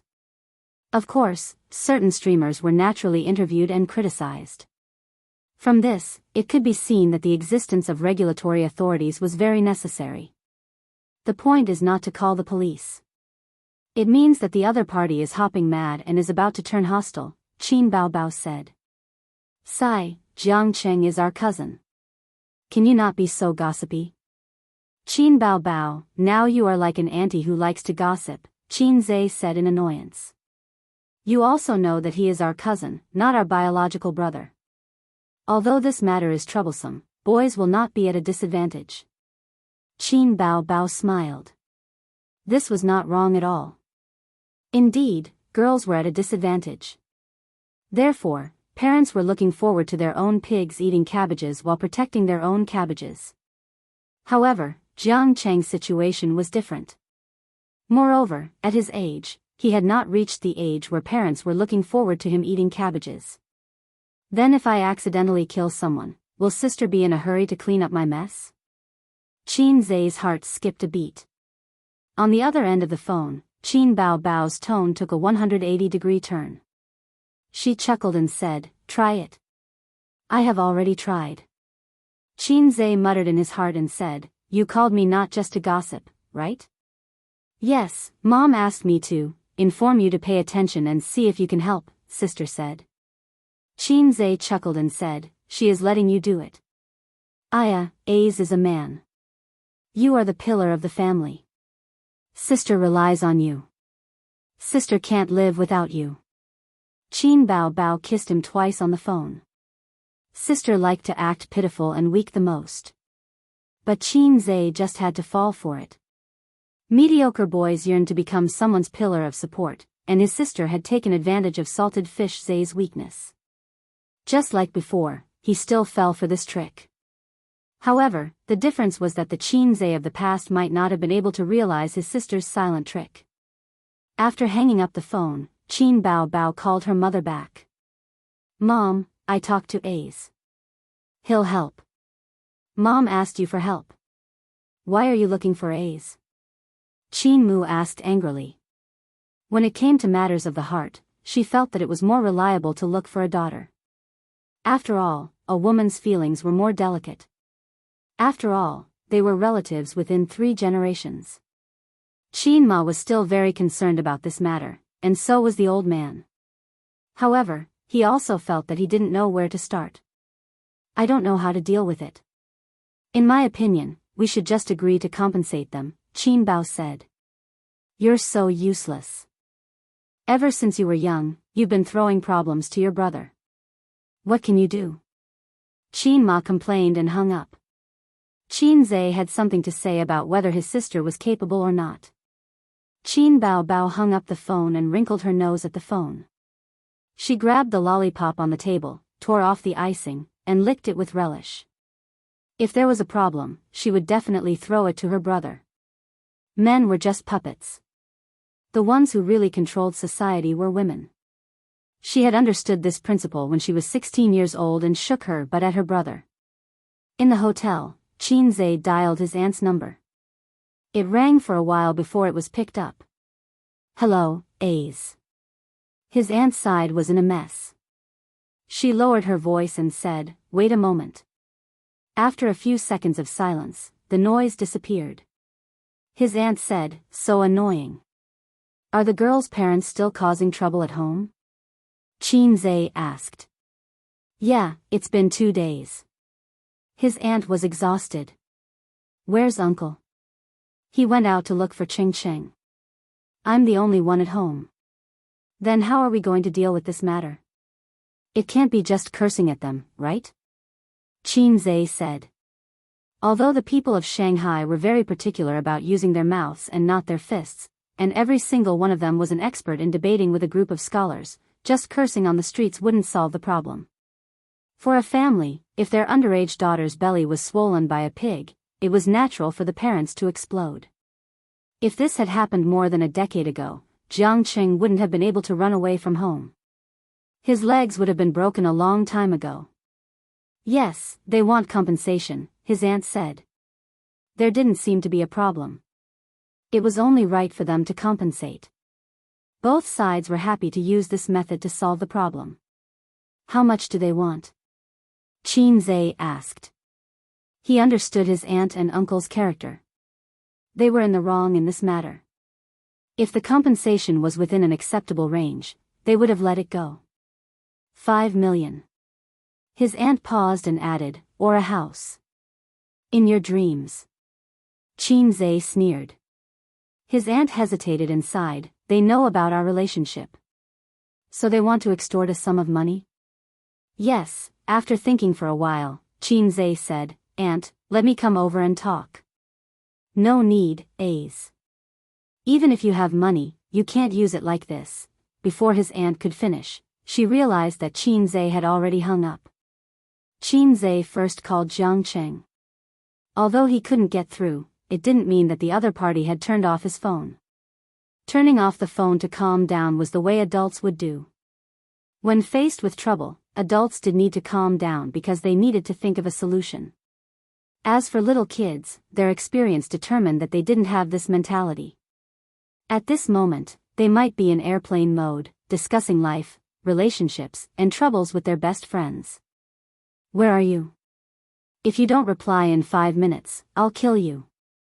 Qin Zhe sent a message to Jiang Qing. The other party held out for 4 minutes and carefully replied, outside. Address. There was no reply. Still 5 minutes. 4 minutes later, Jiang Qing shared his location. It was the location of a hotel. Wait for me. Qin Zhe ended the conversation and wanted to say hello to Wang Zijin. The little sister was really tired. She was snoring softly with her mouth slightly open, which was especially attractive. Qin Zhe stared at her for a moment. Driven by curiosity, he stretched out a finger and slowly put it into Wang Zijin's mouth. In her sleep, Wang Zijin murmured and frowned slightly. Then, his finger entered the warm mouth. It was moist and soft. Wang Zijin didn't wake up. She subconsciously sucked 2 mouthfuls. Qin Zhe thought of the suggestions he had made many times but was rejected. Women. After sending a message to Wang Zijin and briefly explaining the situation, Qin Zhe put on a mask and sunglasses and drove to Jiang Cheng's hiding place, 7 Days Express Hotel. Ru family, 7 Days, and Hanting were known as the 3 brothels in the pugilistic world. It was loved by a large number of young people. The number of young people who had shaken their beds here was enough to circle the earth 3 times. It was only 10 kilometers away from his house. It would take 20 minutes by bus. Qin Zhe entered the elevator. Awkwardly, he found that the elevator required a card to use. He sent a message to his cousin. Come down, I'm downstairs. A few minutes later, the 17-year-old cousin came down from upstairs. His eyes flinched and he carefully called out, brother. Qin Zhe didn't say anything and slapped him. The sound of the slap attracted the attention of the hotel's receptionist. Young people nowadays only knew how to comfort others and didn't know how to deal with the aftermath. Jiang Qing got up and shouted, what right do you have to hit me? Qin Zhe slapped him again. Jiang Qing got up and ran, but he couldn't outrun Qin Zhe. His cousin kicked him in the butt and he fell flat on his face. Qin Zhe put his head under his armpit, dragged him into the car, and drove away. Jiang Cheng was just a teenager. After the beating, he curled up in his seat and sobbed softly. After calling his uncle, Qin Zhe glanced at his sobbing cousin and said, do you know why I hit you? Not getting an answer, he continued, you didn't do anything wrong, but you ran away. Your uncle taught me since I was young that men aren't afraid of doing wrong, but if a man doesn't take responsibility, then he's useless. The girl didn't run away, so why are you running away? Actually, when high school students encountered such things, running away and following their hearts were 100% of the time. Jiang Qing sobbed and said loudly, of course she doesn't have to run away. If she runs away, how can she take our family's money? Am I the only one in the wrong? I didn't force her. Why should she take our family's money? That's true, but that's not the reason. If you want to be serious about this, then think about it.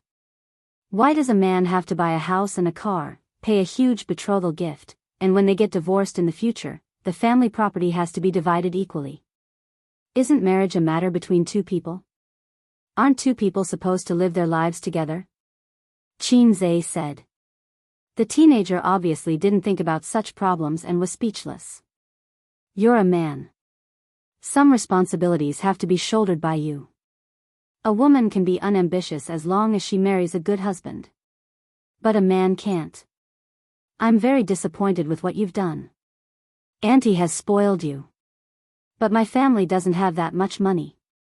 Not having money is one thing. We can talk about it and discuss it.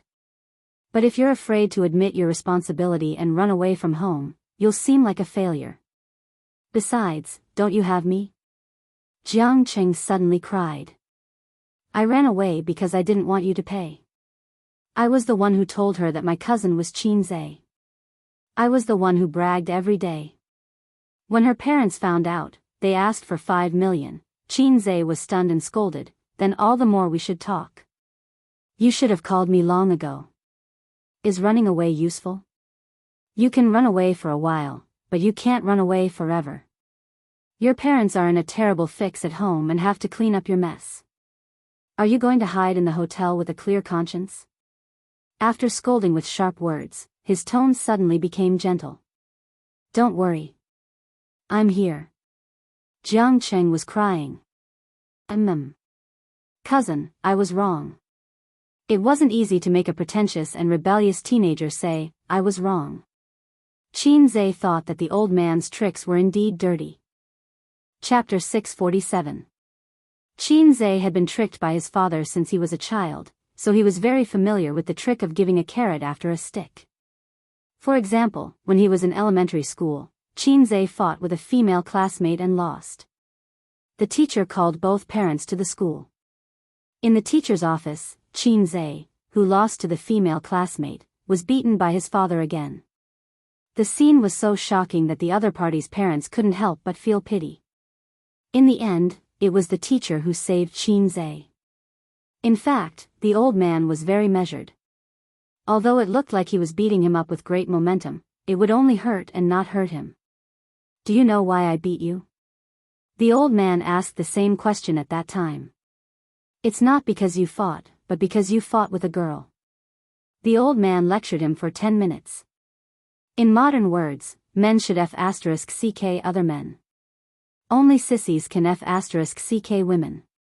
He successfully guided little Qin Zhe to turn the feeling of, Dad only beats me, into, Dad beat me because he wants me to be successful and always stands on the same side as me. If Qin Zhe's childhood was just a feather duster, then he must be a rebellious youth now. The old man perfectly crushed the seed of rebellion in Qin Zhe's heart. As the saying goes, the son inherits the father's medicine. Qin Zhe perfectly inherited this from the old man. In an instant, his rebellious cousin was completely under his control. This time, you acted too hastily. Study hard in the future and don't have a girlfriend before college. Do you understand? Yes. When you go home, apologize to Mom and Dad. Qin Zhe saw that he was silent and shouted, Do you understand? Yes. Jiang Cheng was already very obedient. The car turned the traffic light and drove into the neighborhood. Qin Zhe dragged his cousin in the direction of his aunt's house and asked curiously, Your girlfriend? You two fell in love after a long time, right? Jiang Cheng said, I don't know. Don't know. This was already the answer. Children who fell in love early, as long as their parents interfered, would almost only end up breaking up. Some particularly rebellious children might resist and intensify the family relationship to the freezing point. But the problem now was not that the parents forced them to break up, but that the girl asked for a huge compensation. In other words, even if Jiang Cheng's friendship with Guan Bao was true love, it should be over by now. When a man recalled the first woman who got pregnant for him but couldn't be with him, he would sigh that he met the right person at the wrong time. If it was Jiang Cheng, he would probably sigh and lament that an embryo almost caused him to go bankrupt. She took the elevator upstairs. She was still at the door when she heard the quarrel inside. The corridor was quiet. No one was there to watch the show. This was the good thing about a big city. The indifference between neighbors was actually a good thing at this moment. If this happened in a small county or village, and their dirty linen was aired in public, they would be done for. Your glorious deeds can be passed down for years to come. 5 million, not a cent less. Otherwise, we'll go to school. A man shouted. Stop pretending. Do you think your family doesn't have money? If you don't have money, then sell the house. My daughter has suffered so much. If you don't get satisfactory compensation, I'm not done with you. Following that, a woman's voice continued to clamor. Jiang Cheng's face darkened as he clenched his fists tightly. Look at the trouble you've caused, Qin Zhe scolded. My parents don't need to pay. I can lend them money myself, Jiang Cheng said. How much money can you borrow? Qin Zhe snorted. I can borrow tens of thousands. So much? Qin Zhe didn't believe it. For a child who didn't always have a stack of $100 bills in his wallet, borrowing tens of thousands was as difficult as an adult borrowing hundreds of thousands. Jack Ma will lend it to me, Jiang Cheng said confidently. I can only apply for spending and borrowing. Qin Zhe, idiot, you're still half a year away from 18 years old. It would be strange if Jack Ma lent it to you. No, the key isn't whether Jack Ma will lend it to you or not. The key is that Jack Ma's loan business has become so popular. This isn't good. You have to know that when you stare at Jack Ma is also staring at you. Cut the crap. Open the door. Qin Zhe slapped the back of his head. Aren't you relatives of Qin Zhe? Aren't you his aunt? This little bit of money, accompanied by the sound of the door opening, the voice stopped abruptly. The living room of his aunt's house was facing the door. When Qin Zhe saw the people in the house, they also saw Qin Zhe and Jiang Cheng, who had his head lowered. There were 5 people in the house. His aunt and uncle, a middle-aged couple, and a little girl with red and swollen eyes. The little girl was quite delicate and pretty. She had an oval face, fair and clean, and a slender figure. Red guy, you dare to come back. The middle-aged man was furious and glared at Jiang Cheng. He looked fierce, but his heart was civilized. Sure enough, there was a fine tradition of Shanghai men arguing with women. Qin Zhe was a little disappointed. He was looking forward to the middle-aged man teaching Jiang Cheng a lesson. He would conveniently push Jiang Cheng out. This way, he could turn the initiative into passivity and even turn the tables. In fact, Shanghai people didn't like to use force to solve problems. It didn't mean that they were weak, but that their methods were different. Many times, blindly attacking would not only ruin a good game of chess, but also make oneself unreasonable. For example, in the current situation, if both sides called their friends to fight, the problem would be easily solved. Qin Zhe took off his mask and sunglasses, revealing his face, and said, "Why don't we all sit down and talk?" Seeing that it was him, the middle-aged couple's eyes lit up. The little girl also looked timidly at Qin Zhe. "There's nothing to talk about. My daughter is only 17 years old. How do you expect her to behave? It's already very rational of us to sit here and talk calmly with your family about what your son has done," the woman said. The man then continued, "Abortion fees, nutrition fees, mental damage fees. Do you think it'll cost you more than 5 million? Besides, you don't lack money." The last sentence was directed at Qin Zhe. 5 million is indeed a drop in the bucket for me, Qin Zhe said. Right. That's right. The sooner we settle this, the easier it will be for both sides. My daughter is being bullied by your son. The couple's eyes lit up. 5 million and a house. Shanghai people valued 3 things the most: a house, social security, and a job. Shanghai people could be said to be one of the most independent groups of people in the country. The importance of reincarnation. The couple had discussed it beforehand. Although they hated each other, at this point, there was no need to be angry. In terms of resolving this matter, if both sides' children were already adults and went to university, the best choice would be to get engaged. Qin Zhe was a thick thigh. Only by doing this would they be able to hold on to him. However, the 2 children were not adults, and their futures were too uncertain. Getting engaged would not work, and they might even lose everything in the end. For example, in a few years, their daughter would fall in love with someone else, or Jiang Cheng would fall in love with someone else. At that time, it would be too late to bring up the old scores. It was better to take this opportunity to ask for a huge sum of compensation. What are you talking about? 5 million. What kind of wife can't I buy with 5 million? The little aunt said angrily, "Don't even think about it." The little uncle's face was ashen. "A's, you go back first. We'll settle this matter ourselves." The woman snorted, "Fine, it doesn't matter who gives it. Your family can pay for it." The little uncle snorted coldly. He was a small businessman. Of course, he could take out 5 million. However, if he was injured, his business would not be able to continue. How would he survive? The little uncle would definitely not compromise with their method of extortion. At most, everyone would have to work together for a long time. The middle-aged woman said fiercely, then I'll go to your company and school every day to cause trouble. This meant that she wanted to rely on his family. Qin Zhe snorted, if you cause trouble at school, your daughter won't be able to get away with it. The middle-aged man immediately said, that can't be helped. Who told you to bully people like this? Fine. Qin Zhe pressed his hand, let's really talk this out. First, give me a reason for compensating you with 5 million. The middle-aged woman pulled her daughter in front of her and pointed at her, returning to the posture of a furious mother. My daughter is still underage but pregnant. How do you expect her to face others? Qin Zhe, you're a big star. Do you want to go back on your word? The middle-aged man glared at Jiang Cheng and said hatefully, I want to strangle this bastard. Qin Zhe spread his hands, but your daughter was willing, wasn't she? Everyone threatened her because of puppy love.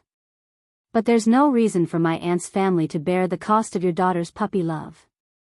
Or should I say it more clearly, you didn't teach your daughter well and instead let others pay for your mistakes. On what basis? Go to school and cause trouble. Just as you said, I have money. I can find her a better school in minutes. What about your daughter? After she was expelled, do you have the means to let her go to a better school? You see, no matter what, we don't have to compensate you. The little aunt wanted to say something but was stopped by the little uncle's gaze. The middle-aged couple was shocked and angry. Their daughter was the one who suffered. They thought that with Qin Zhe here, the matter would be resolved quickly. Who would have thought that they would be bullied instead? Don't think that you can do whatever you want just because you're a rich star. Yes, we can't seek help from legal channels, but there's still the media.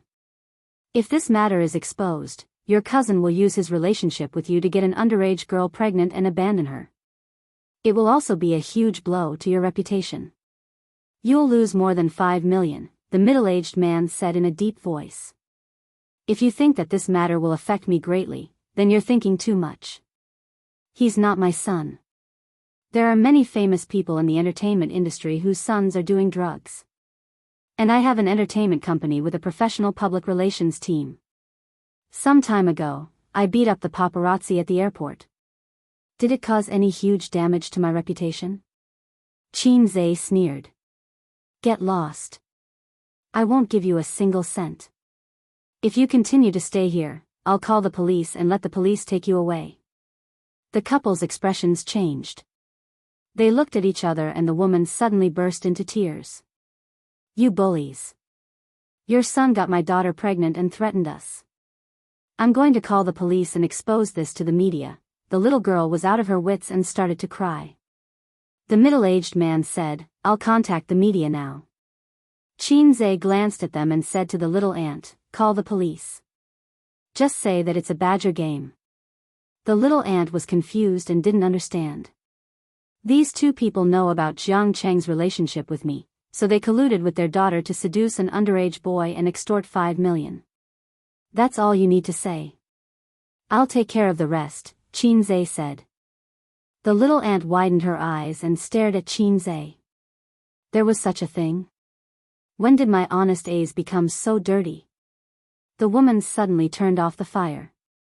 The man glared at Qin Zhe, while the little girl looked timid. Qin Zhe ignored the family and said, I gave you face, but you don't want it. Do you think rich people can be extorted by you? If I didn't have any means or connections, how could I be so rich? It's not difficult for me to have you go to jail for a few years. Moreover, you did extort me. I think it's reasonable to say that you colluded beforehand. Seeing that they were terrified, Qin Zhe continued, I'll give you 2 options. 1, I'll give you 300,000 and you can scram as far as you can. Your daughter will transfer to another school and you're not allowed to have any contact with Jiang Cheng. 2, I'll call the police now and send you to jail. The couple looked at each other silently. They could rely on the media and their daughter's pregnancy, but they couldn't rely on the law. In such a situation, according to normal logic, it was reasonable for them to ask for compensation. They just asked for a little more. But if Qin Zhe really wanted to use his power to bully others, then the logic of ordinary people would be useless. 500,000. The woman bargained. Qin pretended to take out his phone. 200,000 it is. I'll give it to you now.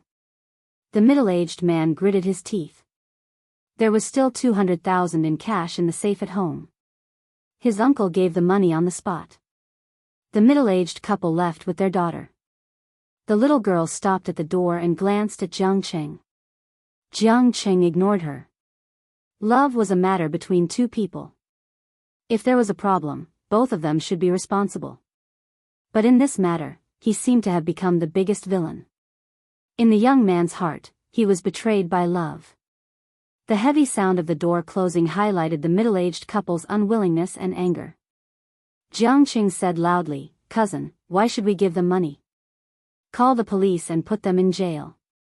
He felt that his cousin's previous method was better. Qin suddenly felt a surge of anger, and he slapped him to the ground. "Ace," his aunt called. "Do you know why I hit you?" Qin said. Jiang Qing got up and said reluctantly, "Because of responsibility." Qin said, "No matter what her parents did, the child in her stomach is yours. You have responsibility. If it's your responsibility, don't run away. Call the police and they'll make you ugly. You'll know." In his uncle's study, Qin and his uncle drank a few glasses of wine. "Ace, this matter is all thanks to you," his uncle said. 5 million was impossible. It was impossible in this lifetime. But if Qin didn't come out to deal with it, their family would have a headache for a while. "It's what I should do," Qin said. His father only had 2 aunts. When he was in trouble, if he could count on relatives, only relatives within 3 generations would help. He couldn't count on any further. "Your aunt spoils him too much," his uncle complained. Qin thought to himself, "You don't know how to teach your son either. When he was still in primary school, I said that I would throw him to Big Brother to teach, but your aunt didn't agree." His uncle sighed. "Qin, how could she agree? My nephew's example is right here. He does things as he pleases. He doesn't study hard. He only wants to play and enjoy. He hasn't encountered any setbacks," Qin analyzed.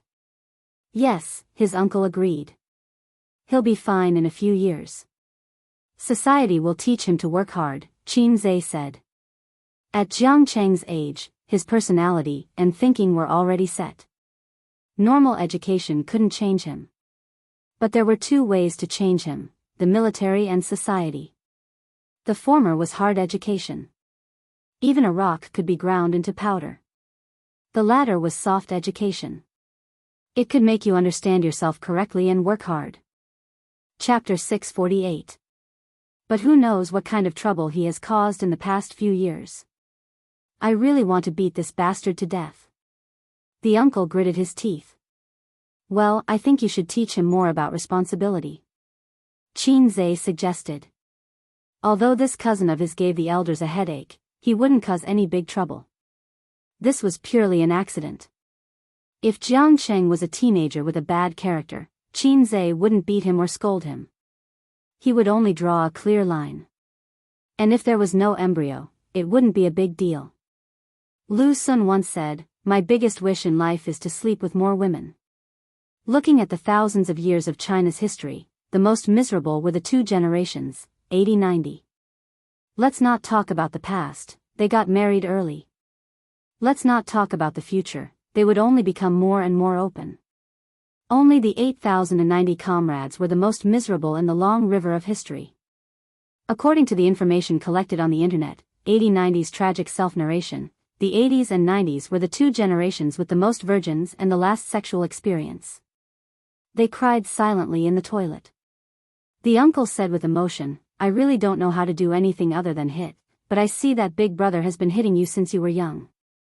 Qin little uncle's heart was pierced.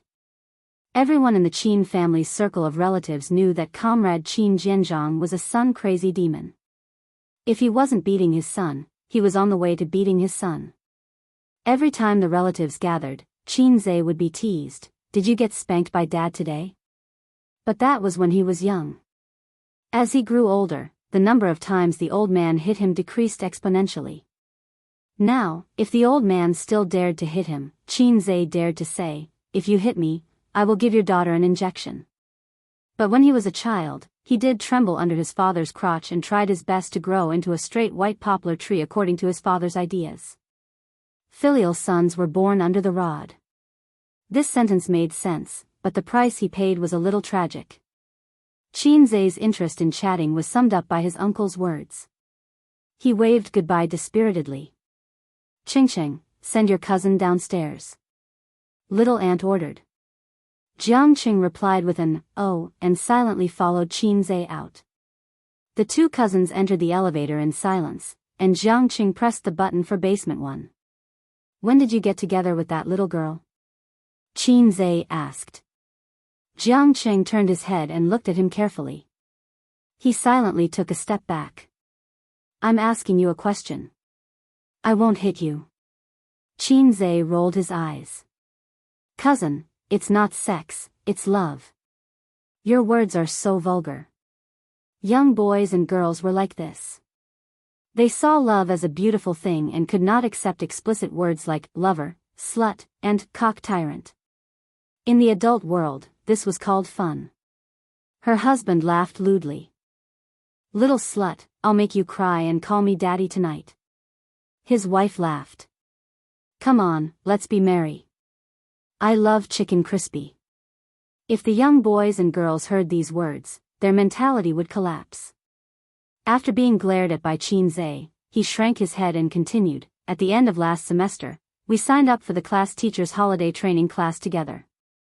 During the summer vacation, we started to get familiar with each other. We often took the subway home together. From time to time, I would treat her to food and milk. Her family is not very rich." Qinzhe understood and nodded. After a while, a tortoise fell in love with a green bean. She became your girlfriend and drank your milk. Jiangqing argued, "It's not a tortoise falling in love with a green bean. We were in love at that time." Qinzhe chuckled and said, "Even after enrolling in the training class, your grades are still trash. Did your uncle report your class teacher?" When Qinzhe was in high school, it was basic for teachers to open private classes. If there was a demand, there would be a market. All parents in the world wanted their children to become dragons and phoenixes, even if their children were bad students. In these years, the act of teachers opening private classes was prohibited. It was still the same sentence. If there was a demand, there would be a market.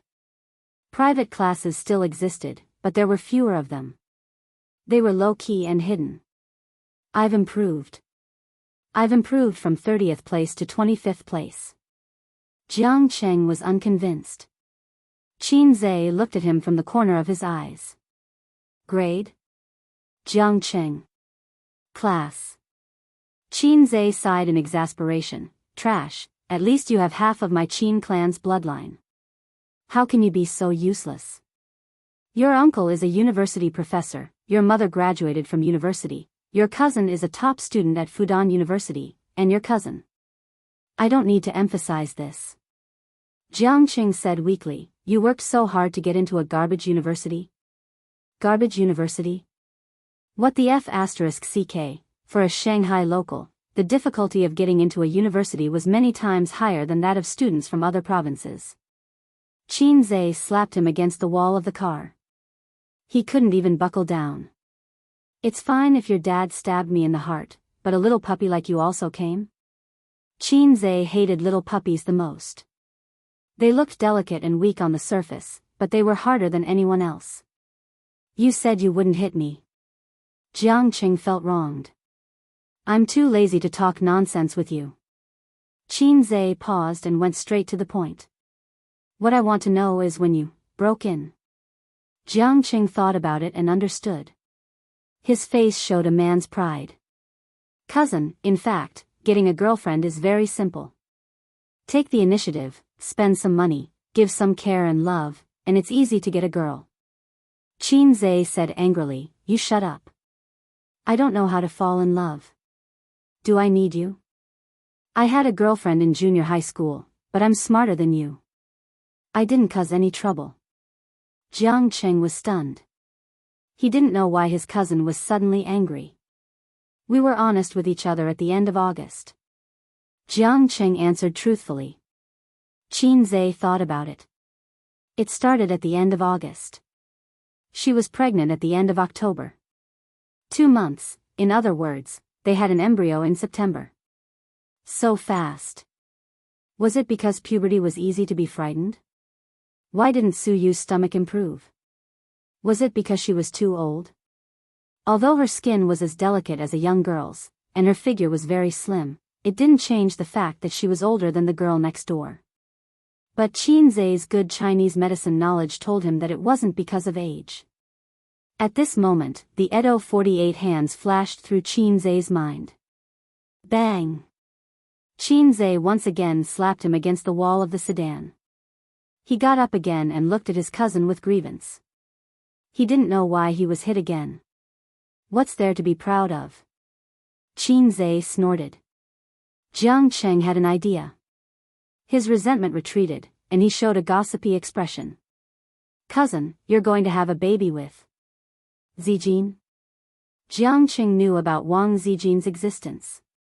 Although he didn't talk much with Wang Zijin, he had been in the Qin family for 2 years. Later, he heard his mother and father gossiping and found out that the dignified and generous sister was his cousin's girlfriend. Qin Zhe warned, don't talk nonsense. Otherwise, I'll break your legs. Oh. Jiang Qing said, does cousin have a boyfriend? Qin Zhe said, just take it that she does.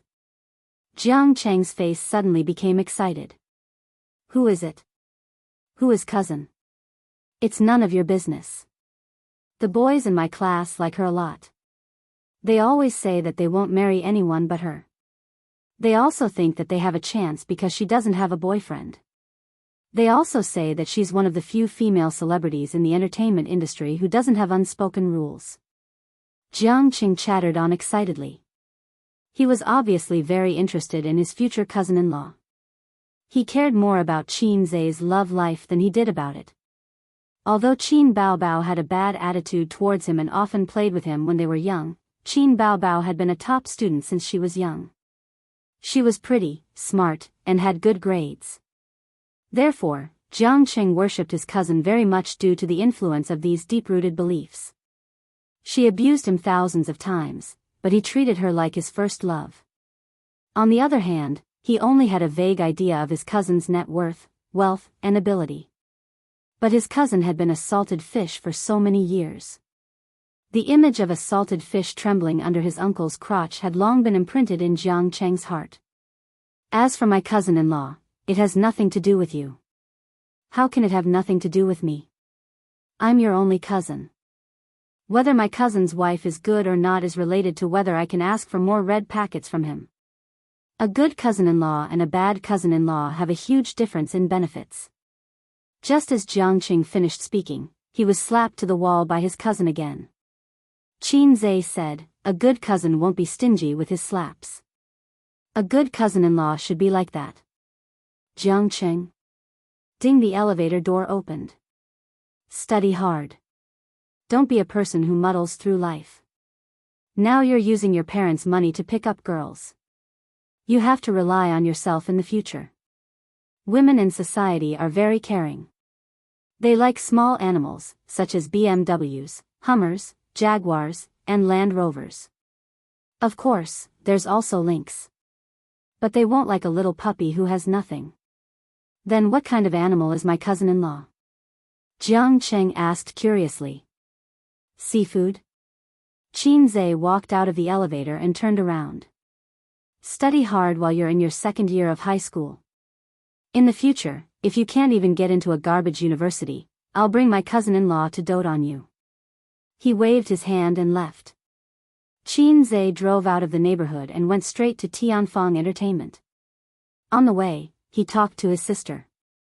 Aunt's family matter has been resolved. Qin Baobao, you've worked hard. Sister will reward you with a kiss. Qin Zhe, 200,000. Qin Baobao, small money. Qin Zhe, I didn't pay for it. Aunt and uncle paid for it themselves. I know. It's only 200,000. Aunt must have paid for it herself. I didn't ask you to go over to pay 5 million. I asked you to solve the problem. Qin Bao Bao said, by the way, how did you solve it? Qin Zhe told him what happened just now. His sister laughed especially happily on the other end of the phone, giggling like a little hen. A's, you've been led astray. You can even think of such a dirty trick. But evil people will be punished by evil people, right? That's right. That's why I gave that little brat Jiang Qing a hard time. Qin Zhe said, it's so unfair. When I was his age, I only knew the 5 dragons embracing the pillar, but he could study all kinds of postures. Bah, don't talk about this with your sister. Qin Bao Bao pretended to spit, and with a seductive tone, she said sneakily, you've been living with me for so long. Did you use the materials here to cultivate your 5 dragons? Yes. I still have them. Qin Zhe said, after all, with an expert like my sister by my side, I have to cultivate well. Qin Bao Bao obviously didn't understand the last sentence. After a moment of silence, she asked tentatively, really? Don't worry. I've cleaned you up. There won't be any accidents like the swimming pool. Get lost. His sister roared and hung up the phone. Qin Zhe snorted. She said that he liked to flirt, but she was different. She was obviously a coward, but she pretended to be calm and seductive. Qin Bao Bao felt indignant. She sent another message to him. I'll give you something exciting. His sister's so-called excitement was at most a kiss on the lips. She probably felt that she was going to die from excitement. Qin Zhe ignored her. After the car stopped and they walked to the elevator, he replied, what kind of excitement? His sister replied instantly. She sent a picture. It was a contract. Qin Zhe swiped his finger across the screen and zoomed in on the picture. He saw the bold words, men's wear. Qin Zhe asked, is this the contract from last time? Last year, when his sister had just become popular, this magazine had invited her to be the cover girl. They claimed that they came with great sincerity and enthusiasm, hoping to cooperate with his sister. Qin Zhe had heard of this magazine before, but unfortunately, he couldn't bear to spend money on it. Besides, to him, the trendy men in the magazine were not as sexy and attractive as the cover girls. They had long legs that could make a young man's mouth go dry. Later on, when he had money, he still didn't look at it because his sisters had helped him pick out his clothes. Not only did they like to shop for themselves, they also liked to help men shop. Qin Bao Bao replied, smile but don't say anything. Qin Zhe was speechless. Damn it, smile but don't say anything. Qin Zhe put his phone back in his pocket. The elevator happened to stop and he stepped into the office. When he didn't see his sister in the office, he asked the ordinary-looking assistant, where's President Qin? Xiang Yi's assistant subconsciously straightened his back and said respectfully, in the second conference room. What's the matter? Men's Clothing Magazine. Before Xiang Yi's assistant could finish, he realized that Qin Zhe had already left. Xiang Yi's assistant stood at the air vent of the air conditioner and felt the cold wind, feeling extremely miserable. I've really offended him unknowingly. Qin Zhe rushed to the second conference room and saw his sister, who was dressed in a formal suit, chatting happily with a middle-aged man wearing glasses. Noticing that he had entered, his sister winked at him playfully. The middle-aged man got busy and bent over to hand him a business card without hesitation. Hello, President Qin. Qin Zhe nodded slightly and took the business card with both hands. He glanced at it and saw the words, Design Manager. He knew what was going on. Since I was able to invite you this time, I'll be able to answer to my boss when I go back. The middle-aged man's face was full of smiles, showing his inner joy. Actually, I've wanted to cooperate with your magazine a long time ago, but I wasn't confident back then. Qin Bao Bao smiled. Qin Zhe listened for a while and said, I don't think it's necessary. Sister, you're going to hold a concert soon. It's more important to practice your new song, isn't it? Qin Bao Bao smiled. Before she could say anything, the middle-aged man opposite her hurriedly interjected, "President Chin, it won't take much time. I believe it'll be a pleasant cooperation." Chin Zhe said calmly, "I'm busy, I don't have time." The middle-aged man was speechless. It was the same excuse again. Last year, when the company invited Chin Bao, Chin Zhe simply said, "I'm busy, I don't have time," and sent the person sent by the company away. To hell with busy. Actually, the photo shoot wouldn't take much time at all. After all, many female celebrities were overjoyed to receive the company's invitation. It was a good opportunity to increase their fame. It was like gilding. When a female celebrity appeared on the cover of a magazine, her original diamond-studded cover would be gilded with a layer of gold. "President Chin, we have a mature and professional team and the best photographer. We can guarantee that the shoot will be completed smoothly and definitely won't delay your schedule," the middle-aged man said. It couldn't be helped. Chin Bao was too popular, and her reputation was rarely high. Last year, the company held the mentality that if they cooperated, it would be a win-win situation. This year, it was the men's magazine that wanted to use Chin Bao's fame. Chin Bao had never done a photo shoot before. This was a great gimmick. Chin Zhe thought to himself, "Of course, I know you're professional. So professional that it makes people slightly hard." But it was because of this that he didn't agree with his sister being the cover girl. He didn't want his sister to wear a bikini to show off her long legs, deep cleavage, and cute belly button for others to see. How could he share the benefits of Hei's king with others? "Actually, I don't like this magazine very much and I feel that it's completely meaningless. Don't misunderstand. I don't have any opinions about your magazine," Chin Zhe said. The middle-aged man's mouth twitched. "Don't misunderstand? No opinions? Then what do you mean by having opinions about our magazine?" His tone was slightly displeased. "But we've already signed the contract. Boss Chin, why don't you take a look?" Chin Zhe looked at his sister in shock. He knew that his sister also didn't like wearing revealing clothes in front of outsiders. She signed the contract, just to provoke him? Chin Bao smiled slyly and opened the contract to show him her beautiful handwriting. "Are you surprised? Is it exciting?" Chin Zhe, damn it. "I don't care if you've signed the contract or not," Chin Zhe said with a dark expression. "I have money. What's the big deal about liquidated damages?"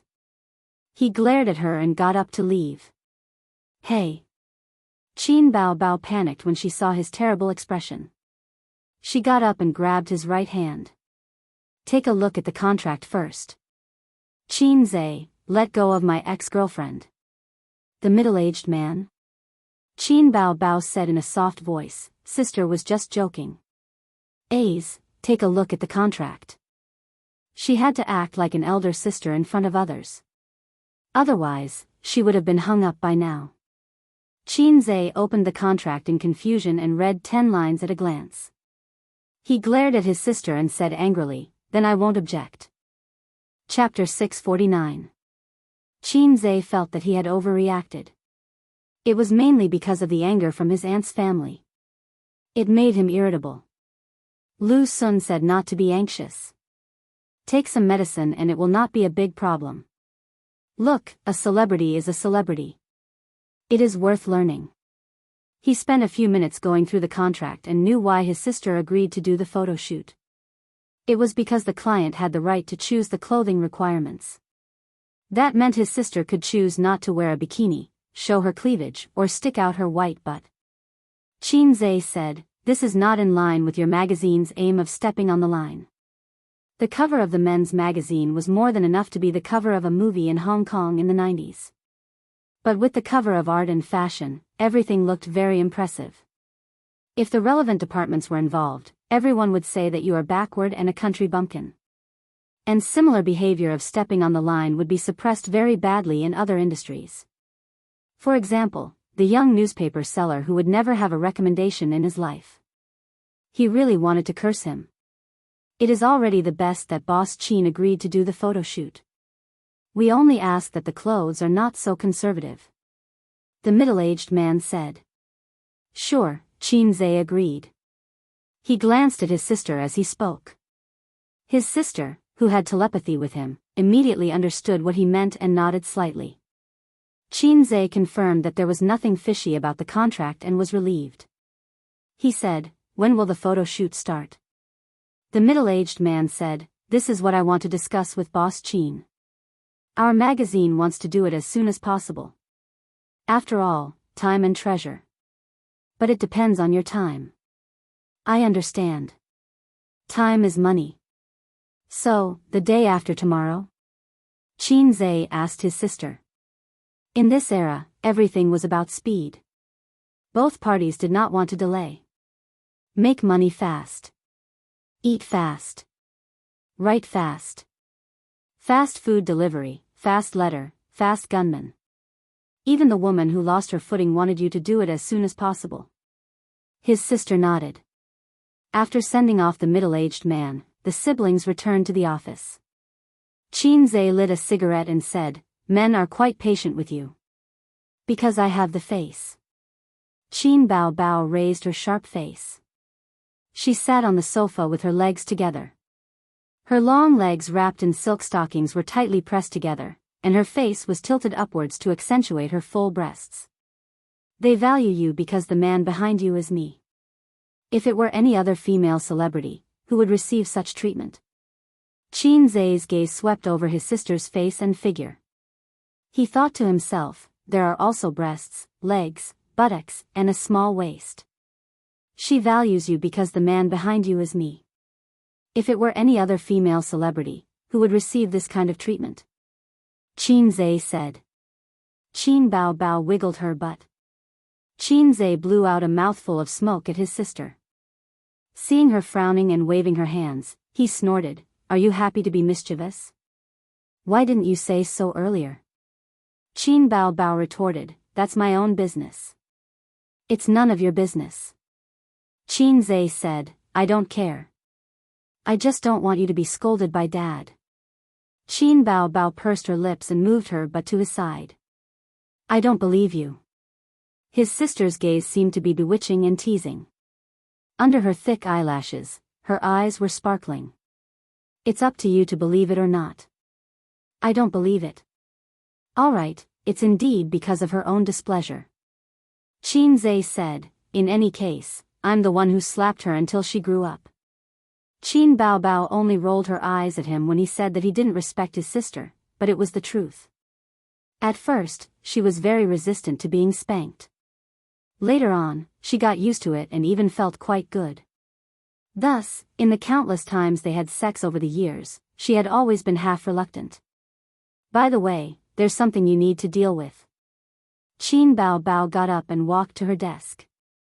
Her skirt wrapped around her round buttocks. There was a saying that a person's life was like a beautiful woman's buttocks. They were in pairs, beautiful and happy, but a third party must be strictly prevented. The two deputy managers of the Public Relations Department had some conflicts a few days ago. Now they are like fire and water. It has greatly affected the work of the department. Qin Bao pushed a notebook to him.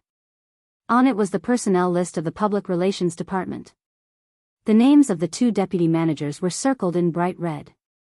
The manager of the Public Relations Department wants to dismiss one of them. The company has a rule that the transfer of the middle and senior management needs to be approved by the general manager, and the resignation and dismissal need to be approved by me. Qin Bao said, so I have a headache. Which one of them should I dismiss? Qin held a cigarette between his fingers and tapped on the coffee table. He looked at his sister strangely and asked, did he come forward to mediate? Qin Bao looked helpless. The manager of the Public Relations Department has mediated many times. I also came forward to talk to them once. But no matter how good it is on the surface, they still fight behind their backs. What's the situation? This is also what the manager of the Public Relations Department told me. Qin Bao looked hesitant, as if she was organizing her words. Actually, the conflict happened because of a woman. Love rivals fighting each other? Qin understood. Femme fatale. He had a foxy face at home, so he knew best. That's not it. Qin Bao Bao said awkwardly, as if she found it hard to say. Say it clearly. Qin Zhe frowned. A few minutes later, Qin Zhe learned the general situation from his sister. The two deputy managers of the public relations department had a good relationship. After all, they were colleagues. Because Qin Zhe and Qin Bao Bao had monopolized power, there was less scheming and factional fighting. This was undoubtedly beneficial to the development of the company. Only a hack like Qin Zhe could build such a huge entertainment company. The two managers did break up because of a woman, and it was not a good woman, but, in ancient words, a goddess. Tianfang Entertainment's benefits were very generous. Every month, there was a large amount of departmental activity funds for staff dinners, singing, and some indescribable activities. The two managers met a beautiful goddess in one of the activities, and happily became kindred spirits. For a long time, when they entered the club, they would order 18, not Android 18. Both of them were very satisfied with 18. Normally, the strongest relationship between men was nothing more than going through windows together, carrying guns together, and protecting each other when they lost their footing together. The bad thing was that one of the guys was selfish. No one knew what he painted for 18, but she was willing to give up her job and become his mistress. The boat of friendship capsized just like that. The two managers began to find trouble with each other at work, scheming against each other. Because of personal grudges, their work was affected. Qin Zhe said in his heart, "This is a bit different from my understanding of femme fatale." "What do you mean?" he asked. "I read their work reports. The two of them are 50-50. They can fire anyone." Qin Bao Bao said, "But I have a phobia of choice." Qin Zhe didn't answer, but rubbed his chin and thought. As a salesperson, it's good as long as you care about performance. As a middle-level manager, you will inevitably be involved in the office scheming. As a boss, you have to learn to manage talents and mediate conflicts. Therefore, Qin Zhe's first reaction was to ask, "Is there any mediation?" not to fire them. But since both sides chose to feign compliance, then the boss doesn't need to be polite. The boss also wants face. It must be that you, the boss, don't have any dignity. If I negotiate with them, they definitely won't dare to feign compliance. Hai Zhe King took the opportunity to ridicule Ying Monster. Ying Monster glanced at him coldly, and Salted Fish Zhe immediately laughed and said, "Not giving you face is not giving me face, so they must be fired." Qin Bao Bao smiled and hummed. It was indeed because she was not dignified enough. If Qin Zhe talked to them, no one would dare to feign compliance based on the reputation accumulated by the fast gunman in Jianghu. Qin Bao Bao couldn't do it. Although she sang well and worked hard, Qin Zhe's light was too dazzling, and she herself was not very serious. It was easy to leave the impression of a vase, who became famous by relying on her younger brother and appearance. "Then I'll leave this matter to you." Qin Bao Bao took the opportunity to shift the responsibility. In terms of company management, 10 Qin Bao Baos were not Su Yu's opponent. She also didn't have the consciousness of working hard. As long as the normal operation was stable, it would be fine. She didn't have to worry about expanding the territory. The most miserable should be Wang Zijin. She started from scratch like Qin Bao Bao, but she couldn't get help from Qin Zhe in daily management and operation because Qin Zhe himself was also a layman in internet technology. For this reason, she had to ask Su Yu for advice. "Don't be so troublesome. You can call the manager of the public relations department and dismiss the one who keeps a mistress." Qin Zhe said. "Oh." Qin Bao Bao sat up straight and asked shamelessly, "Why?" The business ability of the two deputy managers was not much different. She had been struggling. Now that her younger brother was so decisive, there must be a reason.